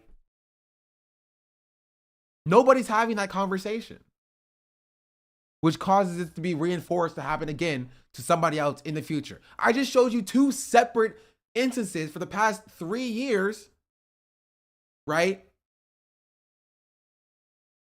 of women being disrespected in the industry, and those are like not even like near the near half or whatever. Sorry, if Mango is on stream and none of his friends react, what he's doing off stream that his friends let happen. I mean, they say it. They say it in the clips, right? They're like, oh, like this Mango's done a lot worse, right? They admit it in the clips. They're like, oh, like, yeah, this is just humping Mango. This is phase 2 Mango. He gets way worse than this. So we don't even have to like imagine that they know or don't know what Mango's doing off stream. It's part of Mango's brand. It's a joke to them. They say that? Yes. I show it in my video. Yes, they say that. That is a thing that they say. Person? No! I've seen Mango 10 times over. Let him know. Dude, can we zoom in on that? Stan is the worst person. No! I've seen Mango 10 times over this. That's right. That is oh, yeah, true. he hasn't That peaked is yet. very true. This isn't Pete? No. This is like stage 2. Honestly, this is sober. He's not fighting anyone. He's trying to fight me. No, it's different. Yeah, well, that's fair. He's trying to fight. Yeah.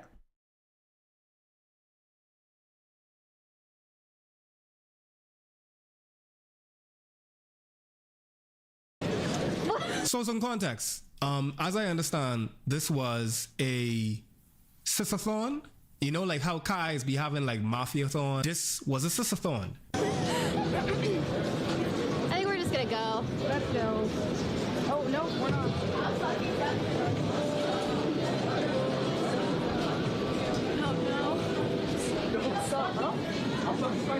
Hey, excuse me? No. Security? Emily, no. Hey, stop. Whoa. Let's fucking fight right now. What? Get away from now. Hey, what's going Security! He's harassing us. What's going on? What's going on, man? Right now. I'll kill you right now. I'll kill you right now. They weren't flashed. This dude produced a weapon because, of course, they didn't receive his advances. Which goes back to what I was saying earlier. I really feel like but I still listen to the youths them.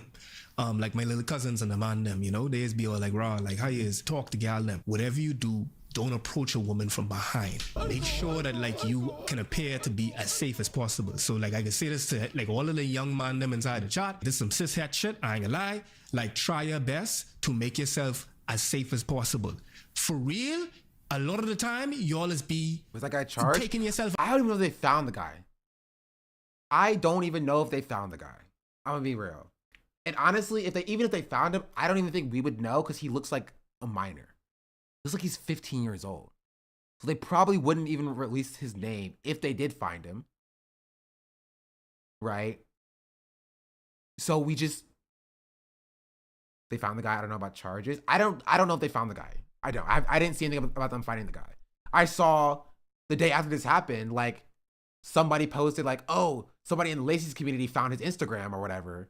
But there was no verification of that.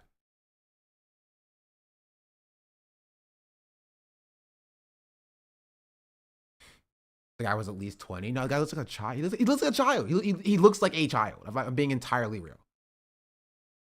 Right? He looks like, maybe not 15, but he looks like he's like, 16, 17 years old.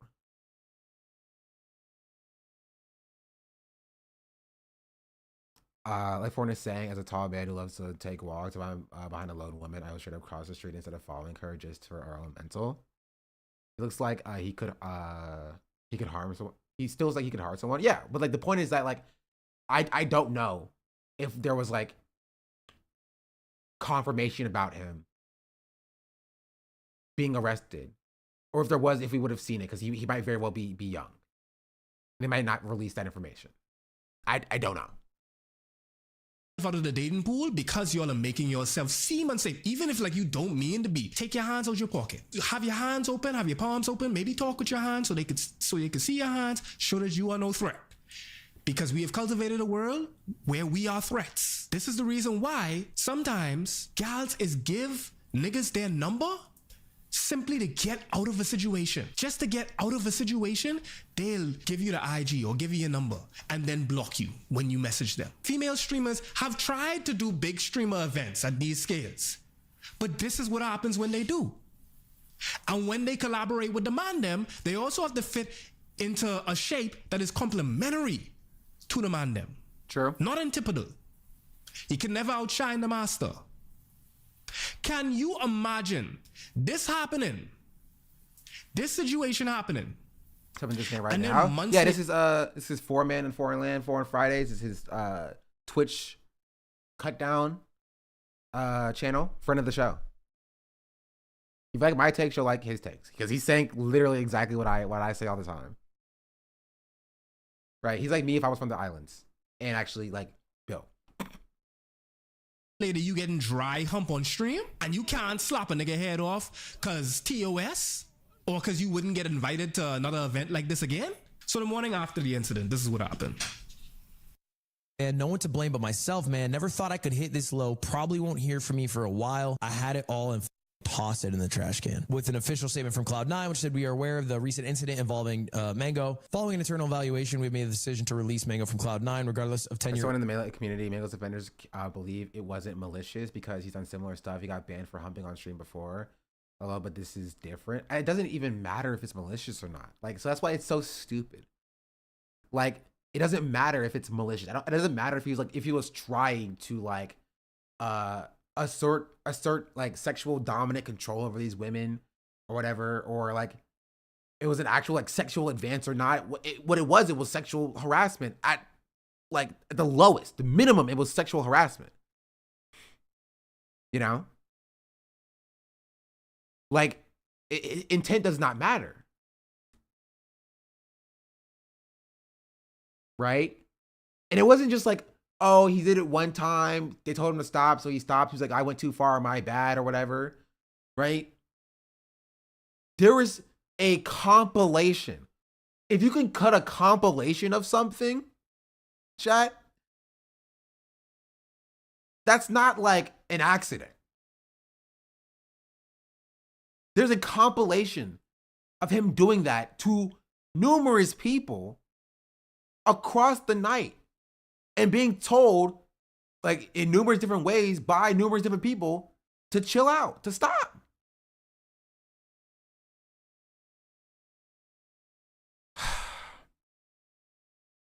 Or accomplishments, the behavior demonstrated is completely unacceptable. You know, blah, blah, blah, blah, blah. You killed Mango? Not even. Mango woke up to this. Ludwig banned Mango from his events, and Mango's esports team dropped him. This was a corrective action and the bare minimum, in my opinion. I don't know if you're meaning or genuine. I feel zero guilt. I think this is his own actions because he's his own man. He's an adult man. And me banning him is the only thing that I did in response because I think it was the correct thing to do. Like, I'm not calling for him to be dropped or banned from Melee tournaments. I am surprised he got dropped from C9 because he's been with them for a decade. He's been with them for, I think he's the longest tenured esports player on C9. And as I said, actually, this is actually less than the bare minimum in my personal opinion, right? This is like societal standard bare minimum, but it's less than my bare minimum. I out 3 things that are required in a situation like this. Calling out what happened as it actually happened, saying what you could have or should have done better in the situation, your own corrective action about what you could have done better for the future, and what you were going to do better in the future as well. Those 3 things are my bare minimum. Ludwig only did the last thing. He only talked about, in the future, Mango's not coming back to any of my events. Right? That is something, but that's not accountability, in my personal opinion. It's, Mango's not coming back to my events. Cool. I should have stepped in earlier. When Mango was doing this, I should have been more aware. Cool. And Mango was doing sexual harassment, and that is bad, and I disavow that. I condemn that. Cool. Perfect. That encapsulates what I wanted from Ludwig's statement. And he dropped the ball, in my opinion. Right? And it's not even just Ludwig, right? It's Ludwig's events. We focus a lot on Ludwig. It's not just Ludwig. It's pretty much everybody involved in the situation outside of Connor, right? I still think Connor's statement left something wanting, but I think Connor at least fulfilled those 3 requirements. So Connor hit my bare minimum, right? It wasn't the perfect statement, but Connor hit my bare minimum for what I expect for the situation. He talked about what he should have done better. He called it sexual harassment like it was, right? He talked about what he would do in the future, which Connor responds.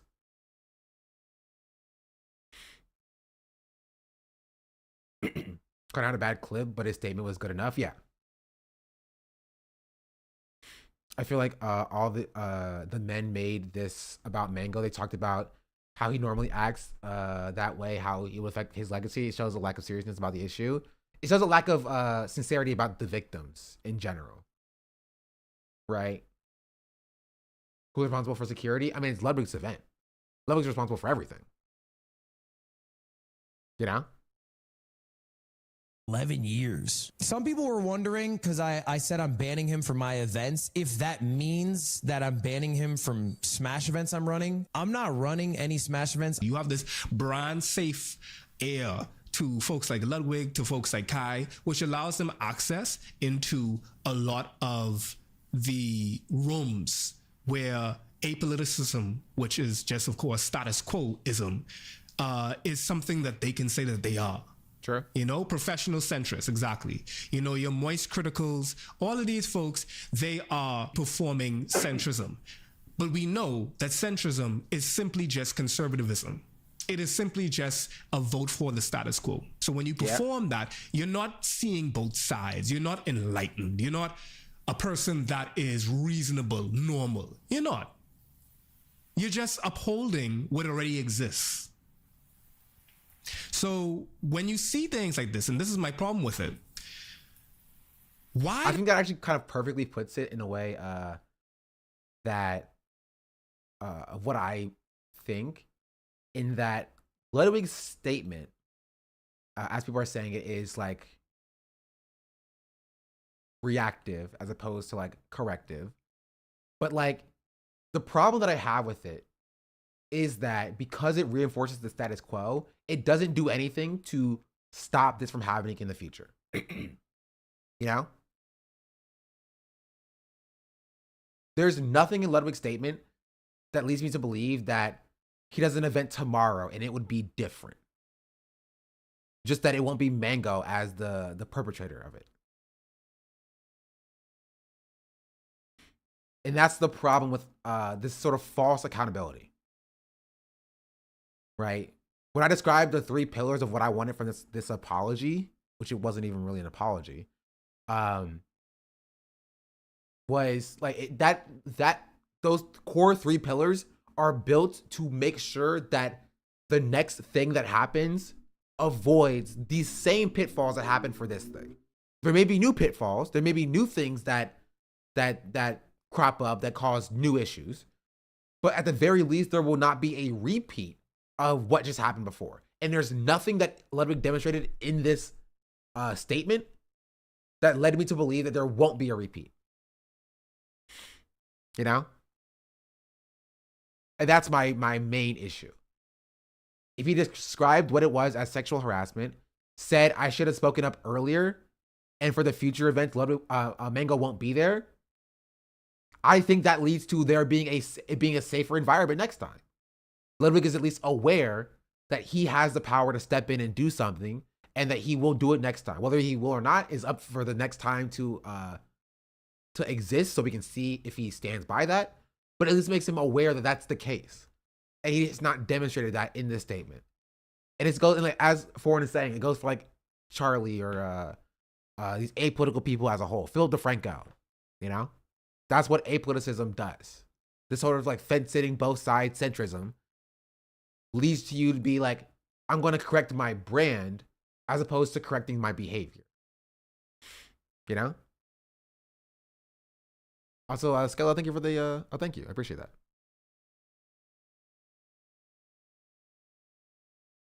Does someone need to be harmed in order for action to be taken? Because the night before, this is what actually happened. Mango is like an alcoholic. Mango can drink 30 beers and act the same he does off no beers. Yes, this is the clip of him bragging about how much he could drink. He acknowledges the fact that he is an alcoholic. He's a machine of a man. He said he had 7 beers already today. If you ask him how many beers he's had lifetime, it's probably above 10,000.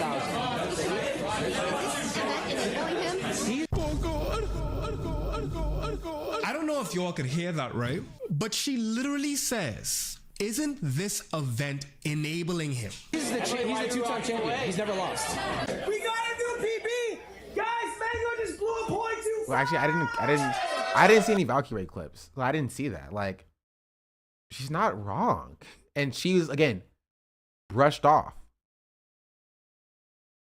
Right? Her concerns about this event enabling him isn't taken seriously because, you know, Ray, don't be a fuddy-duddy.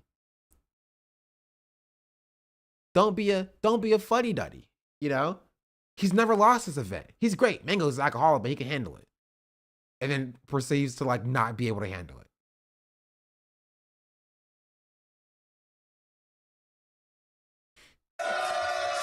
They're cheering a man that just blew an alcohol level that would have some niggas on the floor writhing, spitting up bile. Mango died? No, Mango's alive. Mango just blew a point for 2.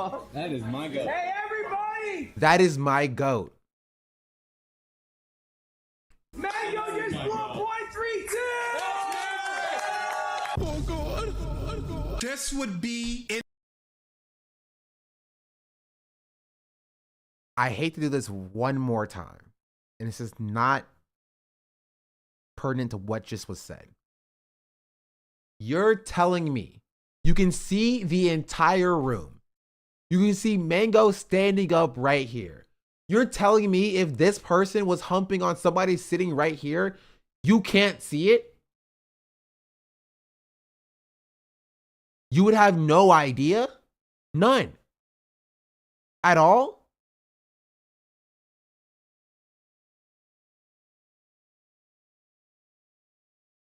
In the evidence locker for the case. 0.32 and all of y'all clapping? To be clear, that is dangerous. That's not good. That's not good. That's dangerous. Let's up those numbers.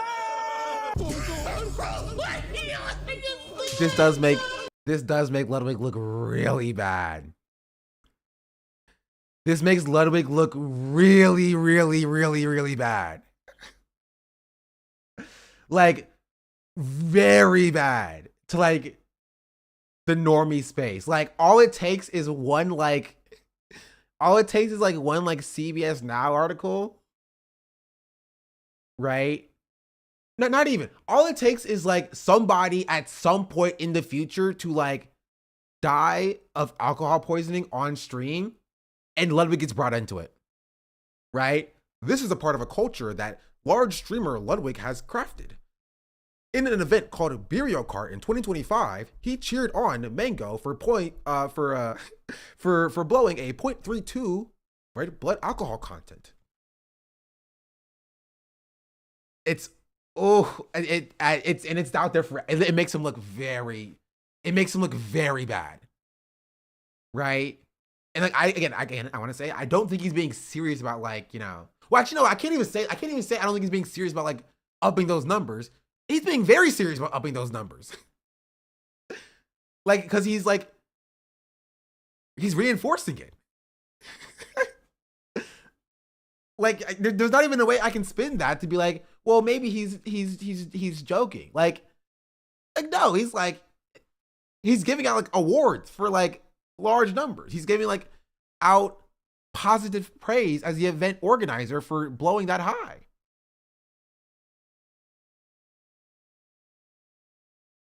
Like legitimately, that is the worst clip for Ludwig specifically in this event, because he's not taking it remotely seriously.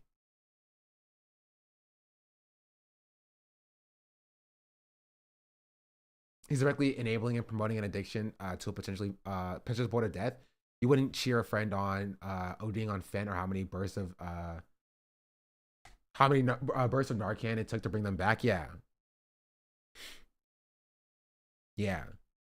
It's like knowing your friend has a gambling addiction and taking them to a casino, and then cheering on the fact that they've gambled like half of the money that they have ever earned in their entire lifetime.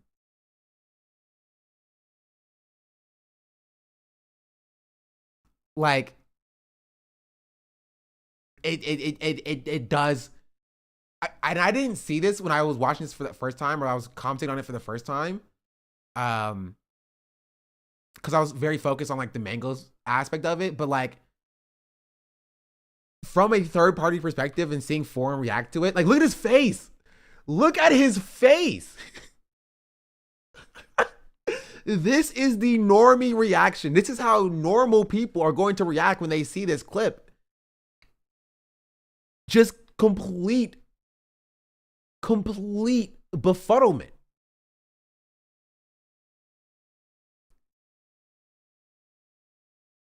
Like,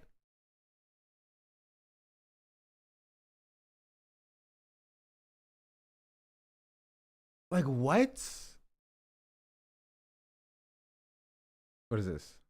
I can't even stop, please. So stream could be a subject of a sociology paper. Yeah. By certain affecting group psychology.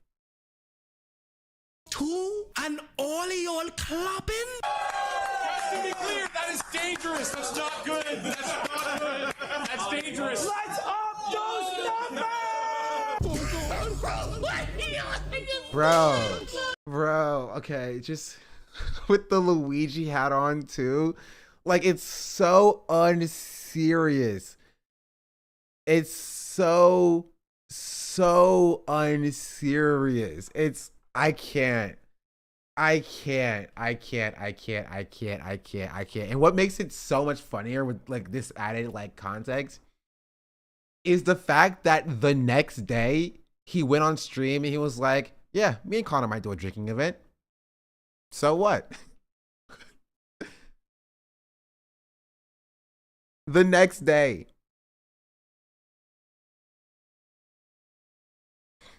So like, is only one pointing out that there's a problem. To be fair, like in every situation we've seen, Doug is the only person that gets like that I've seen that gets halfway there. You know, Doug is like one of the only people who like leads Mango away in a failed attempt and calling out that this is bad or this is not good. Like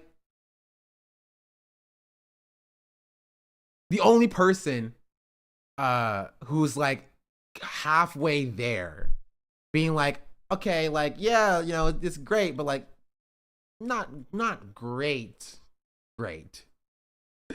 He says something, realizes no one cares, and just gives up. Multiple times, actually. That is actually the common thread here. Which is why it's the why it's so insidious the way that like the patriarchy works. Because this is how perfect example how like good men can still reinforce the patriarchy. They can know something is morally bad. They can know something is morally wrong. But when the group think is pushing you in one direction, it takes so much, right? So much to get you over that. You know? So much to get you over that. Where like a lot of, you know, of the good men will just fall in line with the bad men, and they end up they turn into the bad men, right? They're like, I know this is wrong, but they look around and everybody else is like smiling, so they end up smiling as well. Right? It is cowardice, right? I'm not defending it. Right? But that's how the patriarchy is so insidious. Right?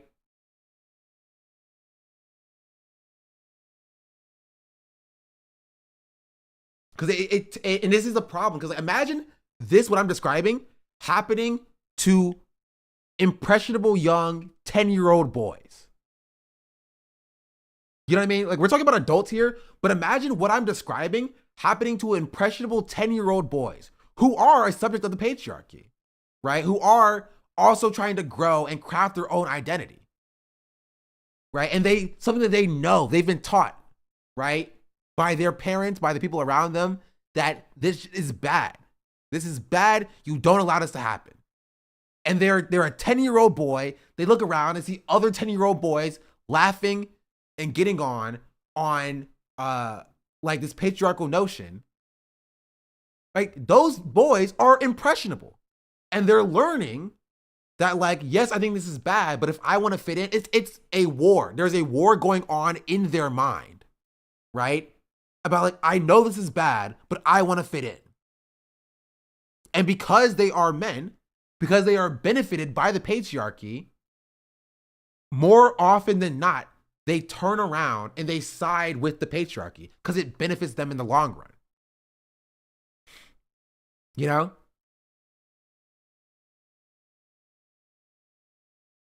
Just got here, congrats on not actually getting to it. Thank you, I appreciate that.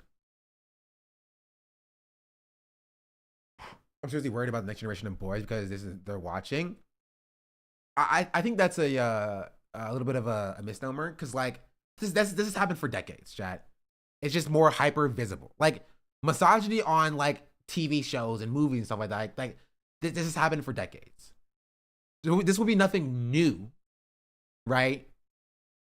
It'll just appear more frequent because everything is televised.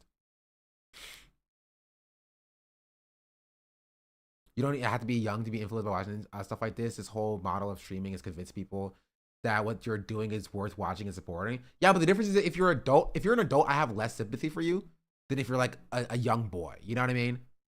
Like if you're like 30 years old and you're watching this and you're being influenced in the same way, I think it's still bad.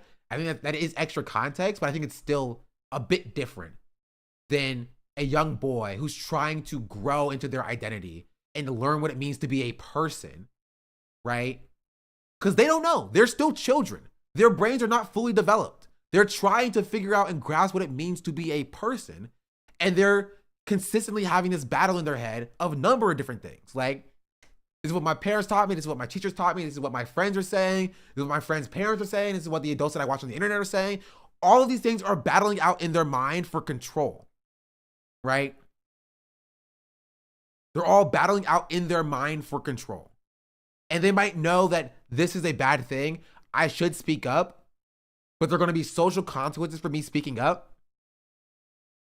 I can't do it, right? It is a cowardly thing to do. I'm not defending it. It is a cowardly thing to do, right? But that's why it's important for us to remove those social consequences. It's a lot easier for these like young boys to make make the choice to be a moral person when there is not a social consequence for being a moral person. When they don't feel like they're going to be ostracized for doing so. That's what we have to do better, or we have to push for better as being people who believe these things, right? We have to remove those social consequences. So when young boys are put in that position, because that will still happen, they're like, I know this is wrong. And that's the only thing that contributes to them acting in the situation, right? I know this is wrong. I must say something. And they're not stopped by the perceived social consequences of being ostracized from like the boys' network. You know? Also, shout out Mr. Barty McNasty for being a founder here. I see my chatters. I see you. You know? There's a consequence for doing the right thing and it doesn't affect them nearly as much. Hassan being the cool, sexy guy space while also having a strong moral compass is what's needed more. You can intervene with your drunk friends like you learn it in your 20s at the very latest in the US. Just call your drunk friend buddy away. Distract him. He's drunk. He'll be easy to redirect. Sure, but that's not the conversation we're having here. Right? Like I'm not talking about this situation anymore, right? I'm using this situation to describe a more general concept about why like young men in general choose to, these are the two different types of young men. You have the enablers and you have the person who's like knows it's wrong, right? But like, it's the enablers and the coward, if you will, right? And this exists in society. Like you're going to find enablers and cowards in all aspects of society. Right? And I'm trying to describe how we need to get over that and we can redirect that for the young people. Yeah, like obviously these people are old enough to know better in general. They just are.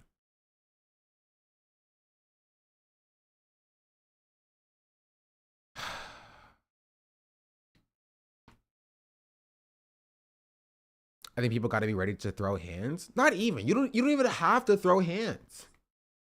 You just have to like, and this is the problem. Like even like a lot of the men here, like in the Mango's position, are also cowards, right? They are also doing the shit that they're doing because they want to fit in, right?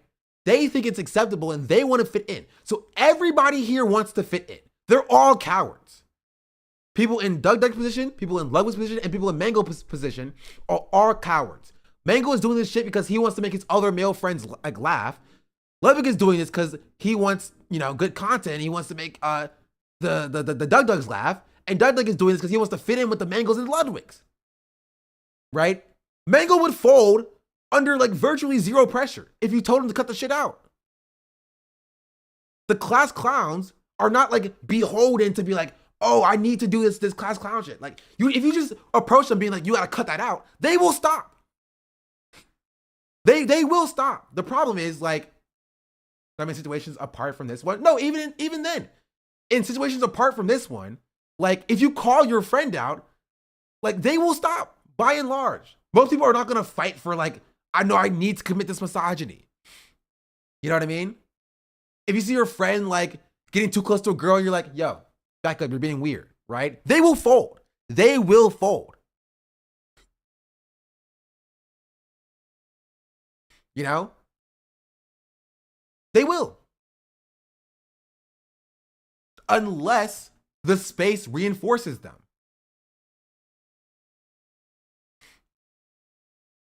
You know what I mean?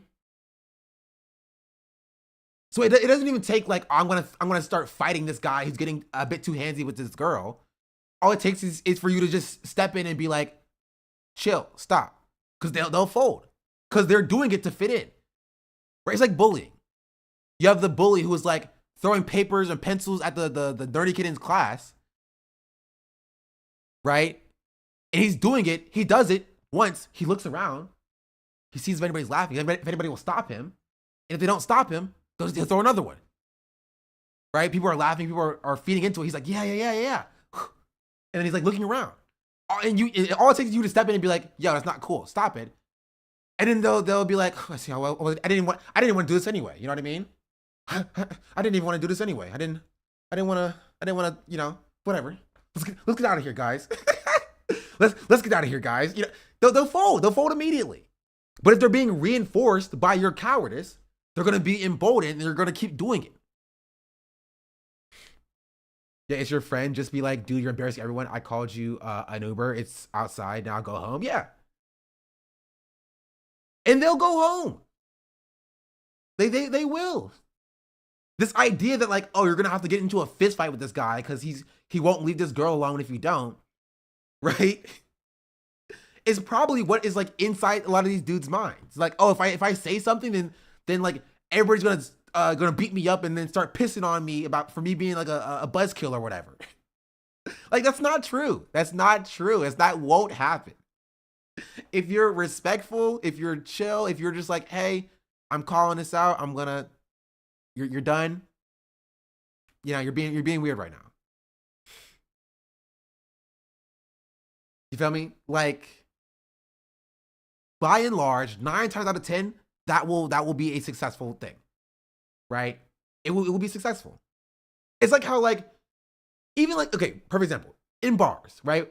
In bars or in clubs, and a bartender cuts you off, like most situations, people just grumble, like, oh, whatever, you know, I didn't want to go to this stupid bar anyway, right? There are situations where like somebody will like try to fight you or whatever. That's why you have the bouncers there. But like, most people just don't want to be embarrassed. They don't like being embarrassed. They don't like you embarrassing them. So they're just like, they skirt away and they're like, okay, whatever, I'll go somewhere else, you know? Nah, I'm boxing the bartender. Absolutely, you guys should call out somebody being weird 99% of the time. That stops them. I was referring to more extreme situations where you can suss out a guy that might not give up or hint that your friends to back you up. Okay, yeah, we agree. Like, I don't want to be like contentious to each other. We agree. I'm just trying to say that like, don't expect the worst situation every time. By and large, it doesn't take that much to hold the people around you accountable.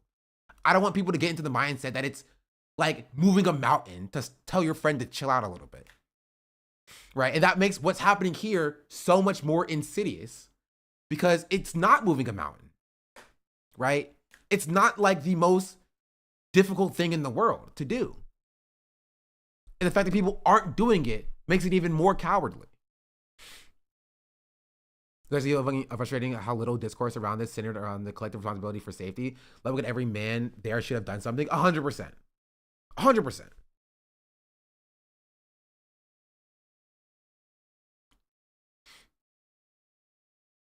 Like, if you've ever worked in an industry where people drink, you have to deal with dudes acting like this that aren't your friends, and there's nowhere to tell them to leave. Yeah. Like, this clip is so insane. That's dangerous. Let's up those numbers.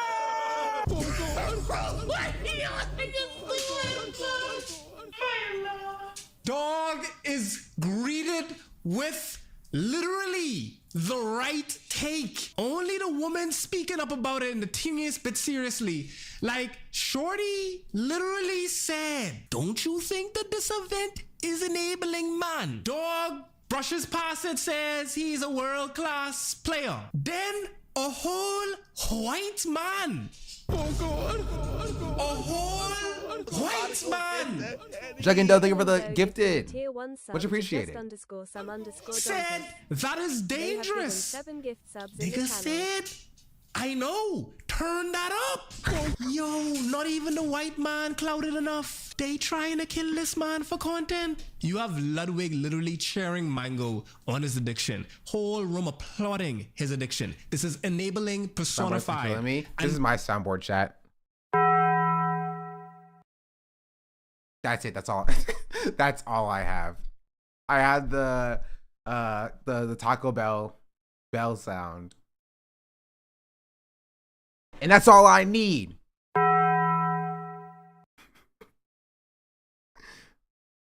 Documented in 4K. One of the biggest streamers. Y'all gotta have a legal team. Even if y'all don't care about actual people, if y'all just want to cover your own, have a legal team. A risk management officer, they call it. I can understand that this was Kick or Rumble or one of them. This is Twitch. Kick might as well be Kick. I genuinely don't even make the distinction because if you're on Kick or Kick, you just drink Pedialyte and you know what I'm talking about. A woman told this man, don't you think that this is a problem?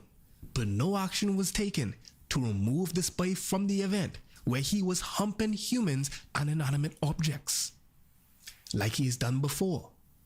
The people only took action when it was politically popular to do so. Ludwig and them don't have no moral or ethical qualms with Mango being the smash drunken master at day and essaying people at night. They only have a problem when they're supposed to. You have Mango's wife. Mango's wife was calling out Ludwig before deleting or deactivating her Twitter account. And quote, I watched you on stream asking for Mango to take shots. Of course, your teeny bopper viewer wants to pretend that never happened. People were vomiting at your event. And she is also an Eagles fan, regrettably. I empathize with her frustration because she's right. Ludwig and the folks there were encouraging his addiction. He has a wife and child. Chatter, yeah. Content. And she was ultimately bullied off Twitter after speaking out against it because, yet again, I gotta bring it back to the game. Well, to be fair, I don't trust Yeet at all.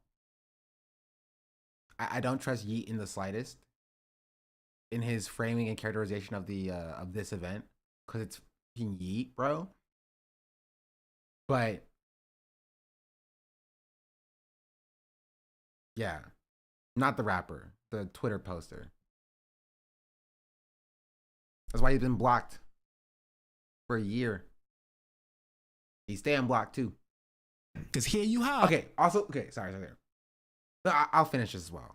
Actually, no, before that. Have y'all started getting a lot more, like Twitch clip farming clips on your feeds? Or is it just me recently?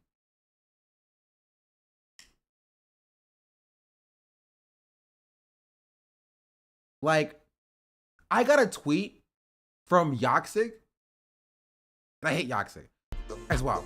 I hate all of those clip farmers. I got a tweet from Yoxic that was like an AI video of Adapt in Stable Ronaldo like making out with like no caption. And I'm like, why would you even post that?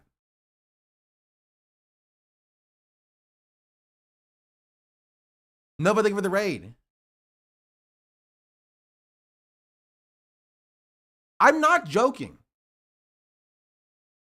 Honestly, if I won't show you the video, obviously, because I'm not gonna show you an AI video. That's like essentially like revenge porn video. But I'll show you that the video does exist if it's still up. Cause like that's insane.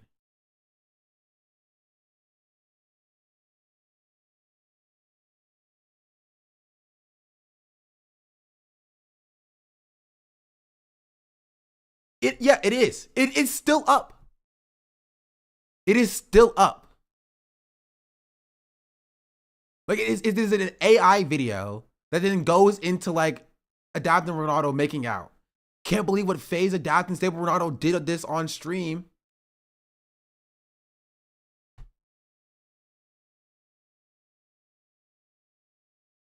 It's Pride Month, Sean. That's so crazy. First of all, that's why we need regulation.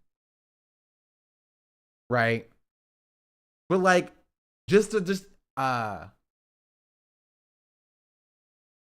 like it should just not exist.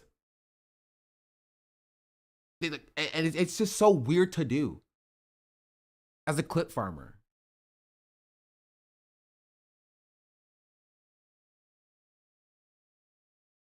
Also, we gotta get to this as well.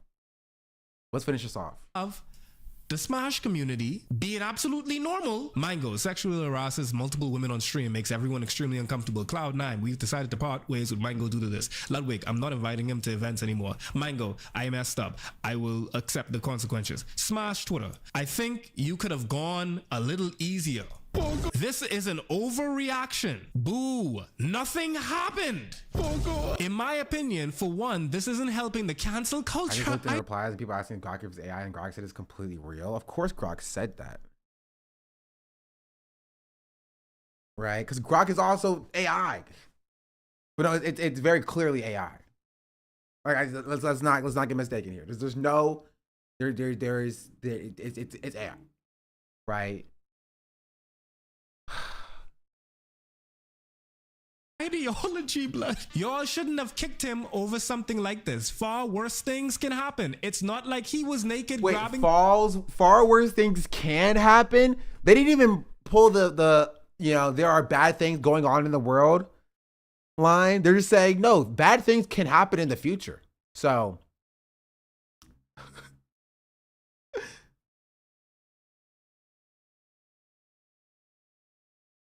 people, but hey, not my decision. Wishing both sides, yet again the centrist them. Wishing both sides the best through this. You guys bent the knee to Ludwig over something that was a slap on the wrist at best. Yikes. I need all of their hard drives because I know something was on this. Here you have the Smash community defending Mango and claiming that the ban was an overcorrection. And this is why I say that this is a systemic issue. Bringing it all the way back to this picture right here, with the man with all of his memories out, he was rubbing his soft body on people with dirty drawers on, life in prison. Mango is a victim and a villain. His alcohol abuse has been documented and enabled for over a decade by his peers, his fans, and the industry itself, enabling it, which is only exacerbated by the boys club of the streaming community, where women's safety is sacrificed for content, where they have to mollify their discomfort as to not ruin future opportunities. This is your gentle reminder. Gamergate never died. If he was black, he would have been shot outside like Old Yellow. Gamergate never died. For even the Old Yellow references, okay, I'm telling you, this is me if I was from the islands and built. Like the Old Yellow references too? Stop. We're the same freaking person.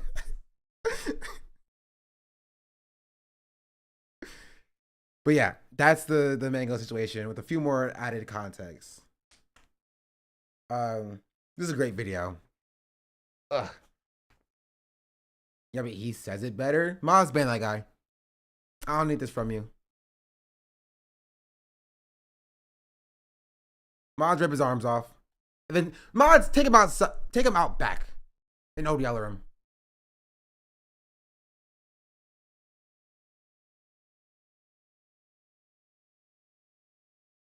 Exactly. Not so ironic now, is it?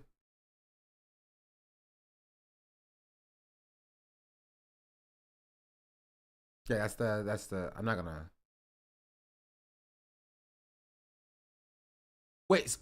Everybody's talking about this. Save for after article. What is this?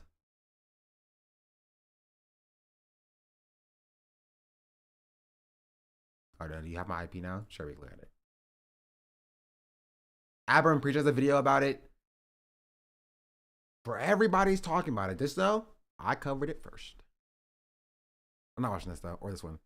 I did want to look at this article though. I'm really glad to see he ruined his life rather than canceled. True. Cancel was always dead. One of Mango's closest friend nearly died from alcohol poisoning. There's more to it, but great coverage. Really? Jeez Louise. Okay. Moving on. This is new. Wait, as an aside, you see that Dean Withers says that he doesn't think Asana is a good dude when conversing with Sex Destiny? Recently?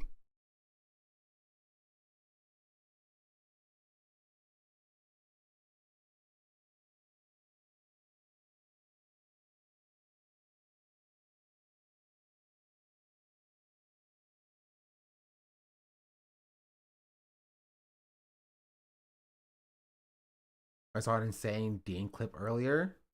Just read the article, is very good. Hey, suck my nuts, chatter. We'll get to it in a second. I'm curious.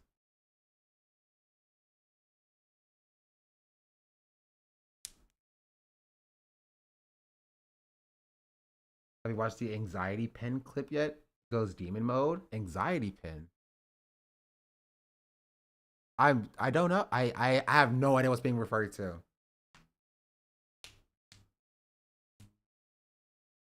I saw a Dean clip about his anxiety pen. What?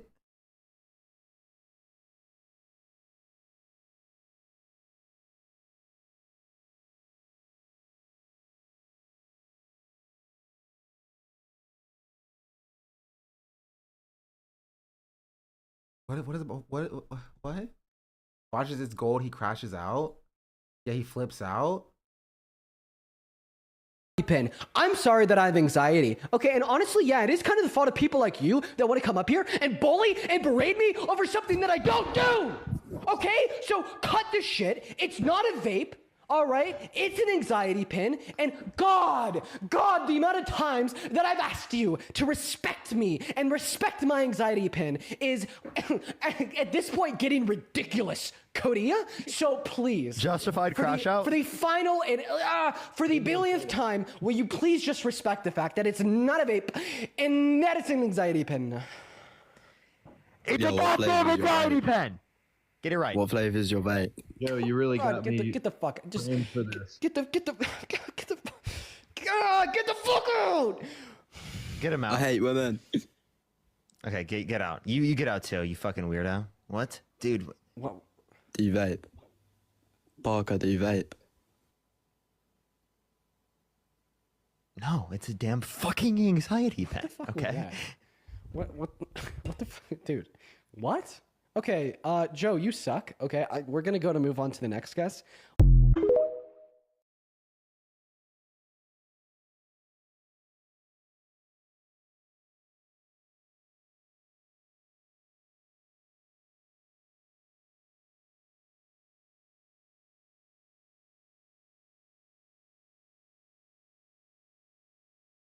I can't tell if it's a bit. I genuinely can't tell.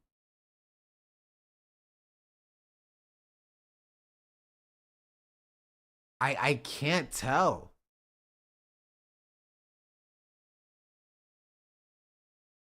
Pen. I'm sorry that I have anxiety. Okay, and honestly, yeah, it is kind of the fault of people like you that want to come up here and bully and berate me over something that I don't do. Okay, so cut the shit. It's not a vape. All right. Like, if I'm being real, this isn't even to like hate on like Dean specifically, but like Dean does give me the vibe of somebody that like would get like upset at you for calling his anxiety pin a vape. You know? Like that is something that I could see happening, but it is so over the top that like it gets to a point like it circles back around from being like genuine anger to like maybe it's a bit. You know? What is an anxiety pin? I assume it's like how like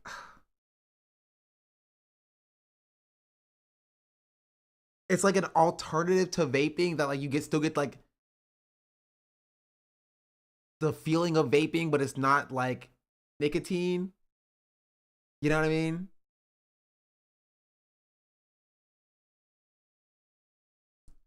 So like it's like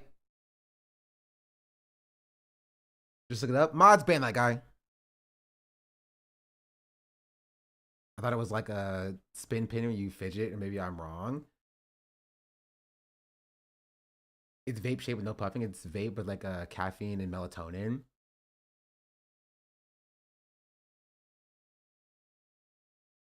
Can you just say CBD vape then? Or is CBD also TOS? Dean calls Hassan not a good dude in a recent clip, which is from a day ago. I'm guessing it was a recent convo with Dean and Sex President were discussing slurs. Okay. Okay, we're gonna watch this. But I don't want to get too ahead of myself. But is this yet another Sean the Black vindicated moment?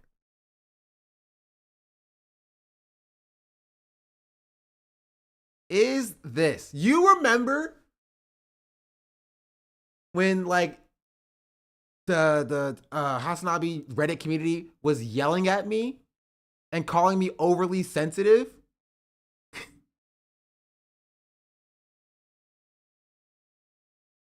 For this critique?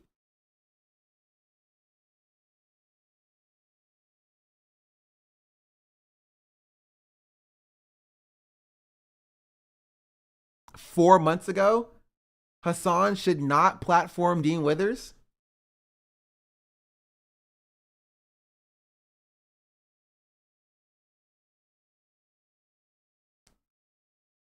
Now, maybe I'm still incorrect. I'll hold out hope that I'm still wrong or incorrect.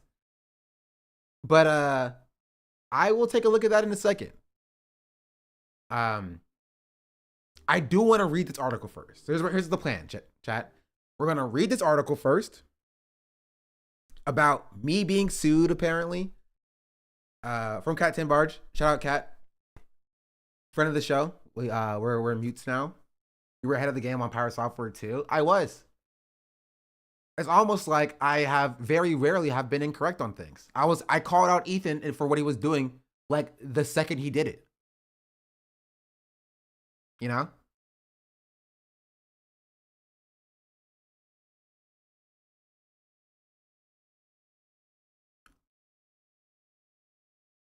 Wait, because the big thing is vindication, I don't think you need vindication, but if you think that you need to touch more than a fake crash out video, man, Chatter, you're a fucking moron.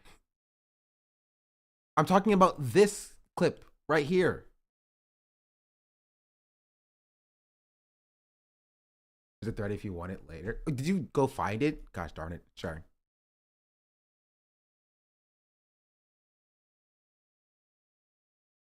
And Chatter is dumb. Wasn't Chatter. I can't fix stupid. So I don't know what you want me to tell you. Just like, come on, bro. I'm sorry if you're trying to come at me. I'm gonna clap back. That's fine. Bygones, Chatter. Bygones. Let me not yell at a mobile Chatter. You know, Twitch mobile is slower than the rest of them. Mobile Chatter from Antarctica. But here, let's start with this, and then we'll get to, am I vindicated? I said you don't need vindication. It's fine. It's mobile and Fire TV. Oof, that's rough. Clean as hell. Thanks, Chatter. Welcome in. Hello. Y'all are lucky, Chatters. Y'all came in at the perfect time. An hour ago, I was running 3 minutes of ads every 8 minutes. So now you're here doing normal ad time. But let's look at this this article from Cat and Barge. Ethan Klein doesn't deserve my apology. True, I agree. This YouTuber wants me to feel bad for calling out misogyny. I don't. This week I wrote about a YouTuber and podcaster, Ethan Klein, suing 3 women for streaming his copyrighted content on Twitch. It was a cheekily titled Ethan Klein's War on Women. In it, I talked about Klein's feuds, his lawsuits, and how defendants have endured a barrage of misogynistic hate in response to them. On Thursday, the day before my birthday, happy late birthday, or belated birthday. Thank you to everybody upgraded their subscription as a present. And the day after his birthday, Klein posted a series of Instagram stories asking me to apologize for my coverage with a twist. He wrote, I've been thinking deeply about what's going on, specifically about a accusation of misogynist for suing 3 women. You are all correct. It's not been fair. That's why I've decided to add Sean Black to the lawsuits for gender equality. Sean, be sure to thank all your snarker friends for the constructive criticism. He continued, I understand my announcement that I was going to shoot Sean Black was upsetting to some. Therefore, in an act of superhuman grace, I will make you this offer. Which, reading it back, when he says, I will make you this offer, like, is he referring to me? Because he doesn't really refer to me much in these stories. Because he didn't make the offer of me. He made he made the offer of every other people. So who is this you referring to? You is the audience, but like he doesn't expect the audience to like engage. I guess you're right. You say when he says was upsetting to some, the you is referring to the some that was upset by the announcement. Yeah, the royal you. If we're an active human grace, I will make you this offer. If the Snark subreddit, Taylor Renz, and Cat 10 Barge all apologize for calling me a misogynist, I will consider dropping the lawsuits against Sean. This offer expires Sunday at 11:59 p.m. When I saw this, my initial reaction was to point out the fact that I did not call Ethan Klein a misogynist at any point in my piece. In a statement, I offered to apologize for something that I didn't do if it meant that Klein wouldn't choose Sean, a black Twitch streamer who also reacted to Ethan Klein's copyrighted content. Klein's response to me and my friend and fellow journalist Lorenz, who issued her own apology, sarcastic non-apologies will not be accepted. Do this and I will tear up the complaint. I'm 100% serious. He acts like he would have dropped the lawsuit because of his superhuman grace. He never planned, but he never planned to sue, so he just wanted the praise if he did. Yeah. Praise if he did, and with a bonus of, I would say he wanted these women to grovel to him, with the bonus of getting praise as well. Before the deadline was even up, Klein said we were unwilling to swallow our pride and claimed that he now needed Hassan Piker to donate $75,000 to GoFundMe's of 3 women he was suing. Then on Sunday, while I was on the beach with my friends, Klein backtracked and said this whole thing was an act of trolling. But if you ask me, I'm a true feminist, Klein wrote. I hold people accountable regardless of gender. So do I, funnily enough. I started writing this response before Klein revealed it was all an exercise in trolling. I wrote that I wouldn't apologize any further because I didn't do what Klein is accusing me of, and I didn't trust that he would keep his word. He didn't. Plus, this isn't really about me. It continues to be about Piker and punish people in Piker's orbit. Klein can't even post about Zoran Mamdani's win without making it a personal gripe with Piker, who is a high-profile Mamdani supporter. Now, as I previously reported, Klein is suing 3 women for making content reacting to his copyrighted work about Piker. He has not taken this seriously online, literally lighting money on fire in a video he made announcing the lawsuits. I didn't see that because I didn't watch the video. But this isn't funny for the people with something at stake. Copyright infringement is not violent crimes, it's a civil one, giving plaintiffs the opportunity to recover financial damages. The 3 women he's suing, Frogan, Denims, and Casey Strachan, have significantly smaller audiences than Klein. They have each created GoFundMe fundraisers to avoid legal fees. Klein does not appear to be currently at risk of losing everything. Out of everyone involved, he appears to be the wealthiest by far. He's flaunting his ability to sue others who must rely on generosity of strangers to afford to defend themselves. Klein can do all this on the luxury vacation he posted on Instagram for the week. Klein disputes that targeting these women is misogynistic in nature, but I never said that he's suing that suing 3 women is misogynistic. It's the way these women and all the other women involved in this are being treated that is misogynistic. Sean, to his credit, posted, Ethan Klein is using me to force accomplished women journalists to grovel to him is ironically the exact misogyny that he claims is inaccurate in this very post. And he presents a false choice. 1, grovel to him as he exerts control he wants to feel over women.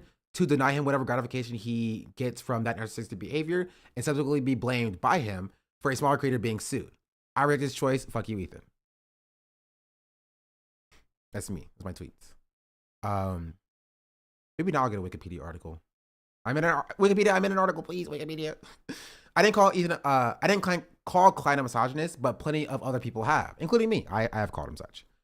A video has come over a lot of my feed. Yo, jeez. Open presents. Thank you for the 100 gifted subs. Goodness gracious. 100 people won't see any ads that are actually running right now, technically, I guess. Open presents OP. OP stands for open presents and overpowered. Much appreciated. Thank you so much. I do appreciate that. Y'all make this a little bit more bearable for me. Where like these gifts are subs are so bad. To be fair, there are 1,000 people in here, so like you have a 1 in 10 chance. But I'm sorry to hear that, chatter.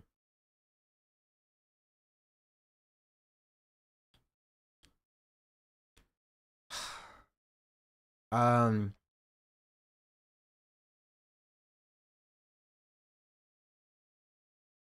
sorry, let's he shot 200, hasn't he? Yes. 200 today. 779 totals. Crazy. King Henry got bought out. I was getting coffee. 100 gifted. Yeah.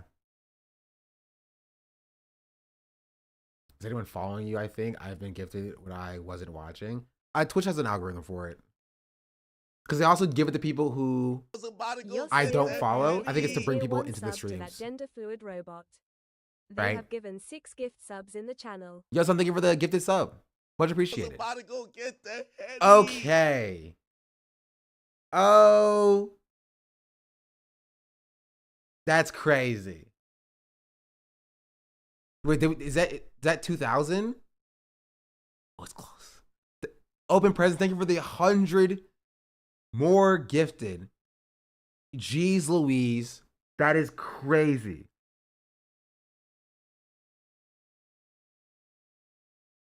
Thank you so much. But want me to do a backflip? Okay, I can't do a backflip. I don't know why I offer that. I would literally hit my head and die on stream. But thank you. Oh, it's so wild. What's up, ADK? You deserve the Oiler money. Glad you're getting so much love. Thank you. I appreciate it. Go Panthers. We have another North Carolina soul in here.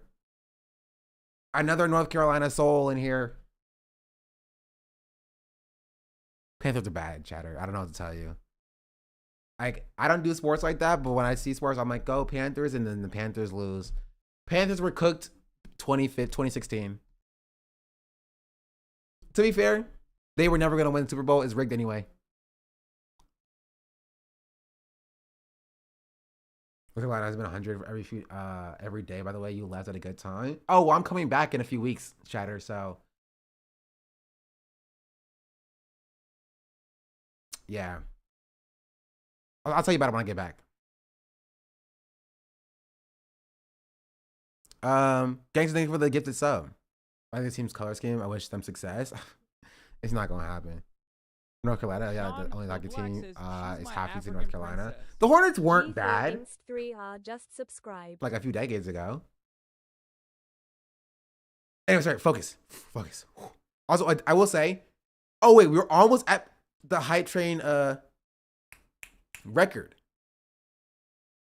So the hype train has started. So if you want to give some subs, give some bits, sub, I don't know, whatever. No, forget it. Forget it. I messed it up. Let's continue. A video that has come out a lot of our social media feed in the last few days is one from a little over 10 years ago, where Klein zooms in on a photo of an 18-year-old victim of the Boston Marathon bombing in at the scene of the crime with the words, "You can scar me, but you can't stop me," written on her stomach in paint. He then scrolls down to focus on her crotch, and you see the outline of her vulva, which is visible through her clothes. And yo, Little Bear, thank you for the raid. Welcome in, Raiders. Hello. Much appreciated. It's your boy, Young Chris Rock. LB, I hope you had a good stream. Oh no, bear attack. What a time to raid, yeah. Sean the Black says, AKA Warrior, thank you for the gifted sub. Kaz90 just subscribed. Wait, you're black. WHAAT. Kaz90, thank you for the 30 months. Jeez, the freaking weed. That's the longest one. Edge 212. Much appreciated. Are you gonna do creator clash with Will Smith? Maybe.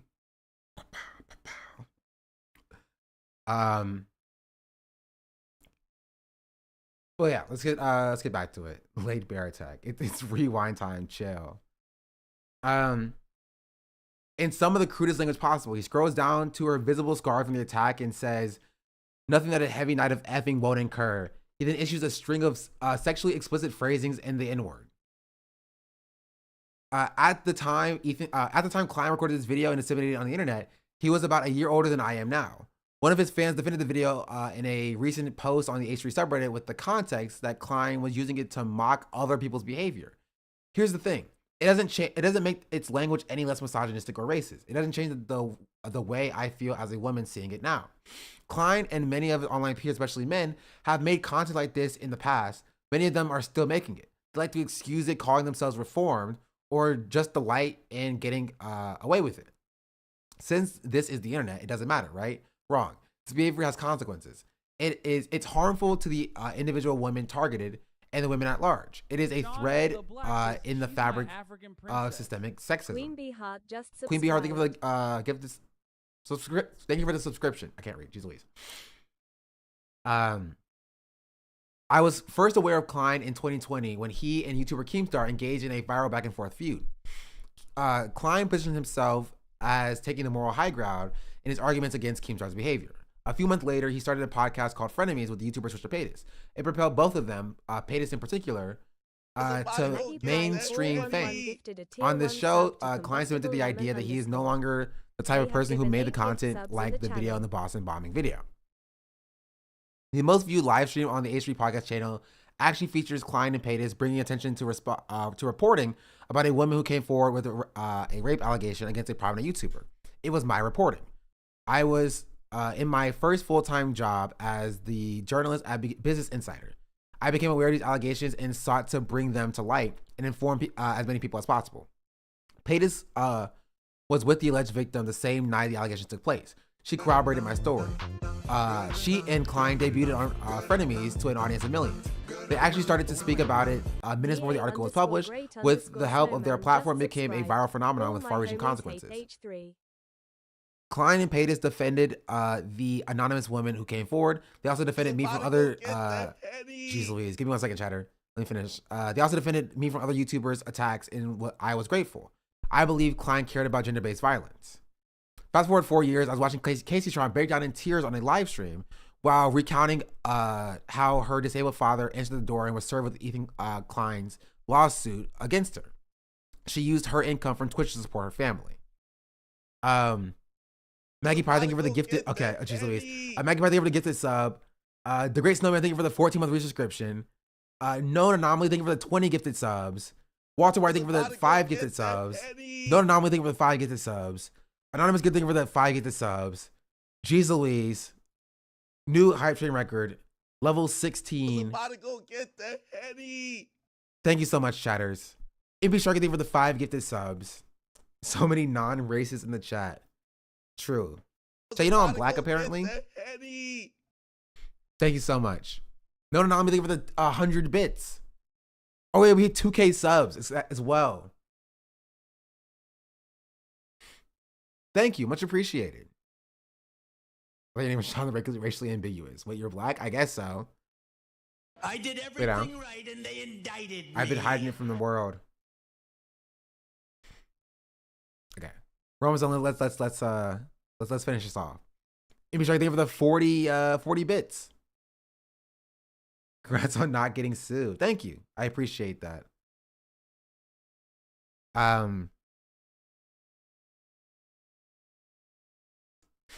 Yeah, here.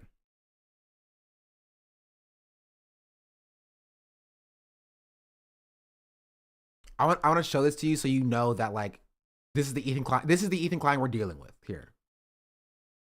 Right? Served yet, or that I would even get served. But I guess I heard it's Ethan's birthday. So I don't know. I was like, I guess I'll go live so he can get a good birthday gift, since I'm sure he thinks this is funny. I don't know. But I got served. My dad answered the door, and I said earlier they used my dad's disability to trick him, but that was unrelated. It was just today we've been like calling on my dad's disability, you know, because I've been like working towards trying to get my dad on disability, and we were like responding to some calls and notifications we got about that. And then like a few minutes later, the next thing I know, my dad comes in and he's like fucking crying. You know, it's really fucking traumatic to see your dad cry like that.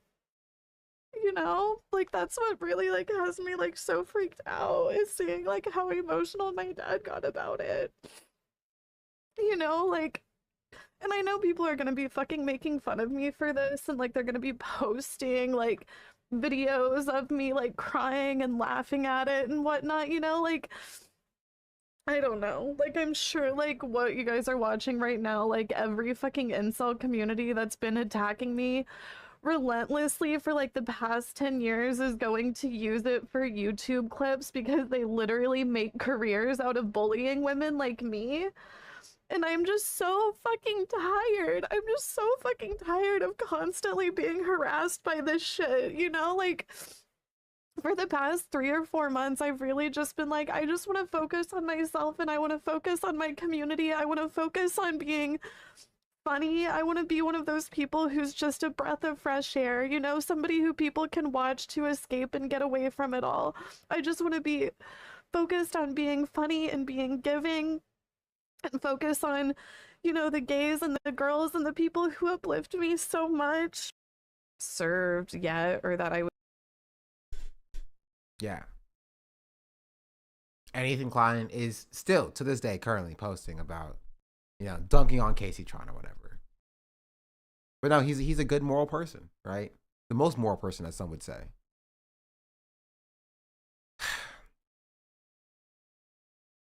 It's really dramatic to see your dad cry like that, Casey said, and I know people are gonna make fun of me for this. They did. Notorious misogynistic male creators made fun of her and said she deserved it. That's Asmongold, by the way. She received an enormous wave of online abuse that reminds her of what she experienced in the era directly after Gamergate. She told me the same thing that happened to other women Ethan Klein sued, who are Arab women.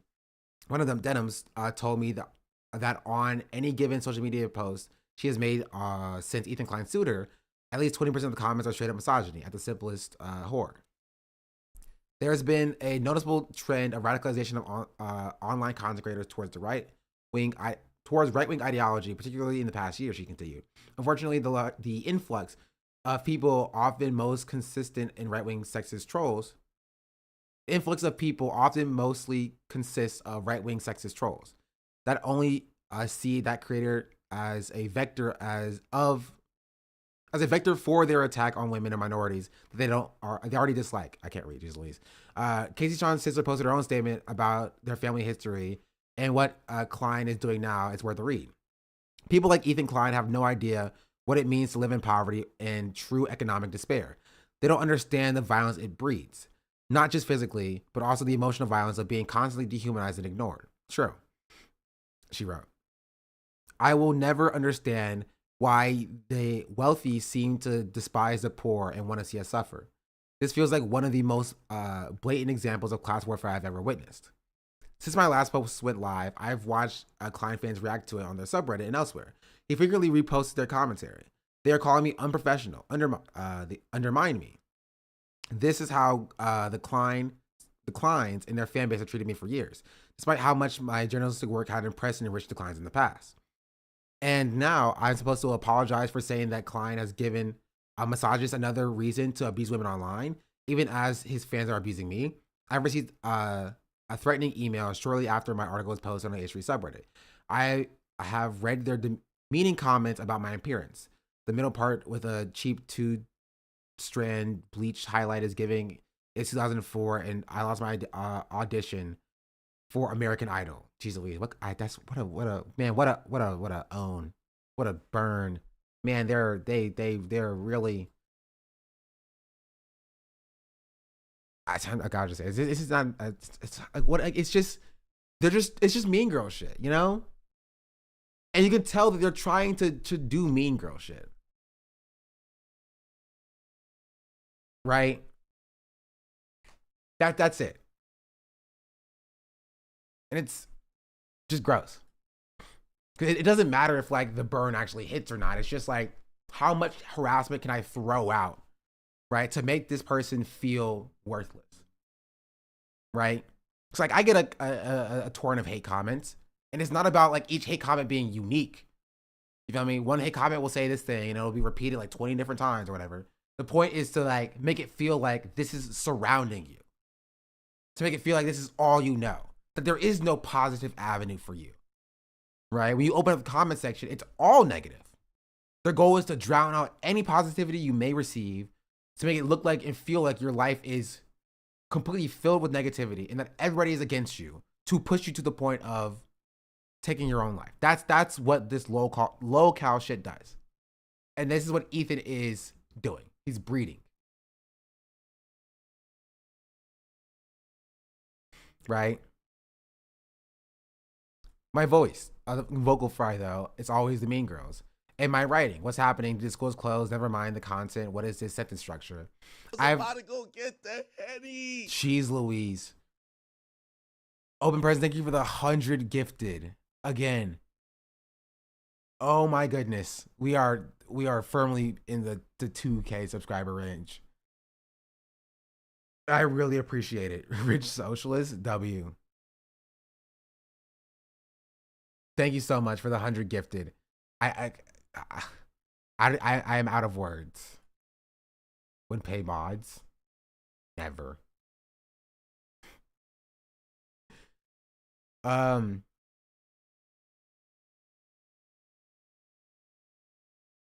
Where's I at?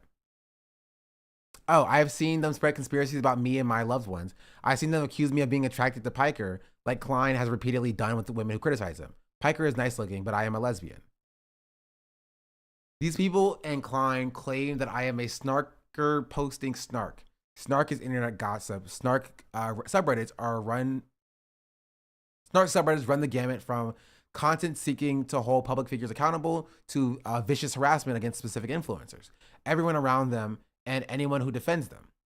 It tends to most egregiously target women. It also targets a lot of men.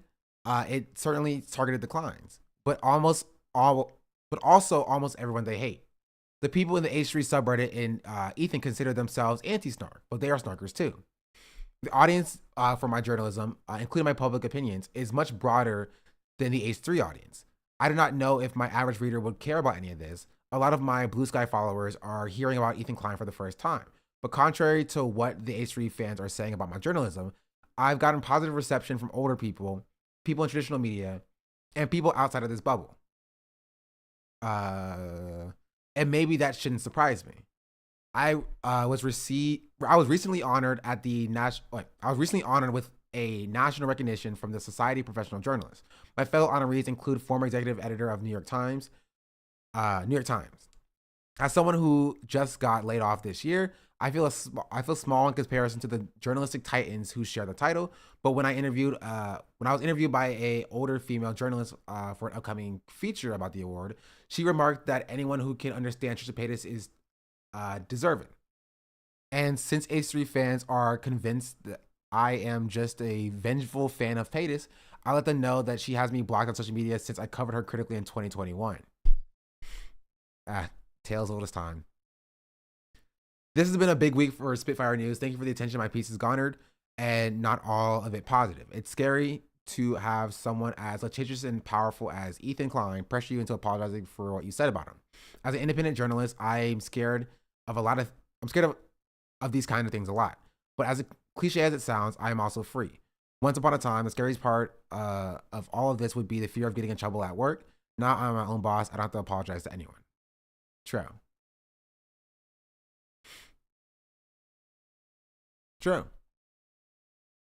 That is, oh, there's a cool little progress bar up here. Too bad it's also white, so I can't see it half the time. I was about to go get the Henny.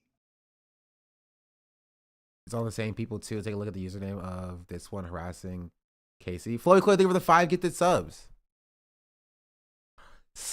No. Stop. Wesley?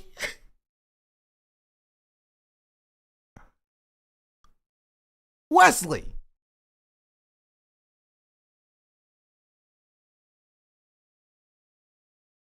What are you doing over there? Mods unban Wesley. Unban Wesley. I'd rather have Wesley in here, talking shit than like going harassing other people.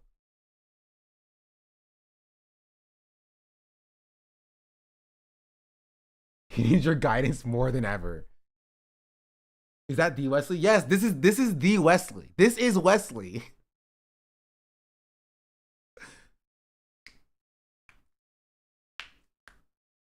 Jeez Louise. Who? Okay. Okay. For those of you who don't know,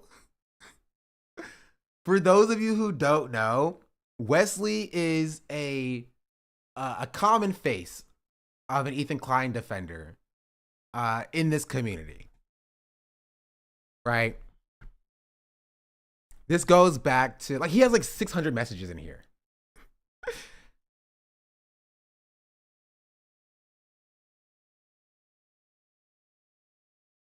Right? He's like how like Hassan keeps the like chud pets or whatever. Wesley was our pet. We kept Wesley in here as a pet. Basically, Wesley was in here defending Ethan Klein, and I gave Wesley a task, right? In February, I gave Wesley a task. I said, if Wesley could find me a compilation of Ethan Klein defending Palestinian rights that is longer, right? That is longer than his inward compilation, I was gonna do something. I don't remember what it was. Admitted flunky. We're gonna donate some amount of money Can't somewhere, hold this right? black man down. But that was Wesley. I told Wesley that he had to go and find me a compilation of Ethan Klein defending Palestinian rights that was longer than his inward compilation. And I said I would unban him if he did that. He then left for 4 months. He left for 4 months. And then he came back with an unban request. And so I unbanned him. And I said, all right, Wesley, if you're going to be in here, right? Well, no, I told him, I said, where's your homework at? I'm going to ban you again. Wait 10 minutes, do another unban request, right? With your homework, right?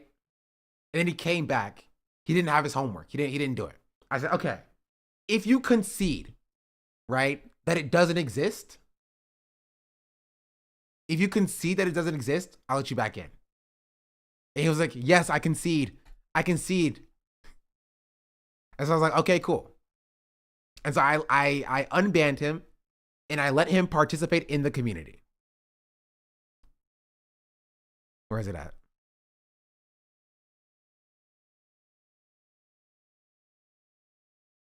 Right? And then he said, sup people, thanks for the love. I will behave. He got like 5 days. Oh, right. Yeah, he didn't concede. He conceived. He conceived. He didn't concede. My bad. That's what he wrote. He wrote he conceived. So he got like a total like a week. He got a week until I had to like ban him again. And so I guess after I banned him, he went to then harass Casey Tron in her chat. We did edit video of the Legend of Wesley. He's actually a kid. Yeah, he's probably like 15 years old. I think he's an actual child.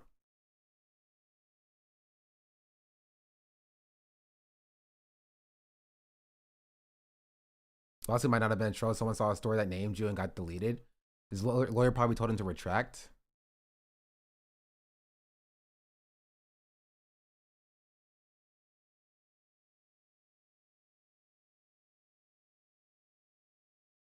I think calling Sean Shonda is hilarious.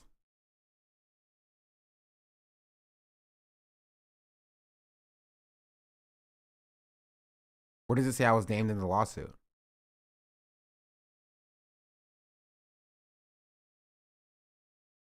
Wrong link? Oh.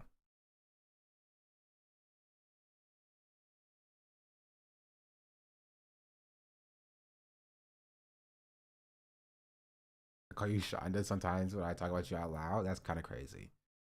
I do think it's funny that for them to act like this like hurts me. Like, I'm gonna let you in a little bit of lore about me, chat. Like, how do you think I got my name?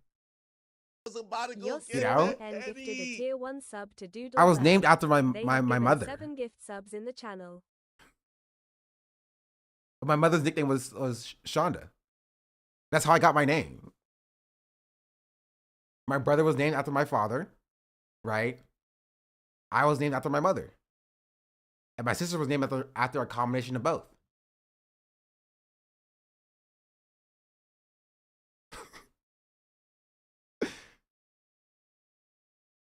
But actually, yeah. No, this is, yeah. That's I told this before, like a few years ago. You're lying. I'm not lying. This is true. You're lying. I can call my mom right now. You know what? I'm gonna do it. I'm gonna do it.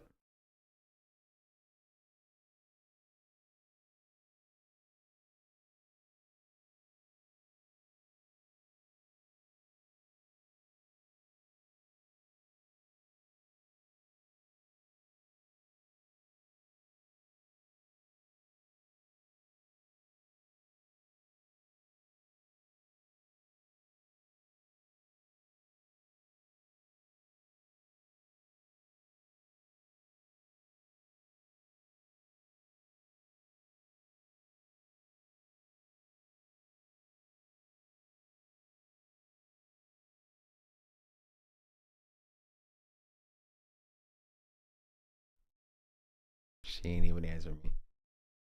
That's crazy. She didn't even answer me. I'm calling my father. That's crazy. What if I was dying or something? Call my father.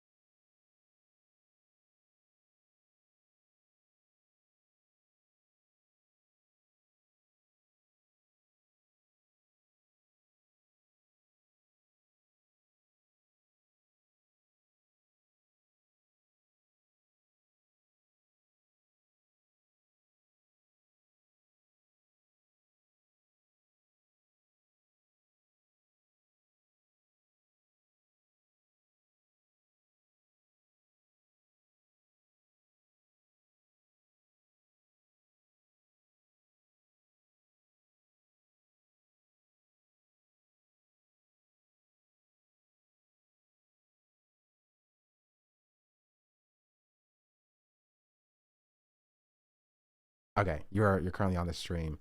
So can you confirm to me that I was named after you, after your nickname Shonda? Yes. Okay, thank you, mother. That is all. Sorry to keep you. Okay. You're welcome.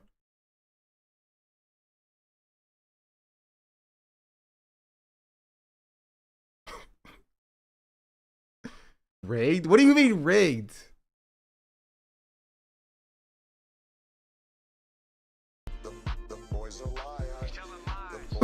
Paid mom.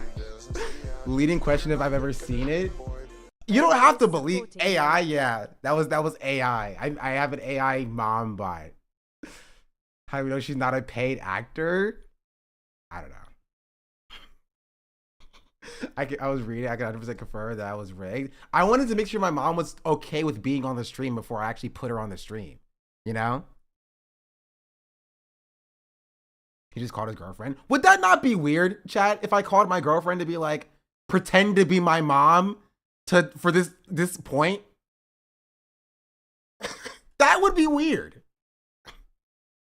That would be weirder than the actual truth.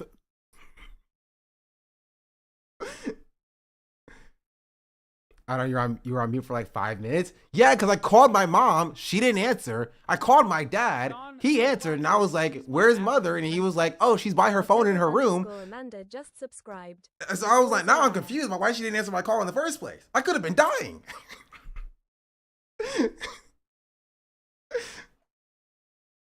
Like,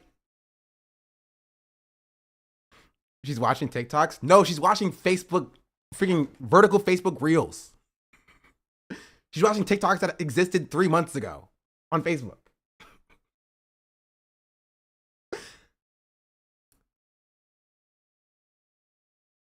I don't believe your father told you that she was by her phone.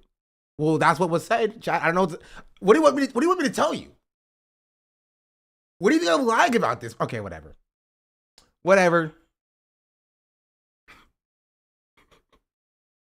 Has you seen the crazy AI cat story videos on Facebook? I didn't ask her. I'll ask her later. How about that? Call dad, tell mom to call back. I literally did it today. Call your dad back now? No, I talked to both of them already. I talked to my dad last night and my mother this morning. Already. They're getting tired of me. They're getting tired of me. Jeez Louise. Doesn't you love them? I already did.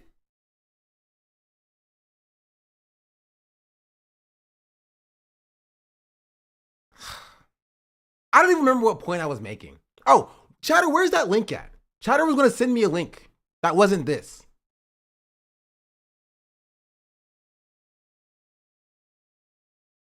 I got distracted. Ethan is vile, but at least he led me to base streamers. So you gained a new fan. Thank you, Chatter.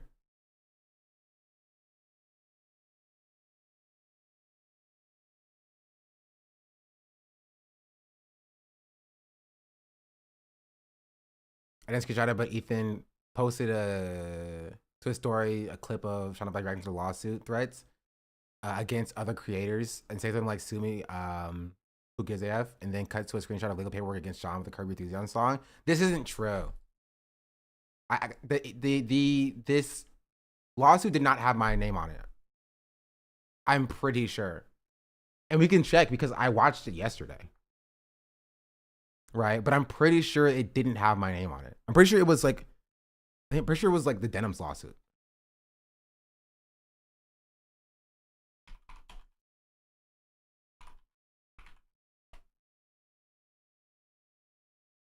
Oh, like this is not me. This is a different person. Yeah, it was. I'm so sorry this happened to you, King. He's doing it out of malice, and both said and typed that. Yeah, it was Denims. I'm pretty sure it was Denims. AI, yeah, that was AI. Wait, this is today. This is today. There we go. This is probably before League. Like, Grace is not focus group for the third. The numbers are probably after where they were crying about my thumbnails. The Pogger space. Right, it was somewhere in here. And like, oh, today your mom or this chat Sean times, but like.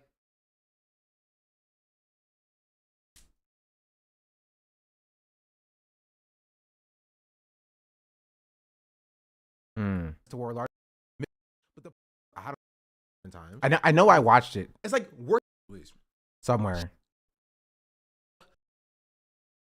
The story's gone now, but I know I watched it. Supporter, right? Legal definitions. I'm pretty sure it wasn't against me. Oh yeah, here. Well, I'm pretty sure. Hassan is 75. I don't, but I'll tear the my battle. Small. I'm not going crazy, am I? And I did watch it. What a hypocrite.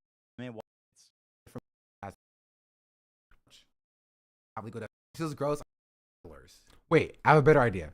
I just go to my YouTube. I go to my YouTube. Was it the day before? No, it had to have been yesterday, I'm pretty sure, right?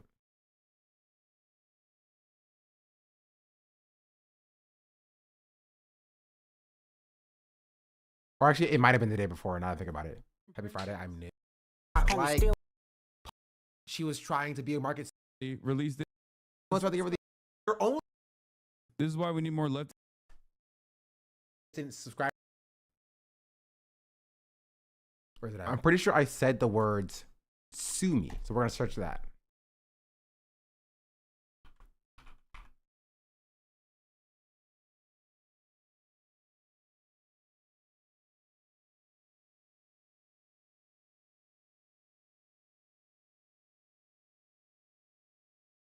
Nope, not here.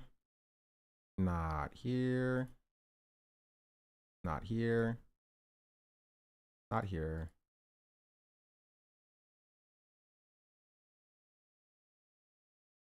Yeah, no, it was this one. Dun, dun, dun. It's not enough.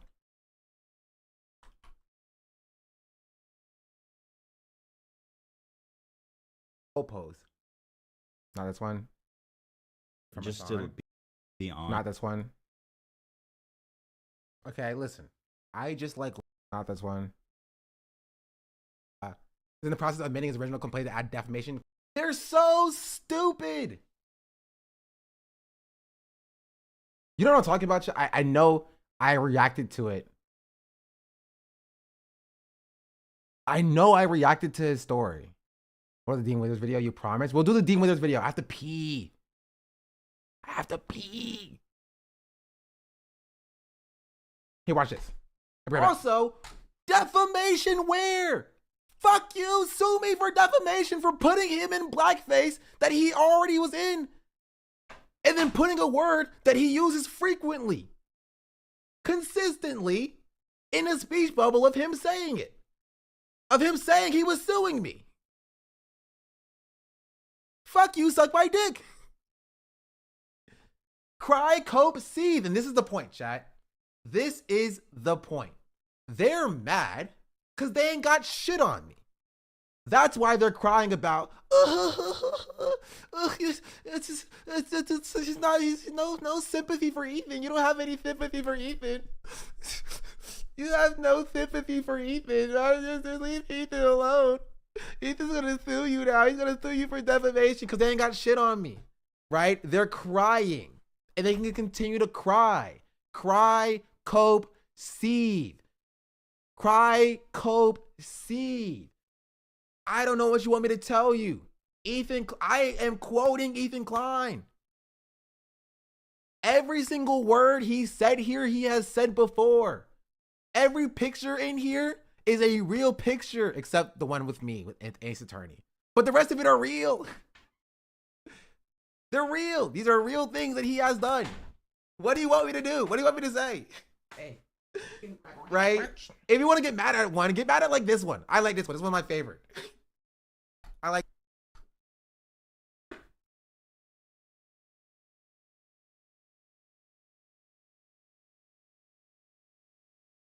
Okay. Chat, do you know? Did I say sue? Maybe I said sue her. Okay, not in this one. Maybe in this one. Did I say sue her in this one? No.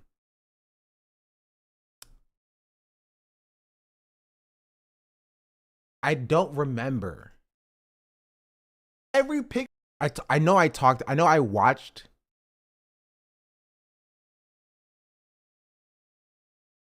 Ethan Klein's story directly, so I know I watched it.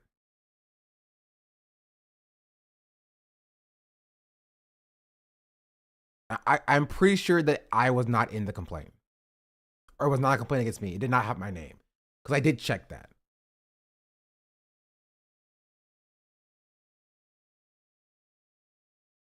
It's so clear that you're deliberately making these in thumbnails and they fall for it again and again. They're easy to farm. What can I say?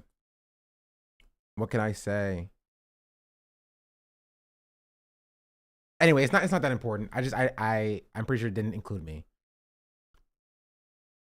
But I did promise.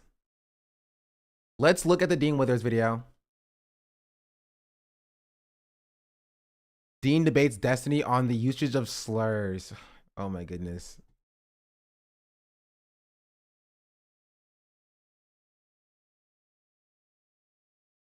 It's like the Spider-Man meme up in here. Do you acknowledge that I've never said that we should call people like racial slurs, but there are other large leftist content creators, I won't say their names, but it rhymes with Asan, that say that it's okay to call people certain racial slurs like Gusano or Cracker?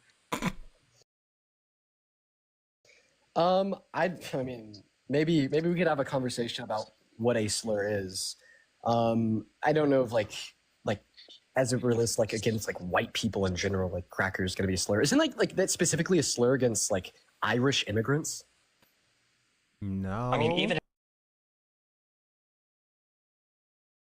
no, that's not the case. I don't know where he got that from. Right? There were derogatory terms that were used towards Irish like immigrants, but like that was not one of them. if it was a slur against Irish immigrants. Bro, what are we talking about, bro? These are our thought leaders, dog. These are our thought leaders.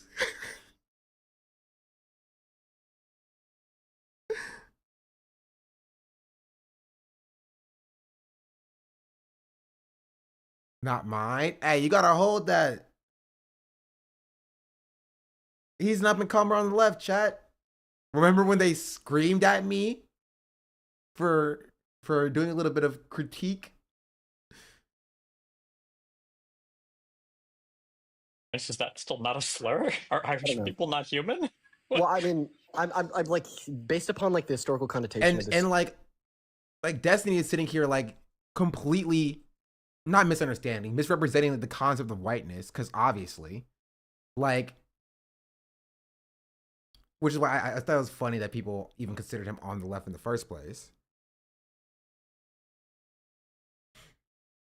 Like, but you know, that's another thing.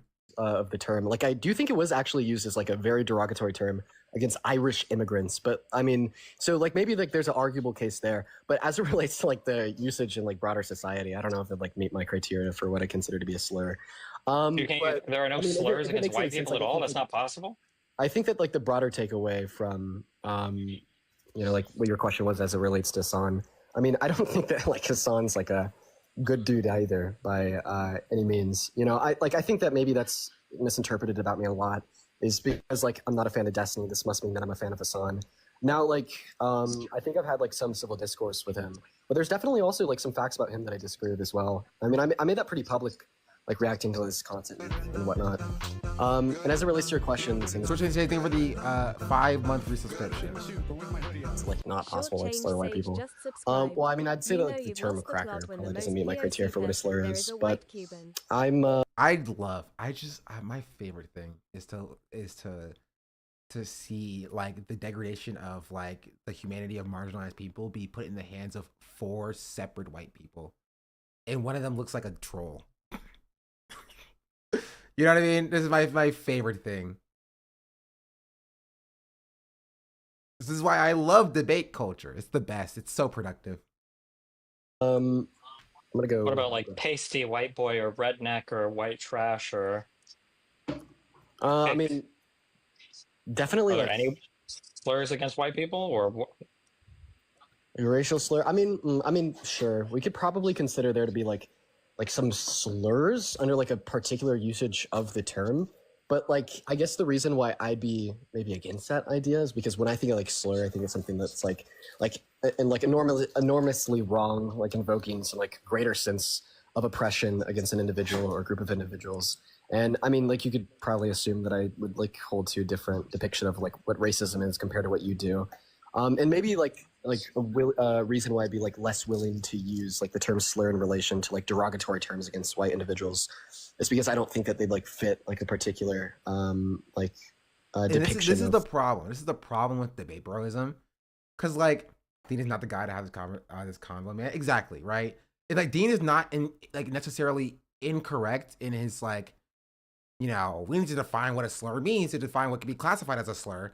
So we can actually define like why the N-word is a slur, but like pasty is not a slur, you know? Like sure, and like debate broism is like you can do that, but like the conversation should be redirected into like the structure, the superstructure of whiteness, right? How systems of oppression stack upon each other, what dehumanization means from the perspective of white society versus when being oppressed by white society and imposed upon black society, right? And that there's a difference there, you know? So it's a moot point regardless. Like you're arguing nothing. It's at best semantics. Like sure, you can say pasty is a slur to the same level of the N-word, who cares or whatever, but like it doesn't matter because the N-word is used derogatorily, historically, against black people in a way that pasty never could, right? The same way that cracker never could, as a slur. Right? That's what the conversation should be, but it's never that, because it's always like, oh, well, semantically, what is a slur? Is a slur just a derogatory term? Well, you know, well then what about this word? Or this word is also a derogatory term. Or is a derogatory term targeted at a specific race? Well, then it's actually about this or this or this or this. You know what I mean? And it's not about the actual like historical context of, you know, degradation, which is what the core of a slur is. Let me look over the raid. Welcome in, Raiders. Hello, hello, hello. Hope you had a good stream. I'm not being sued anymore, in case you were wondering. Like being like incredibly racist or anything, and like the harm that it would generate. But I mean, like, would it be okay to use slurs against like Jewish people in the United States, since they're generally wealthier, more educated, don't experience like massive societal? Did you just say Jewish people are generally wealthier? Being like incredibly racist or anything, and like the harm that it would generate. But I mean, like, would it be okay to use slurs against like Jewish people in the United States, since they're generally wealthier? Do you think that, okay, here's the question that I posed to you, chat, before I continue playing this. Do you think that Dean is going to call out this as anti-Semitism?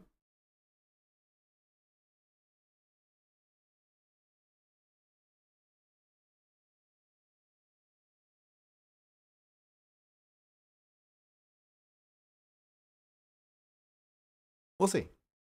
I hope he proves me incorrect. More educated, don't experience like massive societal oppression or anything. And in the US, there are like no slurs against Jewish people. Well, I mean, I think that there definitely is slurs that exist against Jewish people. I mean, I can think of a couple off the top of my head.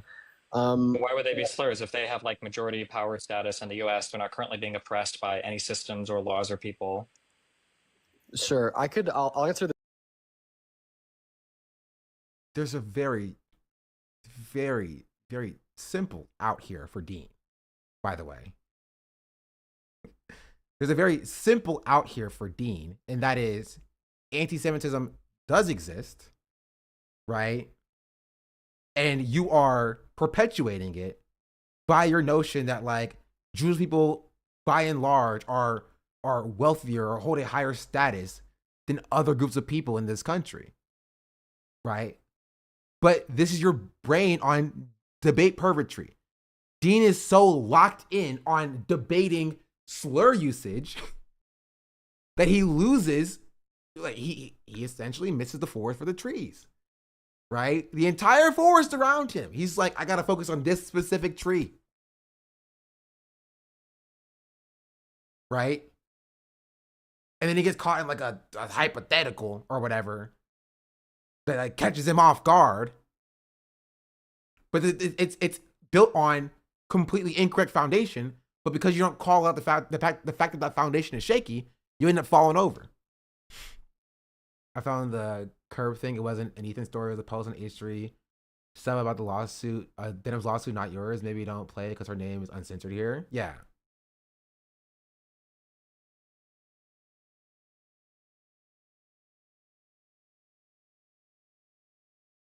Yeah.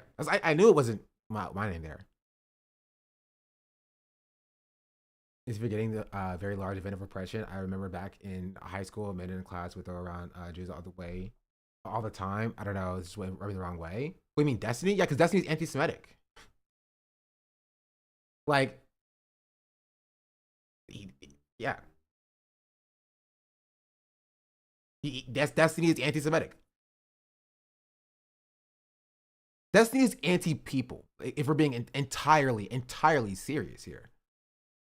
Like, he's Islamophobic, he's anti-Semitic, he's racist, he's misogynistic, he's anti-people, right? Because he's a troll,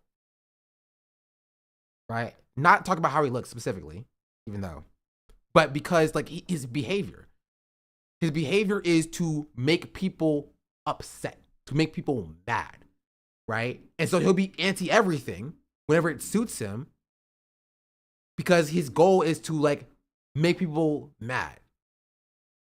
He likes seeing people rage. He's like, oh, like you're mad at me right now, aren't you? Yeah, I said something very clearly sexist. Now you're mad at me because you're a woman and you're mad at me now. Ha ha ha! I got you. I have caught you out because now you're emotional. Like that's his whole thing, right? He'll say slurs to a black person Fury 94 just if it served his argument.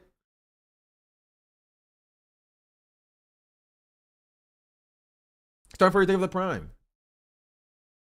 Right? Which is why Dean should not even be entertaining this conversation to begin with. But Dean doesn't care because Dean will have a conversation with a Nazi.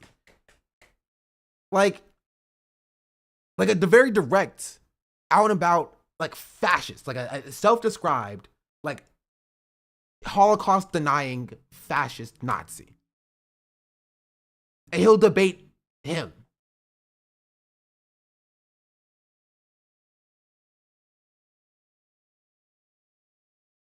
This question. However, after I answer this question, I'll probably go and eat my pizza before it gets cold. But I mean, I'll like give you the credit of answering a question before I head off. Like the reason I'd be like more willing to classify maybe like the K word as a slur against like Jewish individuals, but not like cracker as a slur against white individuals, is because like, you know, like the origins of the term was definitely like used as like an incredibly oppressive term to like further the dehumanization of like Jewish individuals. Like, he's not wrong on this. Finally, we get to the historical context part of it, but like he's still hasn't hit like the superstructure of oppression that exists, and he's not pushed back on the fact that like, you know, Destiny is implying that like Jewish people hold like monumental amounts of power in society, like, and are not like still an oppressed class of people in this, you know, white Anglo-Saxon Protestant, you know, America, acting as though like anti-Semitism doesn't exist and there is still not like systemic oppression that exists there as well, right? They're systemically oppressed though. It goes into like the state of Israel, right? How the state of Israel like causes and creates anti-Semitism to like that affects Jewish people in diaspora, right? You know what I mean? Like the oppression is there. Whereas like when you talk about like white people who are the benefactors of white supremacy by and large, you know what I mean? Like that's where the difference lies. and like aided and abetted in like their systemic like slaughter. But I mean, as it relates to like the term cracker, you know, like what's like the historical usage of the term as it related to some like greater system of oppression to like systemically slaughter white people? Is systemic slaughter the baseline for when you consider a thing a slur or not? I don't know if it's going to be necessary, but in this sense, it would be sufficient. And like, I just don't know. Should if, I like, be able to any other, call, like, what about like sufficient categories African would immigrants? be Should I be able to call should I be able to call African immigrants the N-word as long as I don't use the N-word against like African Americans? Like if somebody goes from Nigeria or Kenya. Like, again, this first of all, I hate to get into like debate perpetry. This is a bad faith argument. Like African immigrants are still oppressed under white supremacy, right? Like, where do you think African Americans came from? And so he's like, oh, well, African immigrants were not slaughtered because those were the people that were left when the slave ships left. So they were totally fine. Like, Africa was still oppressed by European society at large. The resources were still stolen at large, right? And has still historically been used against black immigrants. Yeah. Like, they still experience anti-blackness. Yeah, and this is why it's nonsensical. You feel me? It's nonsensical. Yeah, like these aren't like African American slaves in the United States. Is it okay? Oh, like the Unbook America tour. Look at them like here for this conversation about I'm actually curious. I wonder if they updated their site.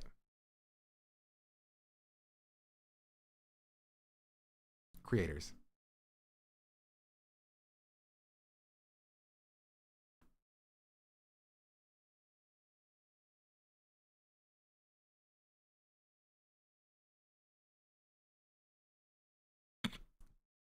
These are the people they have now? That's so sad. That's so sad. This one doesn't even exist.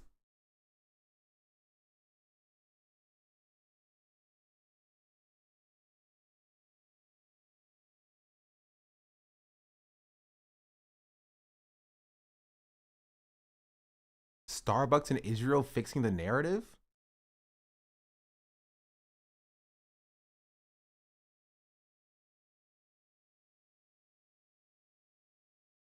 Is Starbucks funding genocide? Correcting the myths about the current Israel-Palestine issue from October 7th to ceasefire agreements. Are they doubling down on like the Zionist angle? There's also, this website sucks, by the way. Wait, and she's also using Wix. Okay, stop.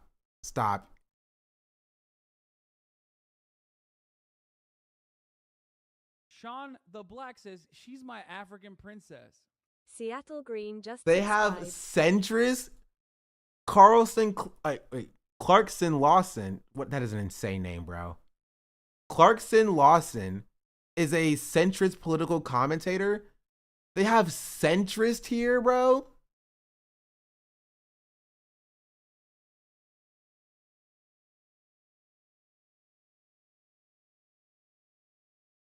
Man, they fell off. They fell off. But I hate Wix. Did I miss something? Somebody in chat will explain it to you.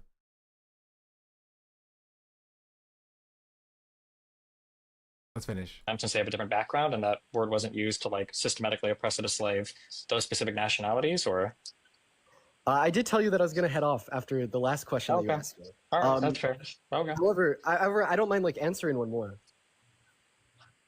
Yeah, go for it. You can have the last word on it. Go for it. I want to ask you another one. If that makes any sense. So I mean, yeah, as it like relates to usage of like the N-word. So like, yes, this is going to like be sufficiently defined as a slur because of like the oppression of African Americans inside of America.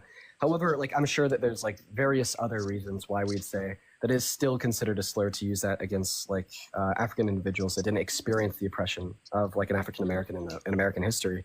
And I wouldn't mind like going through those reasons with you. In fact, like, you know, I just want to just call out. Why does this matter really at all? You know what I mean? Like, Destiny has not changed in the last 6 years in that he still feels the need to justify him saying the N-word. Because he doesn't even feel like, he'll just say it anyway, right? Why does he need to like debate people about why it's ethical for him to say it? He'll just say it regardless. He doesn't care. Even if somebody officially owns him in the marketplace of ideas, it doesn't matter. He'll just still say it because of course he will.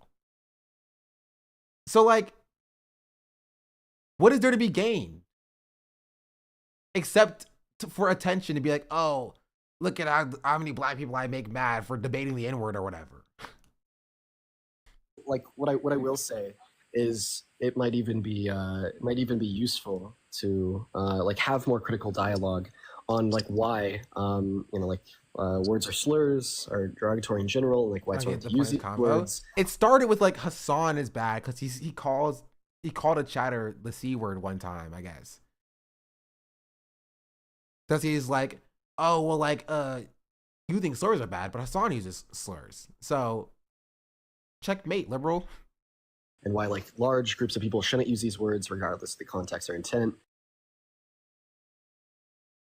And I think Dean is just silly for entertaining this conversation, right? Like Dean is silly for entertaining this conversation at all. Why? Yeah, I'll watch the beginning of it so you can see.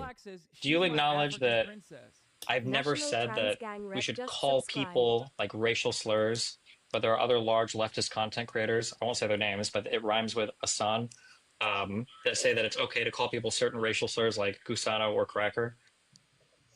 I mean, maybe we could have a conversation about what a slur is. I don't know if like as it relates like against like white people in general, like cracker is gonna be a slur. Isn't like that specifically a slur against like Irish immigrants? I mean, even if it was a slur against Irish immigrants, is that still not a slur? Are Irish people not human? Well, I mean, I'm like based upon like the historical connotation of this of the term. Like, I do think it was actually used as like a very derogatory term against Irish immigrants. But I mean, so like maybe like there's an arguable case there. But as it relates to like the usage in like broader society, I don't know if it like meet my criteria for what I consider to be a slur. There are no slurs against white people at all. That's not possible. I think that like the broader takeaway from like what your question was as it relates to Hassan. I mean, I don't think that like Hassan's like a good dude either by any means. I think that maybe that's misinterpreted about me a lot, is because like I'm not a fan of Destiny. This must mean that I'm a fan of Hassan. Now, like I think I've had like some. Yeah, so I want to show you all that part as well. And then I want to direct your eyes towards this video that I posted that a lot of people got. Okay, we'll get to this. Right. Hassan should not platform Dean Withers.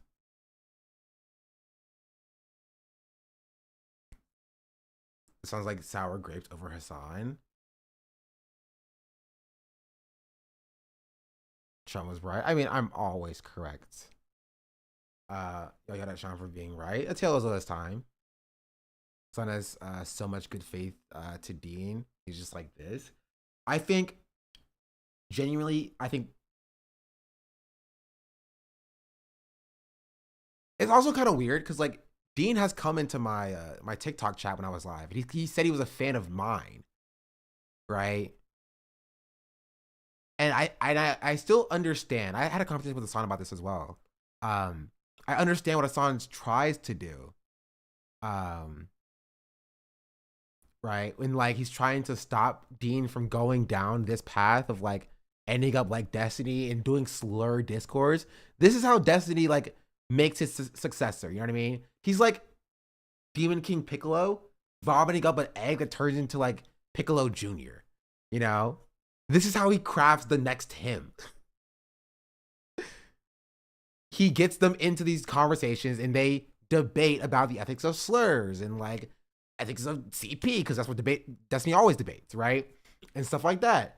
Until they start getting into these arguments and these debates, until Dean starts turning around in debating Destiny's fans about the ethics of slurs or whatever. And now, you know, fast forward 2-3 years down the line, Dean is just ends up being Destiny. Where now Dean is entertaining, you know, years old debates about using slurs and what slurs are okay to use. And he loses sight of what actually matters. Right? Because right now, Dean is like, I don't think it's fully productive, but it's better than debating slurs. He's talking about like Trump supporters and stuff. He's debating Trump supporters. Do that. Right? Why even have this conversation about with this loser who defends like an apartheid state, right?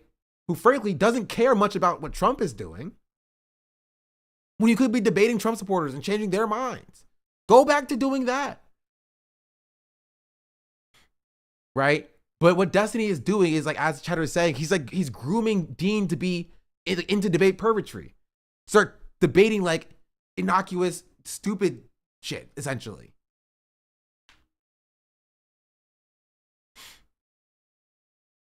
You know? Yeah, he's pulling him into depravity. Is Dean pro-Palestine?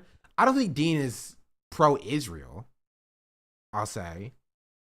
He doesn't talk enough about it to like, for it to be a position that he holds. You know? And so that's another problem as well. Indifference. I don't even want to say indifference because I don't know what he believes internally. I would think that his take is like, he's like anti-Hamas, but Israel is committing war crimes. They've gone too far, and he has called it a genocide before. Yeah, like it's that position. It's way better than what Destiny's position is. Destiny's pro-genocide, right? Destiny is unabashedly pro-genocide. He's gone to Israel to like coach the IDF on how to do war crimes correctly. Like, Dean is better than that. Right? So I don't even know why he's entertaining this conversation to begin with, while also being like, I don't think Hassan is a good person. Do you know who you're talking to? Right? Do you know who you're talking to? And so I get why Hassan is like charitable to like Dean. To like maybe he can like pull Dean away from this position by just being nicer to him. But like, it's like I understand Hassan's position there. But what I don't understand is the freaking audience that was like yelling at me in these replies for like being like maybe let's not put this formerly racist white kid to the top of the movement to speak on behalf of black people. You know?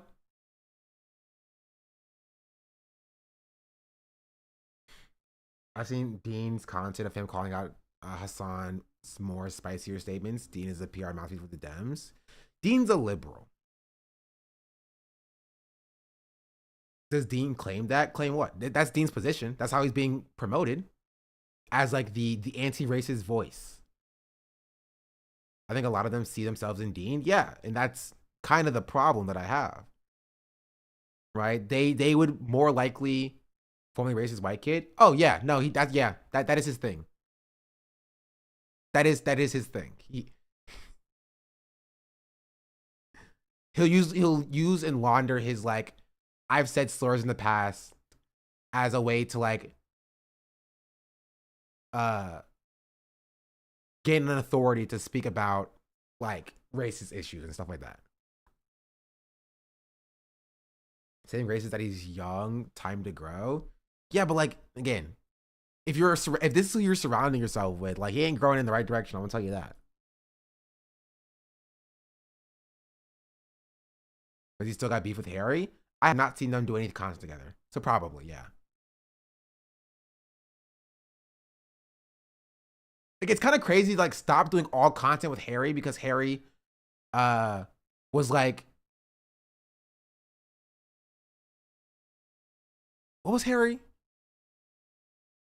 He was like weird about women or something. I don't know. Yeah, he was horny. Around too many women. right? And I'll concede like you know, leading into the misogynistic angle of like, you know, a little bit of manipulation, for sure. Like it's nothing compared to what freaking Destiny has done. You know what I mean? Like if you're gonna cut off Harry for what Harry's done, but then cozy up to Destiny and get on calls with Destiny, like come on, bro. Make better decisions.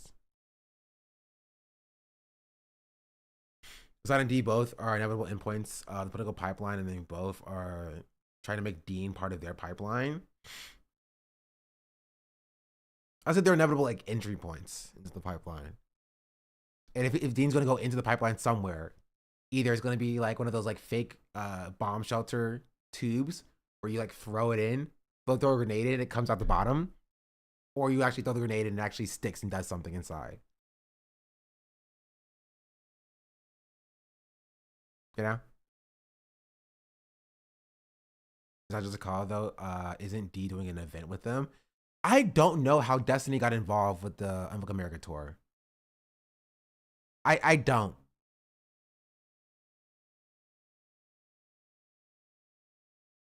I know that like the organizer Z, yeah, like went on Destiny's stream to complain about being bullied by a bunch of women creators, Black women creators who were like a fraction of the size of the tour itself. But I don't think Dean is headlining it anymore. Right? He's not on the creator list. And I haven't seen that they did I haven't seen them do any other event recently. I guess they have an event next month, so we have to wait and see. Stop. Destiny versus MAGA.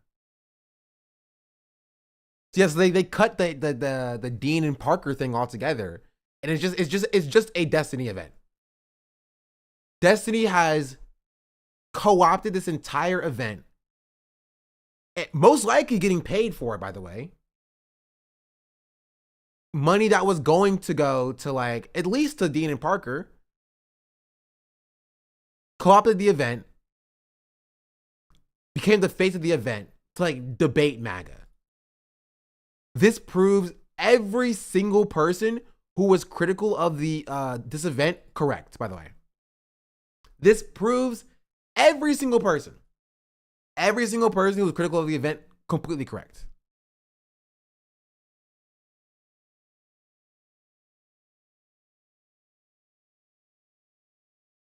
Second record, thank you for the 13 months. Also, Direction, thank you for the 27. That's crazy. Nortron, thank you for the tier 1. National Trans Gang Rep, thank you for the tier 1. Seattle Green, thank you for the 2 months. Was appreciated. Pay Black people? No. Pay D? Yes. Yeah. Honestly, Dean's non-response to what happened was an indication of where he was going. I don't know. I don't know.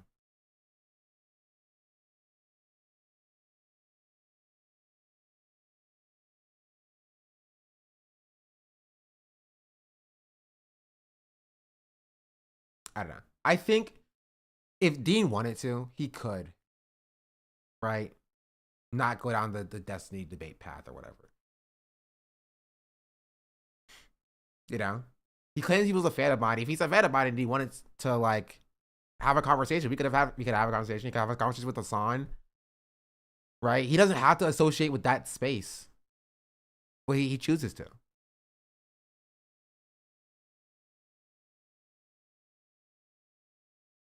You know, I'm sure like a number of people in this area, the anti-debate bro sphere, would be happy to have him here. Away from that, you know, the sex pestiny pedophile association. But he doesn't necessarily want that. Right? He wants to do debates. He's kind of made his bed. Not saying that Hassan should stop trying, but like, Did we get a response for Michael from Wisecrack about collabing? To be fair, Wisecrack did, you know, fizzle a little bit. But I would still be down regardless. He's choosing to do this. He wants everyone to like him, despite the fact that you would not want, you should not want these people to like you. Yeah. Sounds constantly nice and charitable to the worst people before they become the worst people. Yeah. Yeah. I don't know. Glad with Michael, he's independent now. I should probably change my DMs. Apparently my DMs are set to only verified people can message me. I should probably change that. So that people who want to collab can reach out.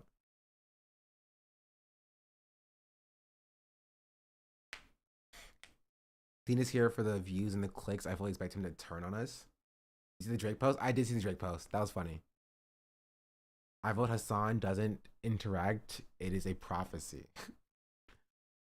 I don't know. Because if I can slide in Sean's DMs, no homo. You didn't need to add that, chatter. You know what I mean? Unless you were thinking something. That's how I feel when people say like no homo. I'm like, that wasn't the implication regardless. Why did you assume that that was the implication?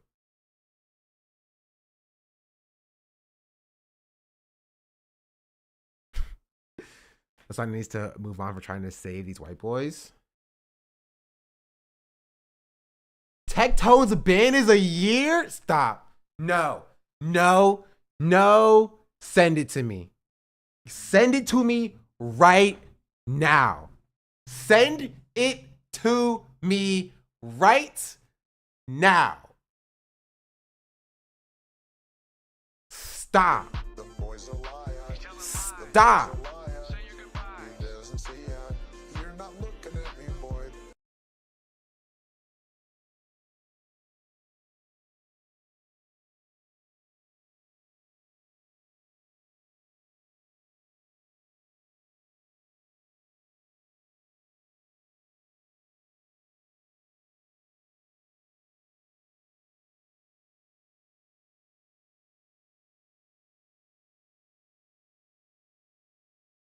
Today is a good day. Today is a good day. I see dead people.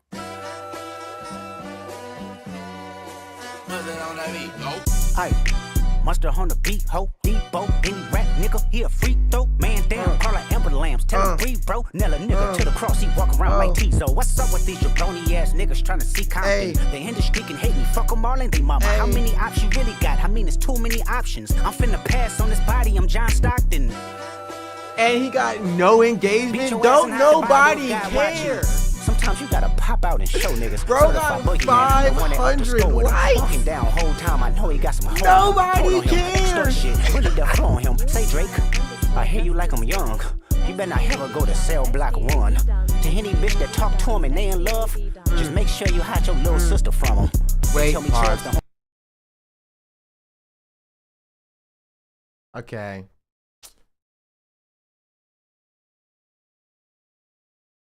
You have to put it back in the bottle.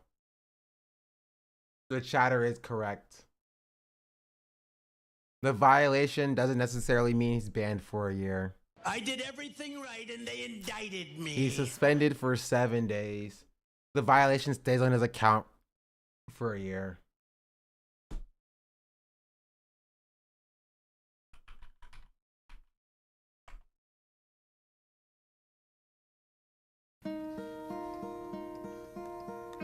Hello, darkness, my old friend. I've come to talk with you again. Because a vision softly creeping left its seeds while I was sleeping. And the vision that was planted in my brain still remains. But chat, think about it. You know what I mean? It's like you put a cake down in front of me, and I was about to eat it, but then you realize that you have to light the candles first, right? The time that we are going to wait between him finally getting banned for a year or permanently will make this bittersweet moment all the sweeter.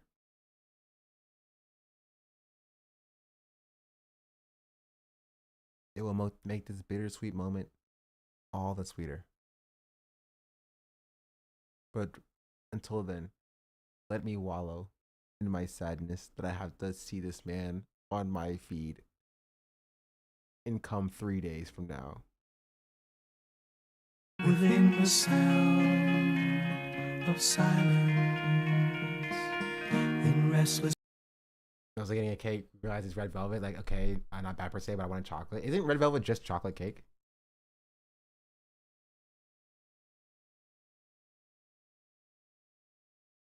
No.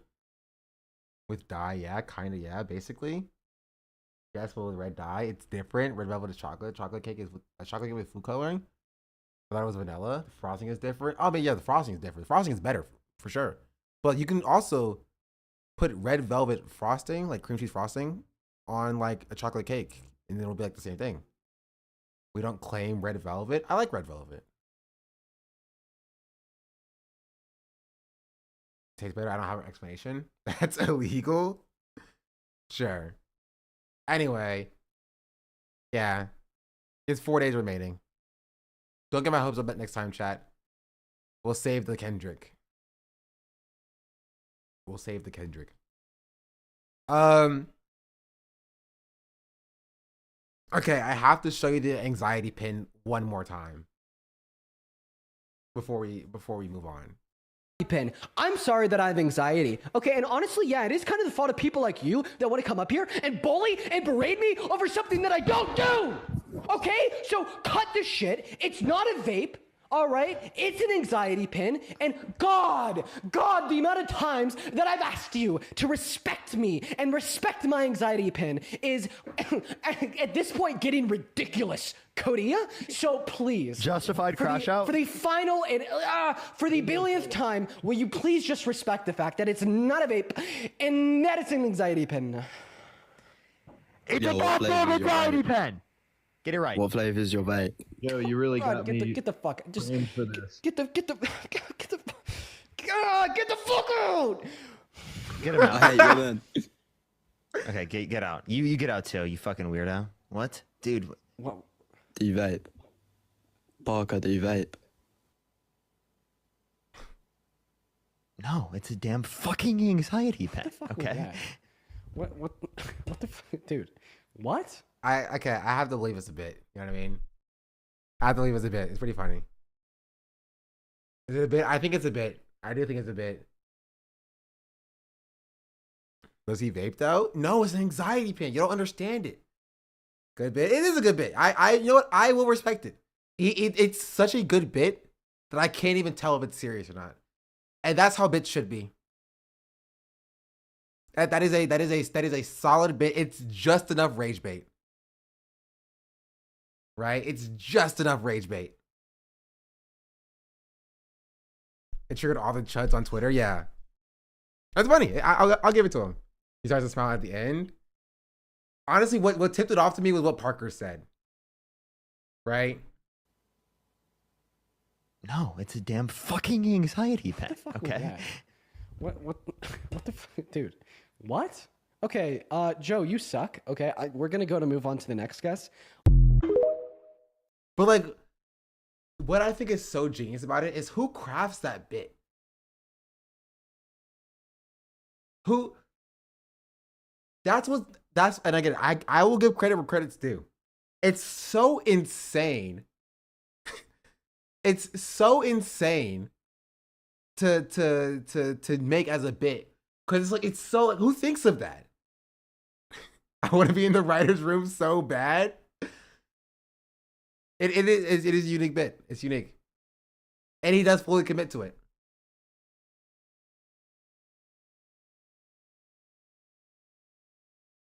This being a bit and TikTok only be banned for a week. Can we not have anything? We can't. We can't. Sad face.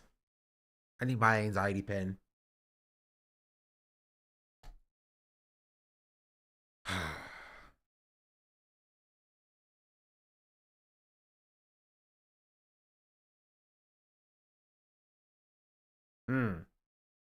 I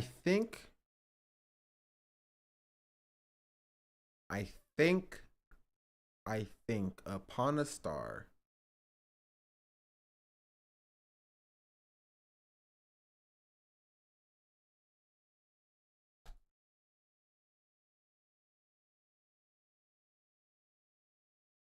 Can we watch this one more time? Where's Hassan at? Guys, I can only stall for so long. Oh, wait, isn't he traveling to New York? Photo shoot? Oh. Wait, when is he going to New York?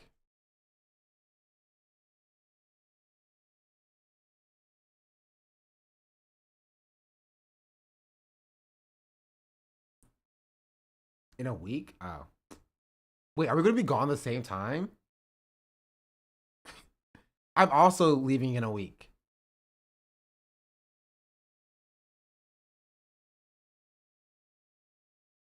So...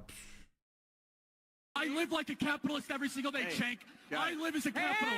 Okay? I live when I believe. UFYGY just subscribed. You going gay heart, you going gay heart, you going gay heart, you going gay heart, you going gay heart. True. UFYGY, thank you for the 10-month resubscription. The anxiety pain got him. Hassan left us with you. Oh. Y'all want some gaming? The Shutterbug index thing if you need to stall. What game?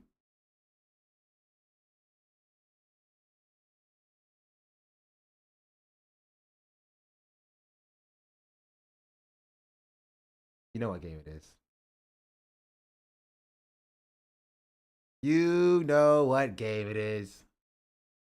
Play Peak. What's Peak?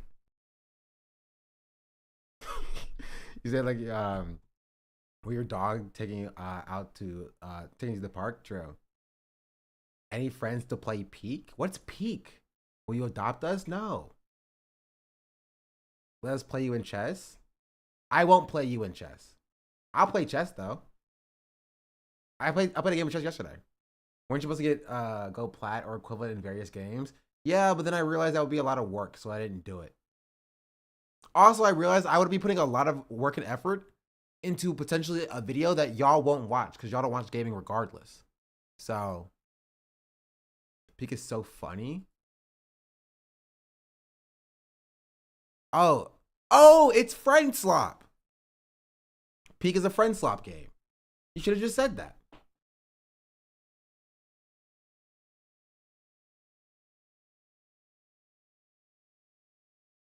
It's streamer bait. Good as Friend Slop though. I don't think there's anybody here to play Peak anyway. Also costs $8. What do you think? I made of money? It's Friend Peak. Man, y'all love Friend Slop. Yes? Well, I'm not. You just got 2K subs. Don't forget about YouTube. Oh yeah. I'll bet with you. Play League? League? Anybody? Can I get a League? Who wants to play some League? Ooh, or okay, chat. Chat controls Baldur's Gate 3. We can do that. Or chat controls Elden Ring. Or now we can play a little bit of it. Maya _ gifted a tier 1 sub to the Misty Yo. Or we can play League. Or John _ Brown _ 18. you have enough people, but keep in mind people are gonna leave. Valorant's also an option. All right, mods, poll it. 2 gift subs in the channel. Mods, poll it. John Brown, thank you for the gifted sub. And E Wits Maya, thank you for the gives us up as well. Do that, no Lee. I don't understand the game at all. I can play Lee so I can take a nap. Mods ban that guy. Mods. ODL or that guy. No Val, please. Bro, y'all are just haters.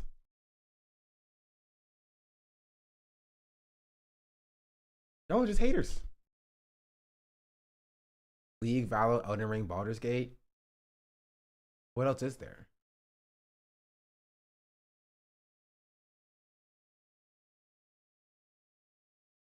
Night Rain?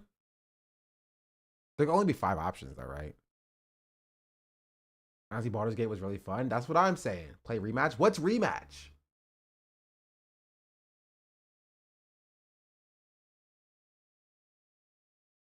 Marvel Rivals? I don't know about that one. It's a soccer game?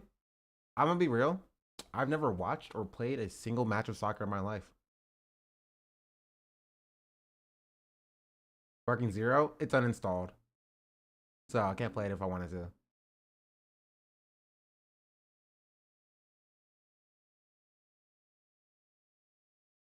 I'm not voting because I don't like gaming. That's crazy. What would you have me do instead, chatters? Right? If it's not decided, I'm ending the stream. I'm playing League off stream. I'll do it. Chess? No, I'll play a game of chess while I wait. How about that? While the poll was going, I'll play a game of chess. Ew, what is this? Oh, I clicked spectate. Wait, no, I didn't. Oh, this is probably an old game that I had. New bot. I'm gonna play against Martin. Shout out Martin. All right, Martin. Me versus you. Let's go.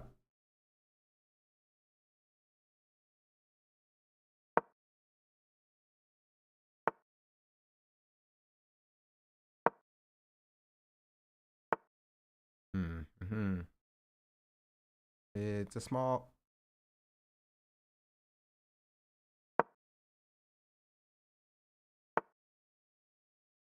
World after all.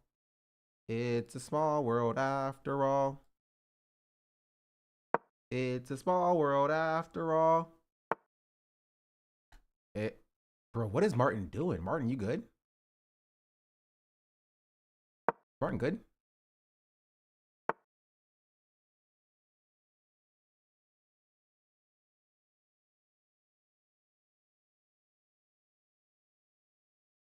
Hear me out. Bow. Bow. Take the queen. Because the queen's stuck.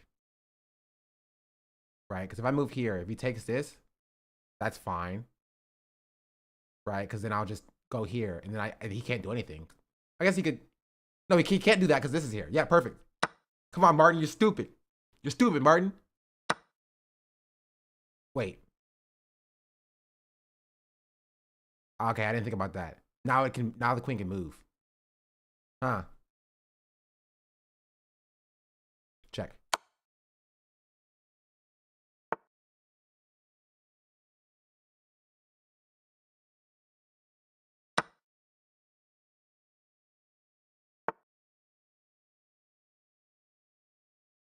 Check. Oh.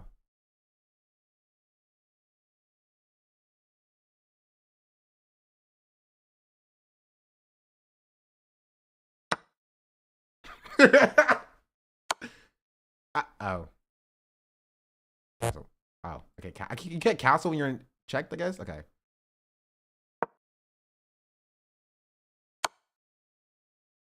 Hop off my nuts, Martin. Jeez, so freaking wheeze, bro.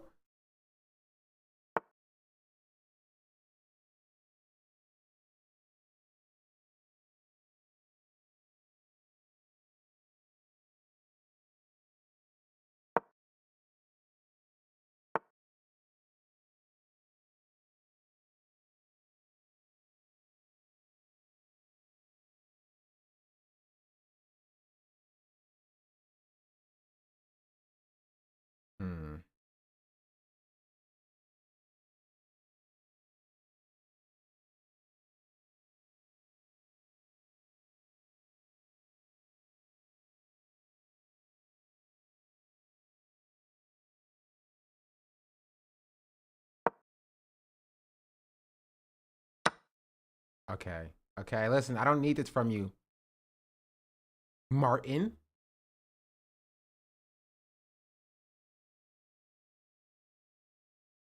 I cooked myself.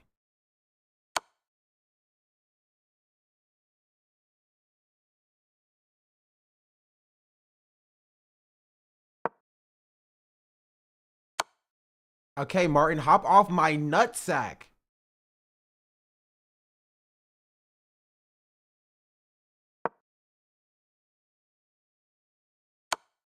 Hey! Okay, Martin's just being a dick. Don't worry, chat. I can win this. Hey! Don't worry, chat. I can win this.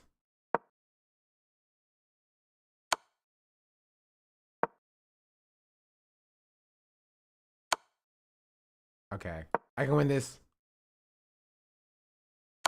I can win this.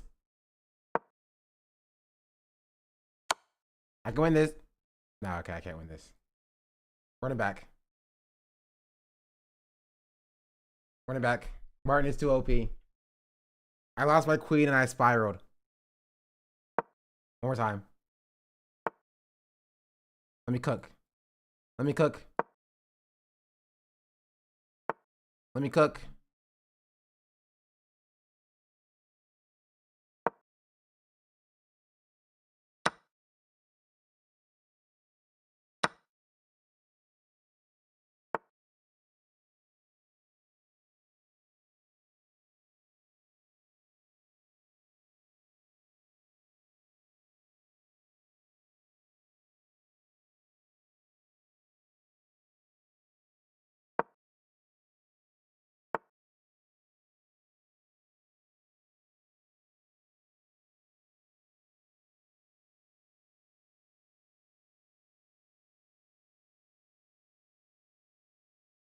Hmm.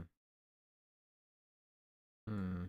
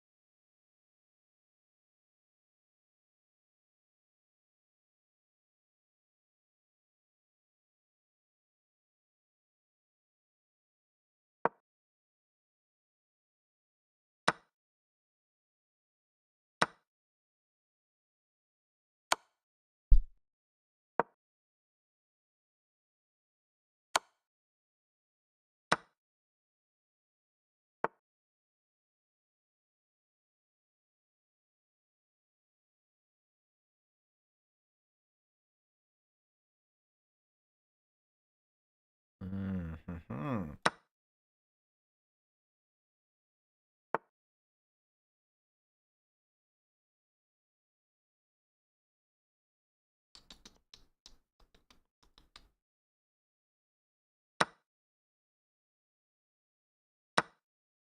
Oh, okay. All right, all right. I didn't see that one.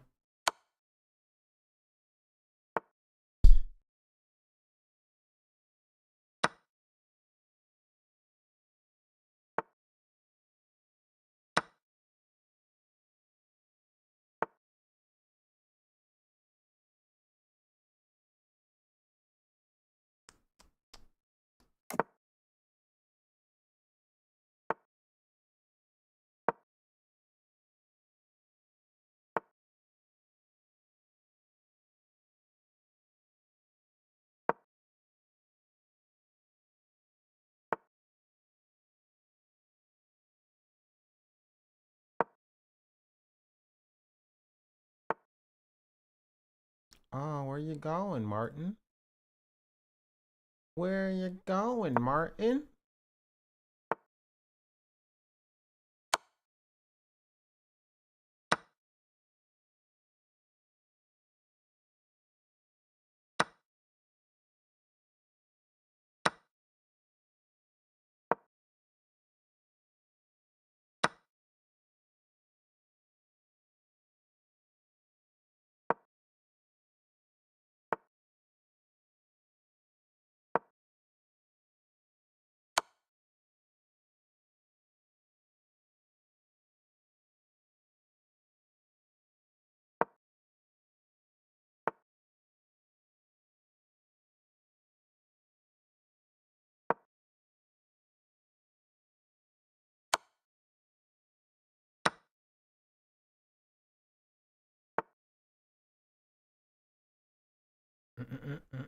I live like a capitalist every single day, Shank. I live as a capitalist. Okay? I live when I believe. Mama2 just subscribed.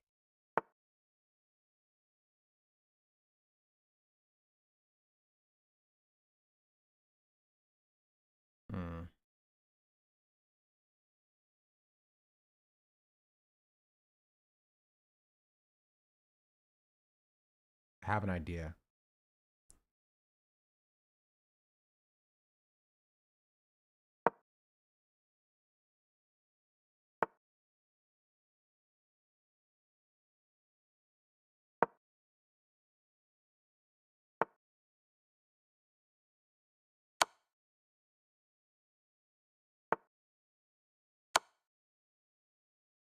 Oh no! He got too close. I thought I had it. I wanted a promotion. I wanted a promotion, mate. He was all up on my dick. I should have known. I should have known. Ugh. Ugh, rough. It's fine. It's fine.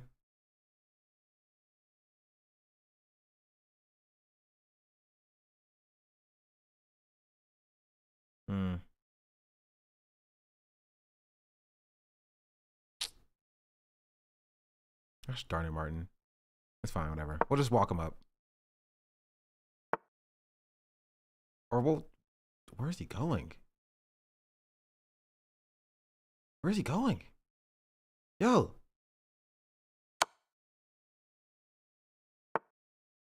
Where's he going? Stop going there. Go the other way.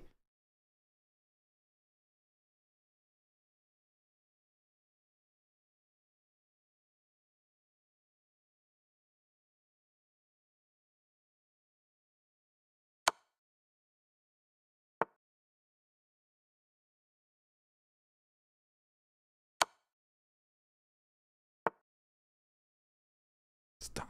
I know what you're trying to do. He's trying to do it again. I know you. I've learned your ways. I've learned your ways.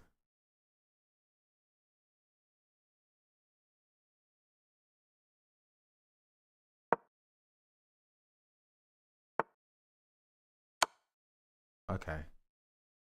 Ways learned. Ugh.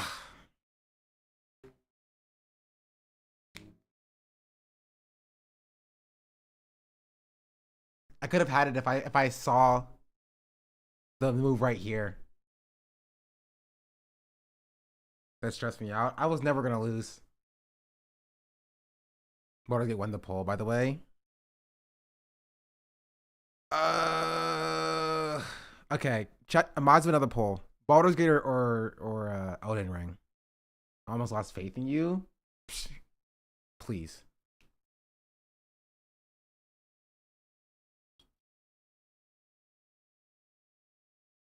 Have you done today's Scrandal already? I don't even know what that is. He doesn't want to do Baldur's Gate 3. I want to give chat the choice because I have to set it up either way. What level is Martin? I don't freaking know. I have to set it up either way. What do I want to take time? What do I want to take time to do? To set up? You know? Gotta pull up Scrandal, bro. It's some white shit. What is Scrandal, bro? What is Scrandal? Thrilling food competition? The thrilling daily game of food comparison. Each food has a percentage rating is decided by social media polls. Click what food item you think receives a higher rating. Think about everything you see, price of the item, and the country, and the quality of the photo, including any extras.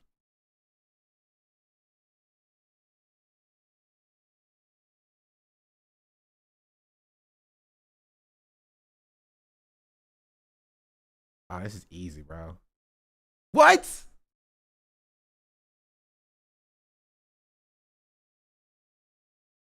Pie in a donut. Or barbecue chicken loaded fries. Those fries aren't that crispy. Squirtle's a British thing if it helps. I like donuts.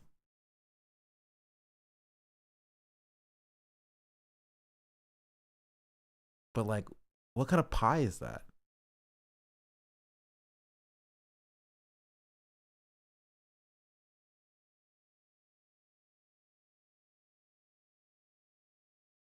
I'd rather eat the fries, but I just want to know what kind of pie that is.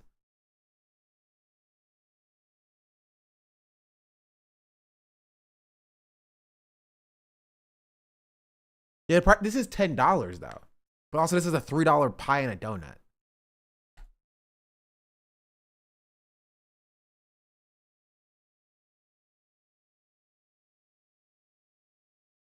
That's not bacon, bro. That's not bacon, bro. I don't know what that is. That's not bacon. That is not bacon.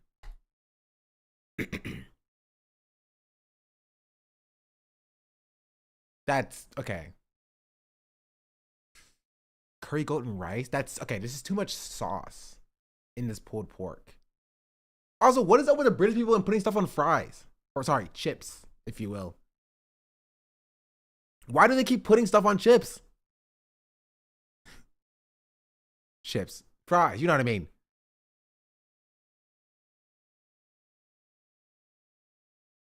Because it's great. Chat, vote in the poll. Elden Ring or Baldur's Gate 3. This will be chat controls. So like you guys will get to control my game in different ways. This one. Really? I guess people don't like curry goat and rice. What happened here, bro? Did you eat the wrapper too? I promise you the food is gonna stay there. It's not running away from you.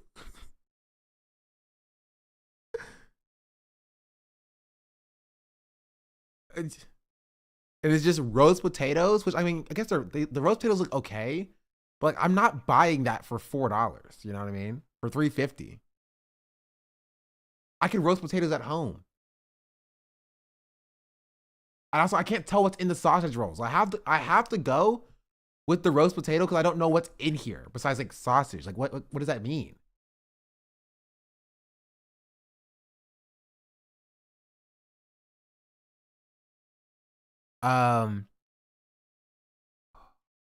Takoyaki or ham and cheese toasty. I would say ham and cheese looks good, but like, what are these fries? I hate like. It's like melted Velveeta. You know what I mean?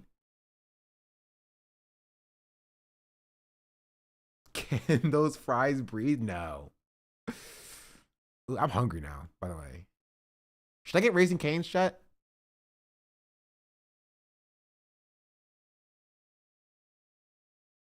This is $10? No. Yeah, no.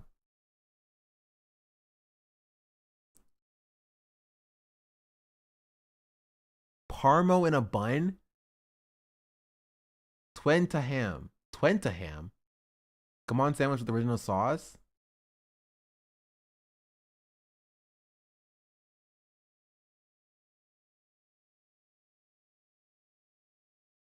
What is a parma? Like, it's just like a parmesan? Like, it is it. Oh yeah, Baldur's Gate 3 won by pretty handedly.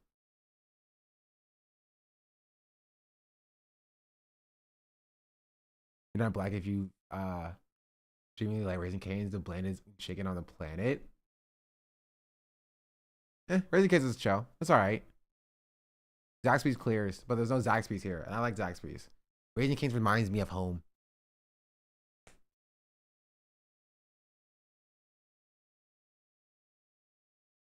This feels more British though, but I'll go here. Should have known. Stop putting stuff on fries, please. Who puked on the fries?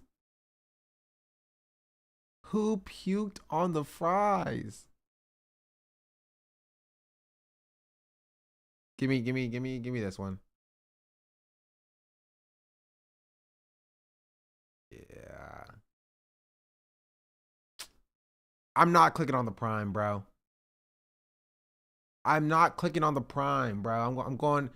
What is wrong with your ketchup?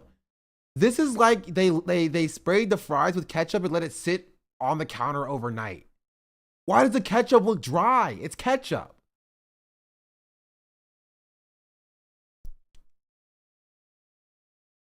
I'm not clicking the prime. I'm not doing it.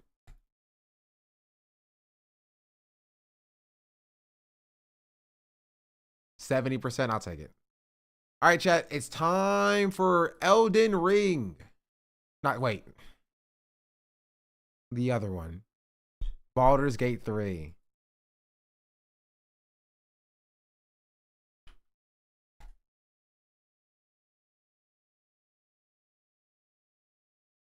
Which is also need my code running.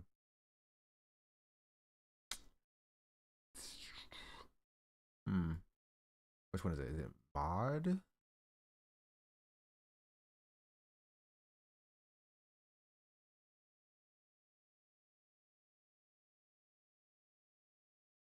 Nope, it's not this one.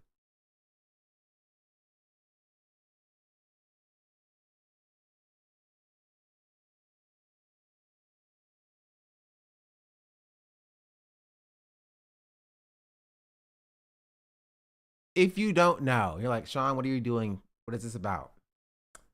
I made a mod for Baldur's Gate 3 that lets chat control what I do. You'd be like, what does that mean? What does that look like? Oh, don't worry. I'll tell you what it means. I'll tell you what it looks like.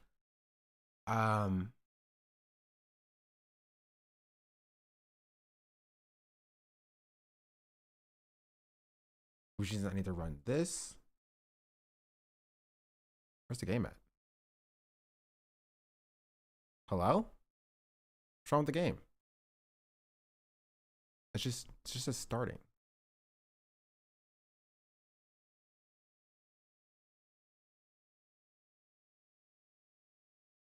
Okay. Let's start it again. Baldur's Gate 3.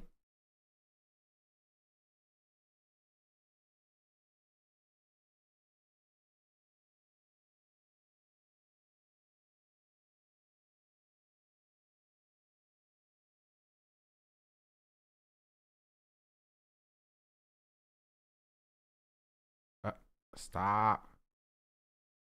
Checking towards Baldur's Gate 3. Right click. Open a terminal. We're going to do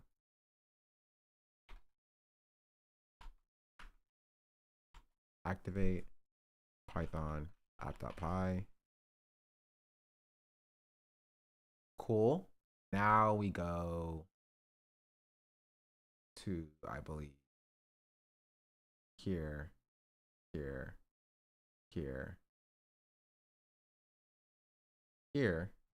Let me say Python main.py. Wait. 12.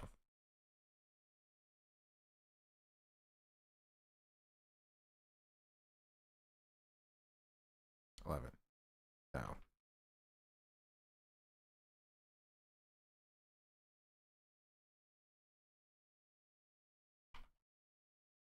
Huh. I don't remember how I started this before. If I do this.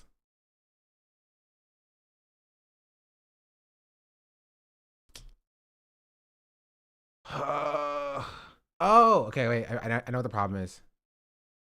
I know what the problem is. The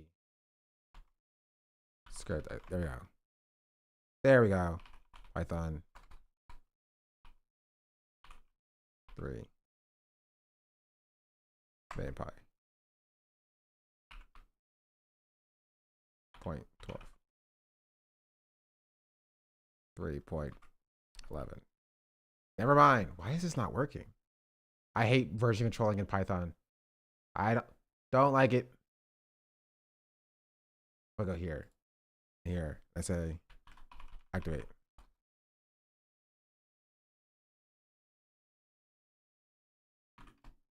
There we go. There we go.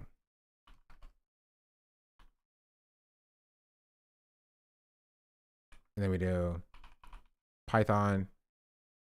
Wait. The scripts.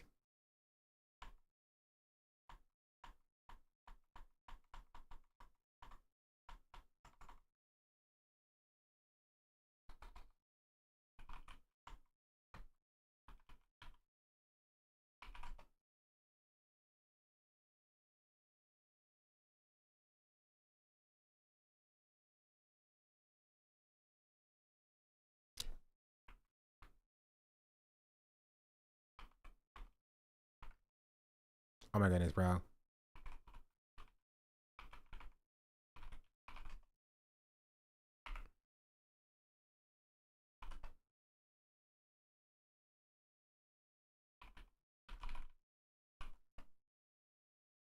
I don't even freaking need TTS right now.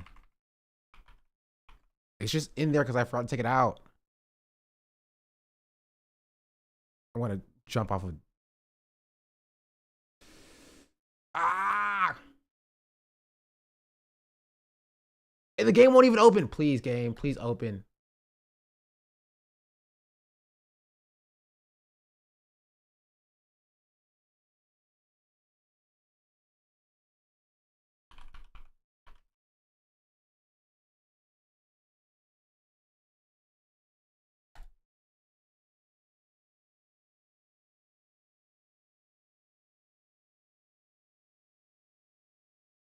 There we go.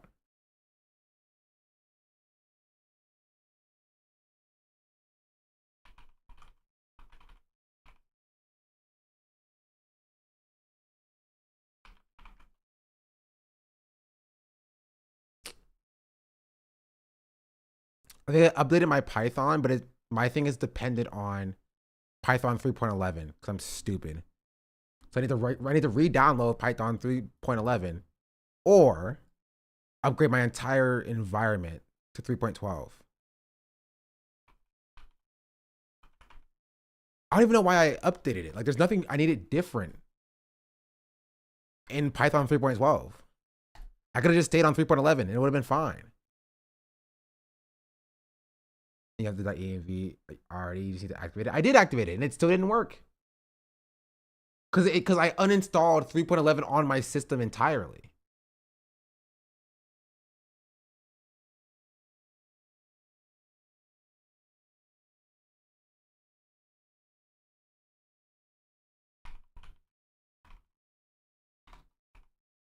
And there is a version discrepancy in one of the modules or one of the libraries I'm using. It doesn't go up to 3.11. Which is why I had to downgrade to it doesn't go to 3.12. So I'm using a TTS library for my stream bot so I can do TTS with stream chat if I wanted to do it. And that only goes up to 3.11. Right?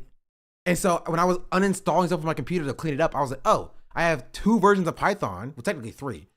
I have 3.11 and 3.12. I'll just remove the earliest one, 3.11. And that's the one that one of my libraries that is no longer maintained. This TTS library is no longer maintained anymore, right? I removed it because I was like, I don't need it anymore. But it turns out I do need it because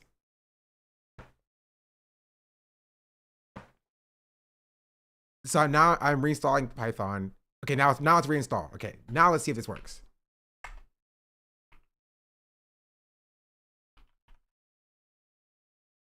No, it's the freaking same thing, bro. What is it might be a good idea.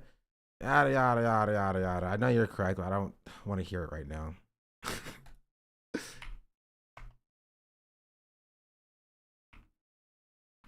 Also, I can just. Okay, that's not correct. Why is this now? Why is it not working?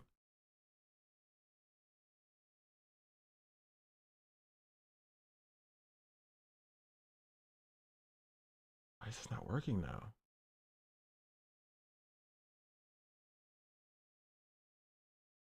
Oh, okay.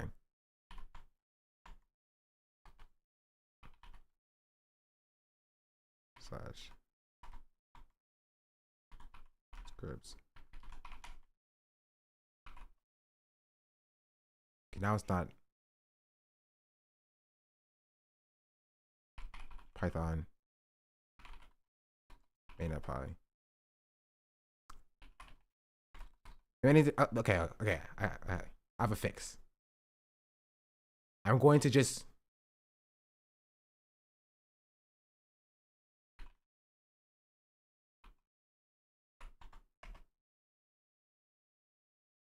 okay. We're gonna reinstall the requirements. Okay.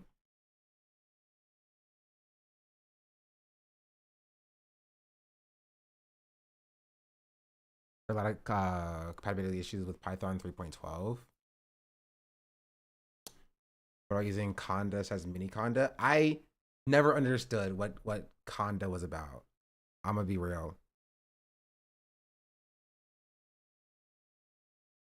Never understood it.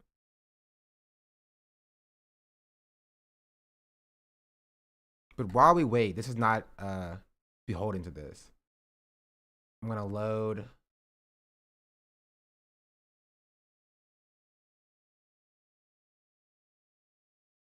this to do some testing. I don't remember what character we were playing as, chat. But first, let me check and make sure I have the correct mods in. Which is none of them. Cool.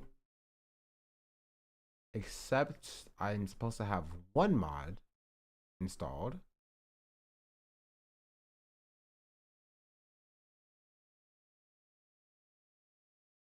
It says it was loaded. Let's see if it works. Load.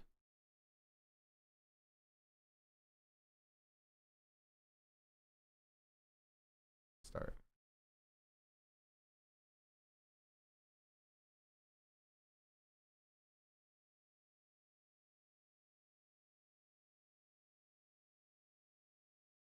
Okay.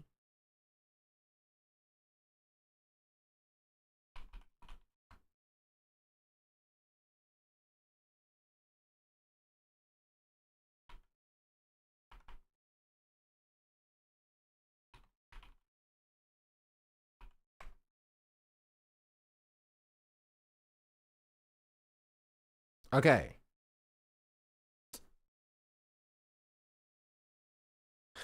I'm taking the TTS out. That's what I'm gonna do to fix it.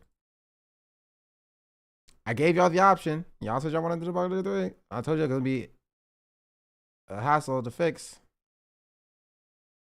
We're gonna look for any import TTS. Actually, wait. Python version.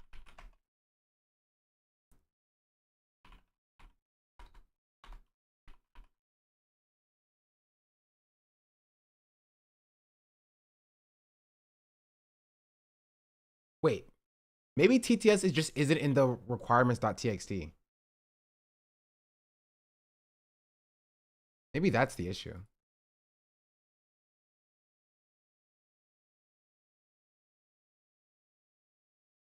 Oh, yeah, it's not. Well, the more you know.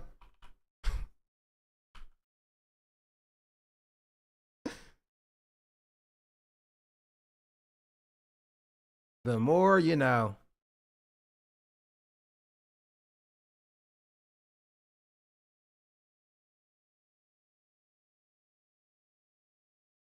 It's installing now.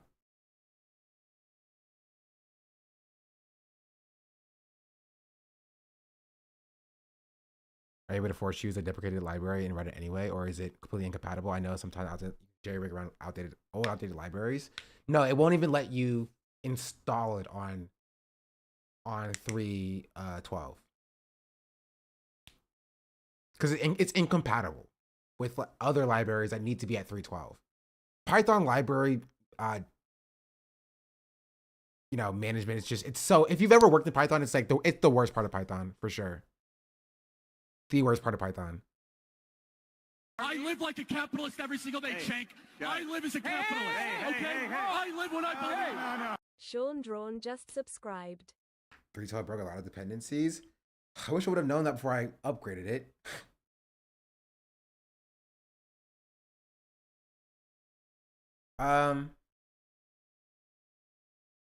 It's still installing, but I can show you how it works basically.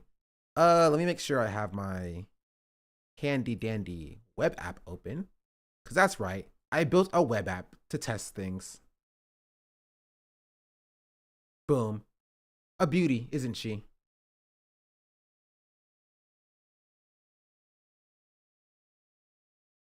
Here, let me switch to my gaming section. Boom. And we'll put Baldur's Gate 3 here.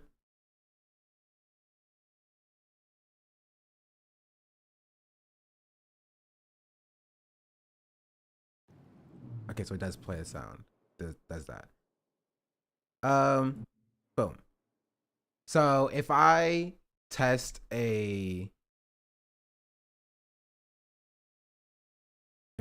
like a function, yeah, UX designer, it's okay. If I test a function like randomize or add gold, for example.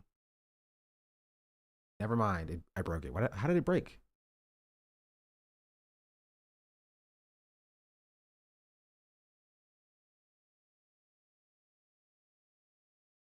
Oh, the backend's not running. I'm stupid.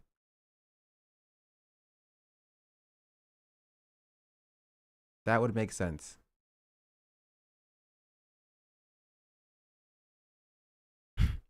Every time I demo something, and that's how it works, you know? You never know it's broken until you need it.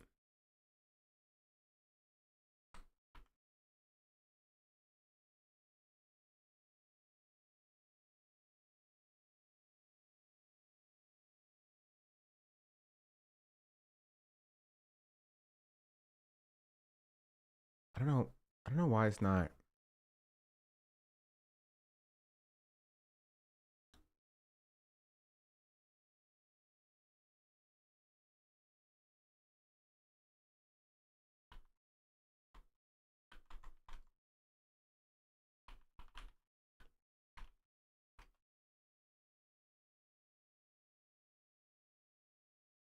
Oh.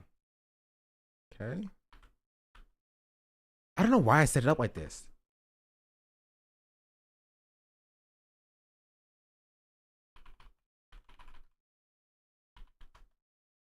Why did I set it up like this?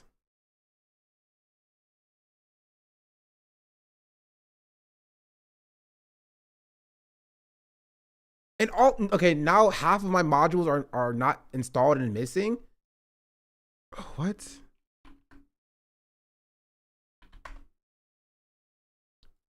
Okay. Okay, let me just try to reinstall this, I guess.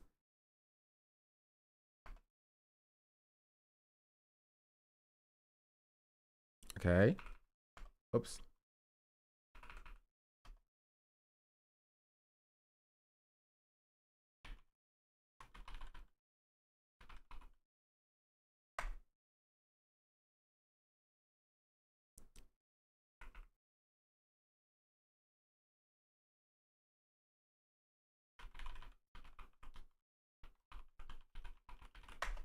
Don't worry. If I just keep pip installing everything that it asks for, I'll get to a working state eventually.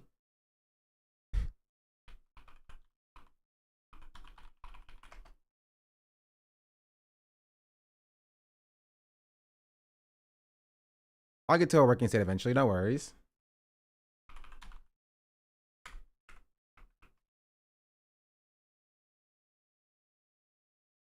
We're almost there, I think.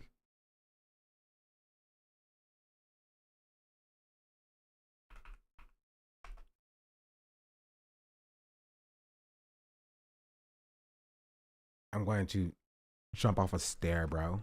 A singular stair.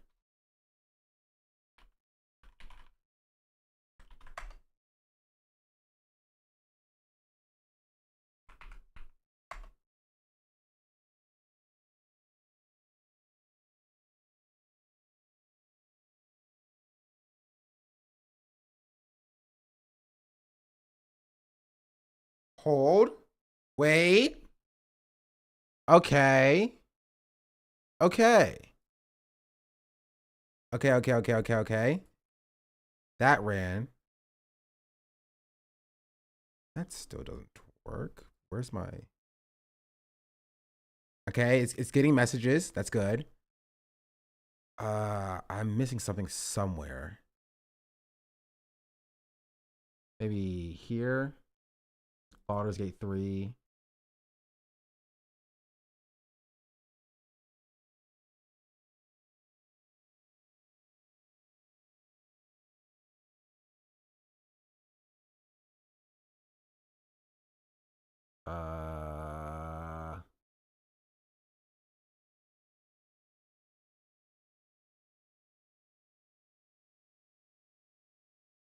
No, it's not this.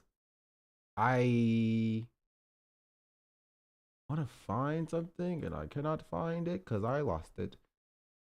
File. Open. Recent. Oh, it's called Twitch Chat Plays.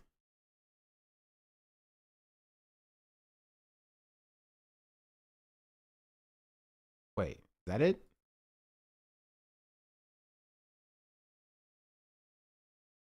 Or am I tripping?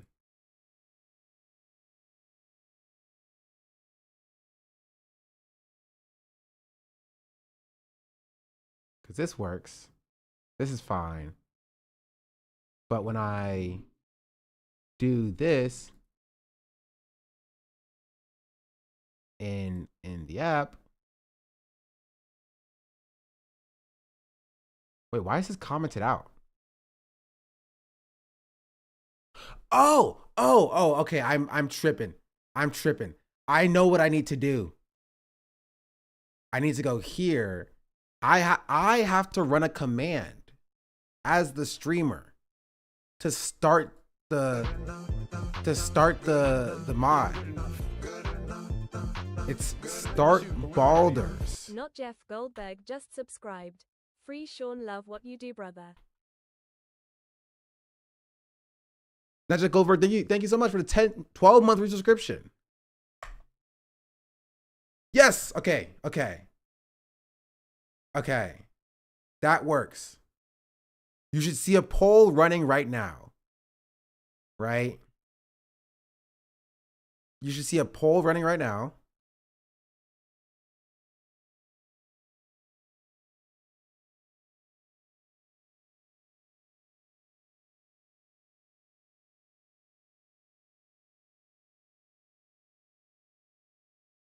Okay. And you spawned a random enemy. It works. So essentially how it works, chat, is also, okay, this is frozen. Essentially how it works. Okay, so clicking on the game freezes it in my OBS. Unless I do this. There we go. No, it still freezes it in my OBS. Why does it keep doing that?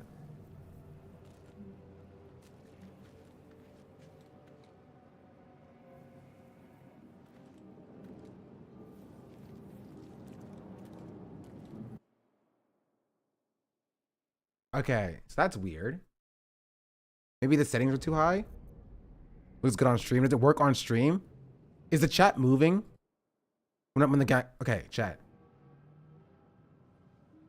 Is the chat moving when I right now?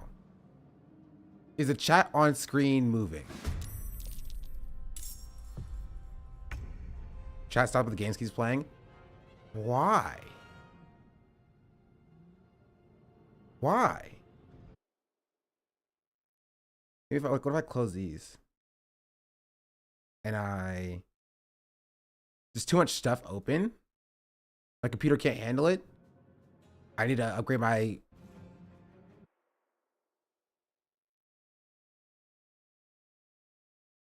graphics card.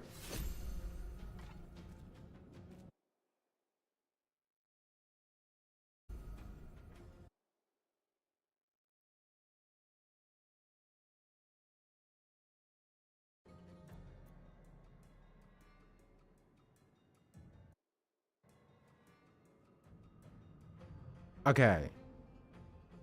And it's still not moving.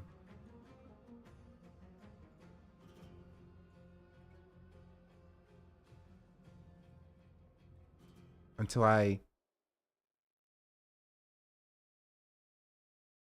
can check this actually. Yeah, my CPU is going crazy. It's a CPU problem. What's using the most CPU? Baldur's Gate and Firefox. Okay. Oh, I do have like 90 tabs open. Maybe that's the problem. Huh. Let's see if that helps. Nope, it still froze. What if I turn off studio mode?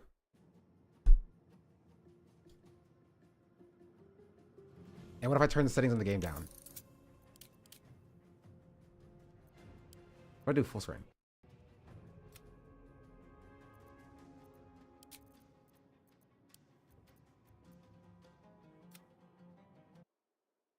Oh. Oh. Oh. Oh. Okay. Well, it does not like that. The Chatterino stop animation is not focused. No, it's not Chatterino. This is just chat bubbles. The problem is that OBS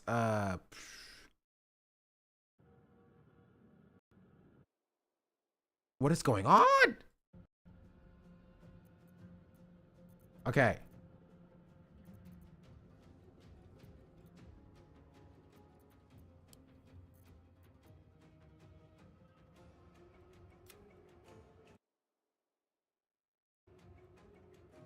Okay, I'm sorry. I'm sorry.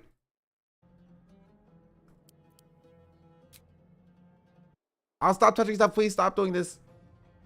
It just keeps opening and closing itself. What are you doing? Why is it doing this? Why does it keep doing this?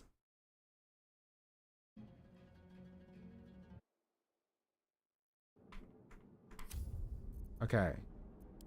Options. Video. We're going to go back to...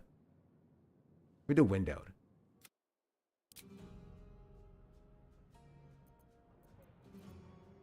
Nope, still not happy about that. Yeah, it's already all on low, though. Everything's already on low. Okay, actually, I have a thought, chat. I have a thought. What if instead of doing display capture, we do game capture?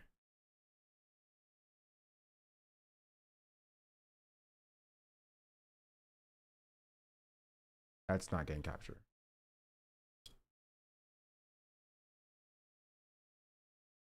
BG3. Capture. Baldur's Gate 3. Okay.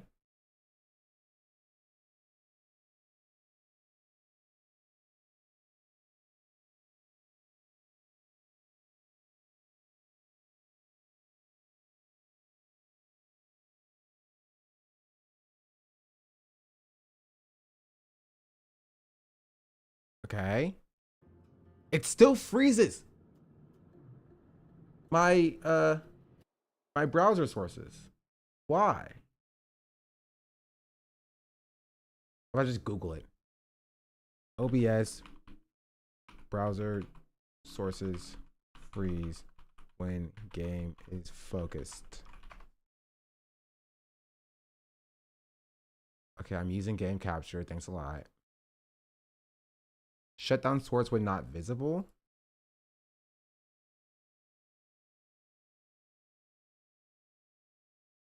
Chat bubbles. Oh, is that it?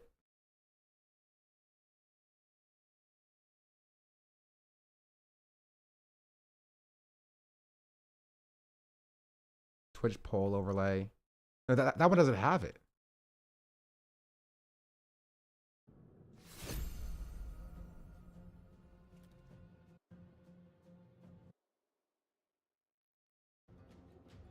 Okay, wait, okay, I have an idea.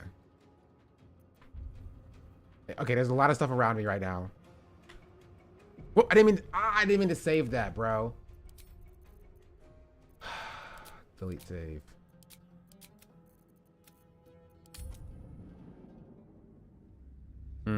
Okay. Okay.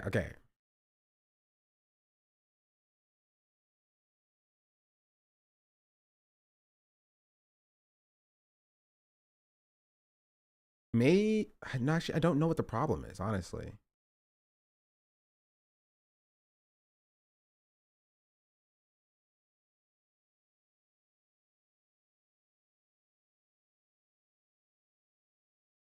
I can't tell if it's a problem with OBS or if it's a problem with Twitch.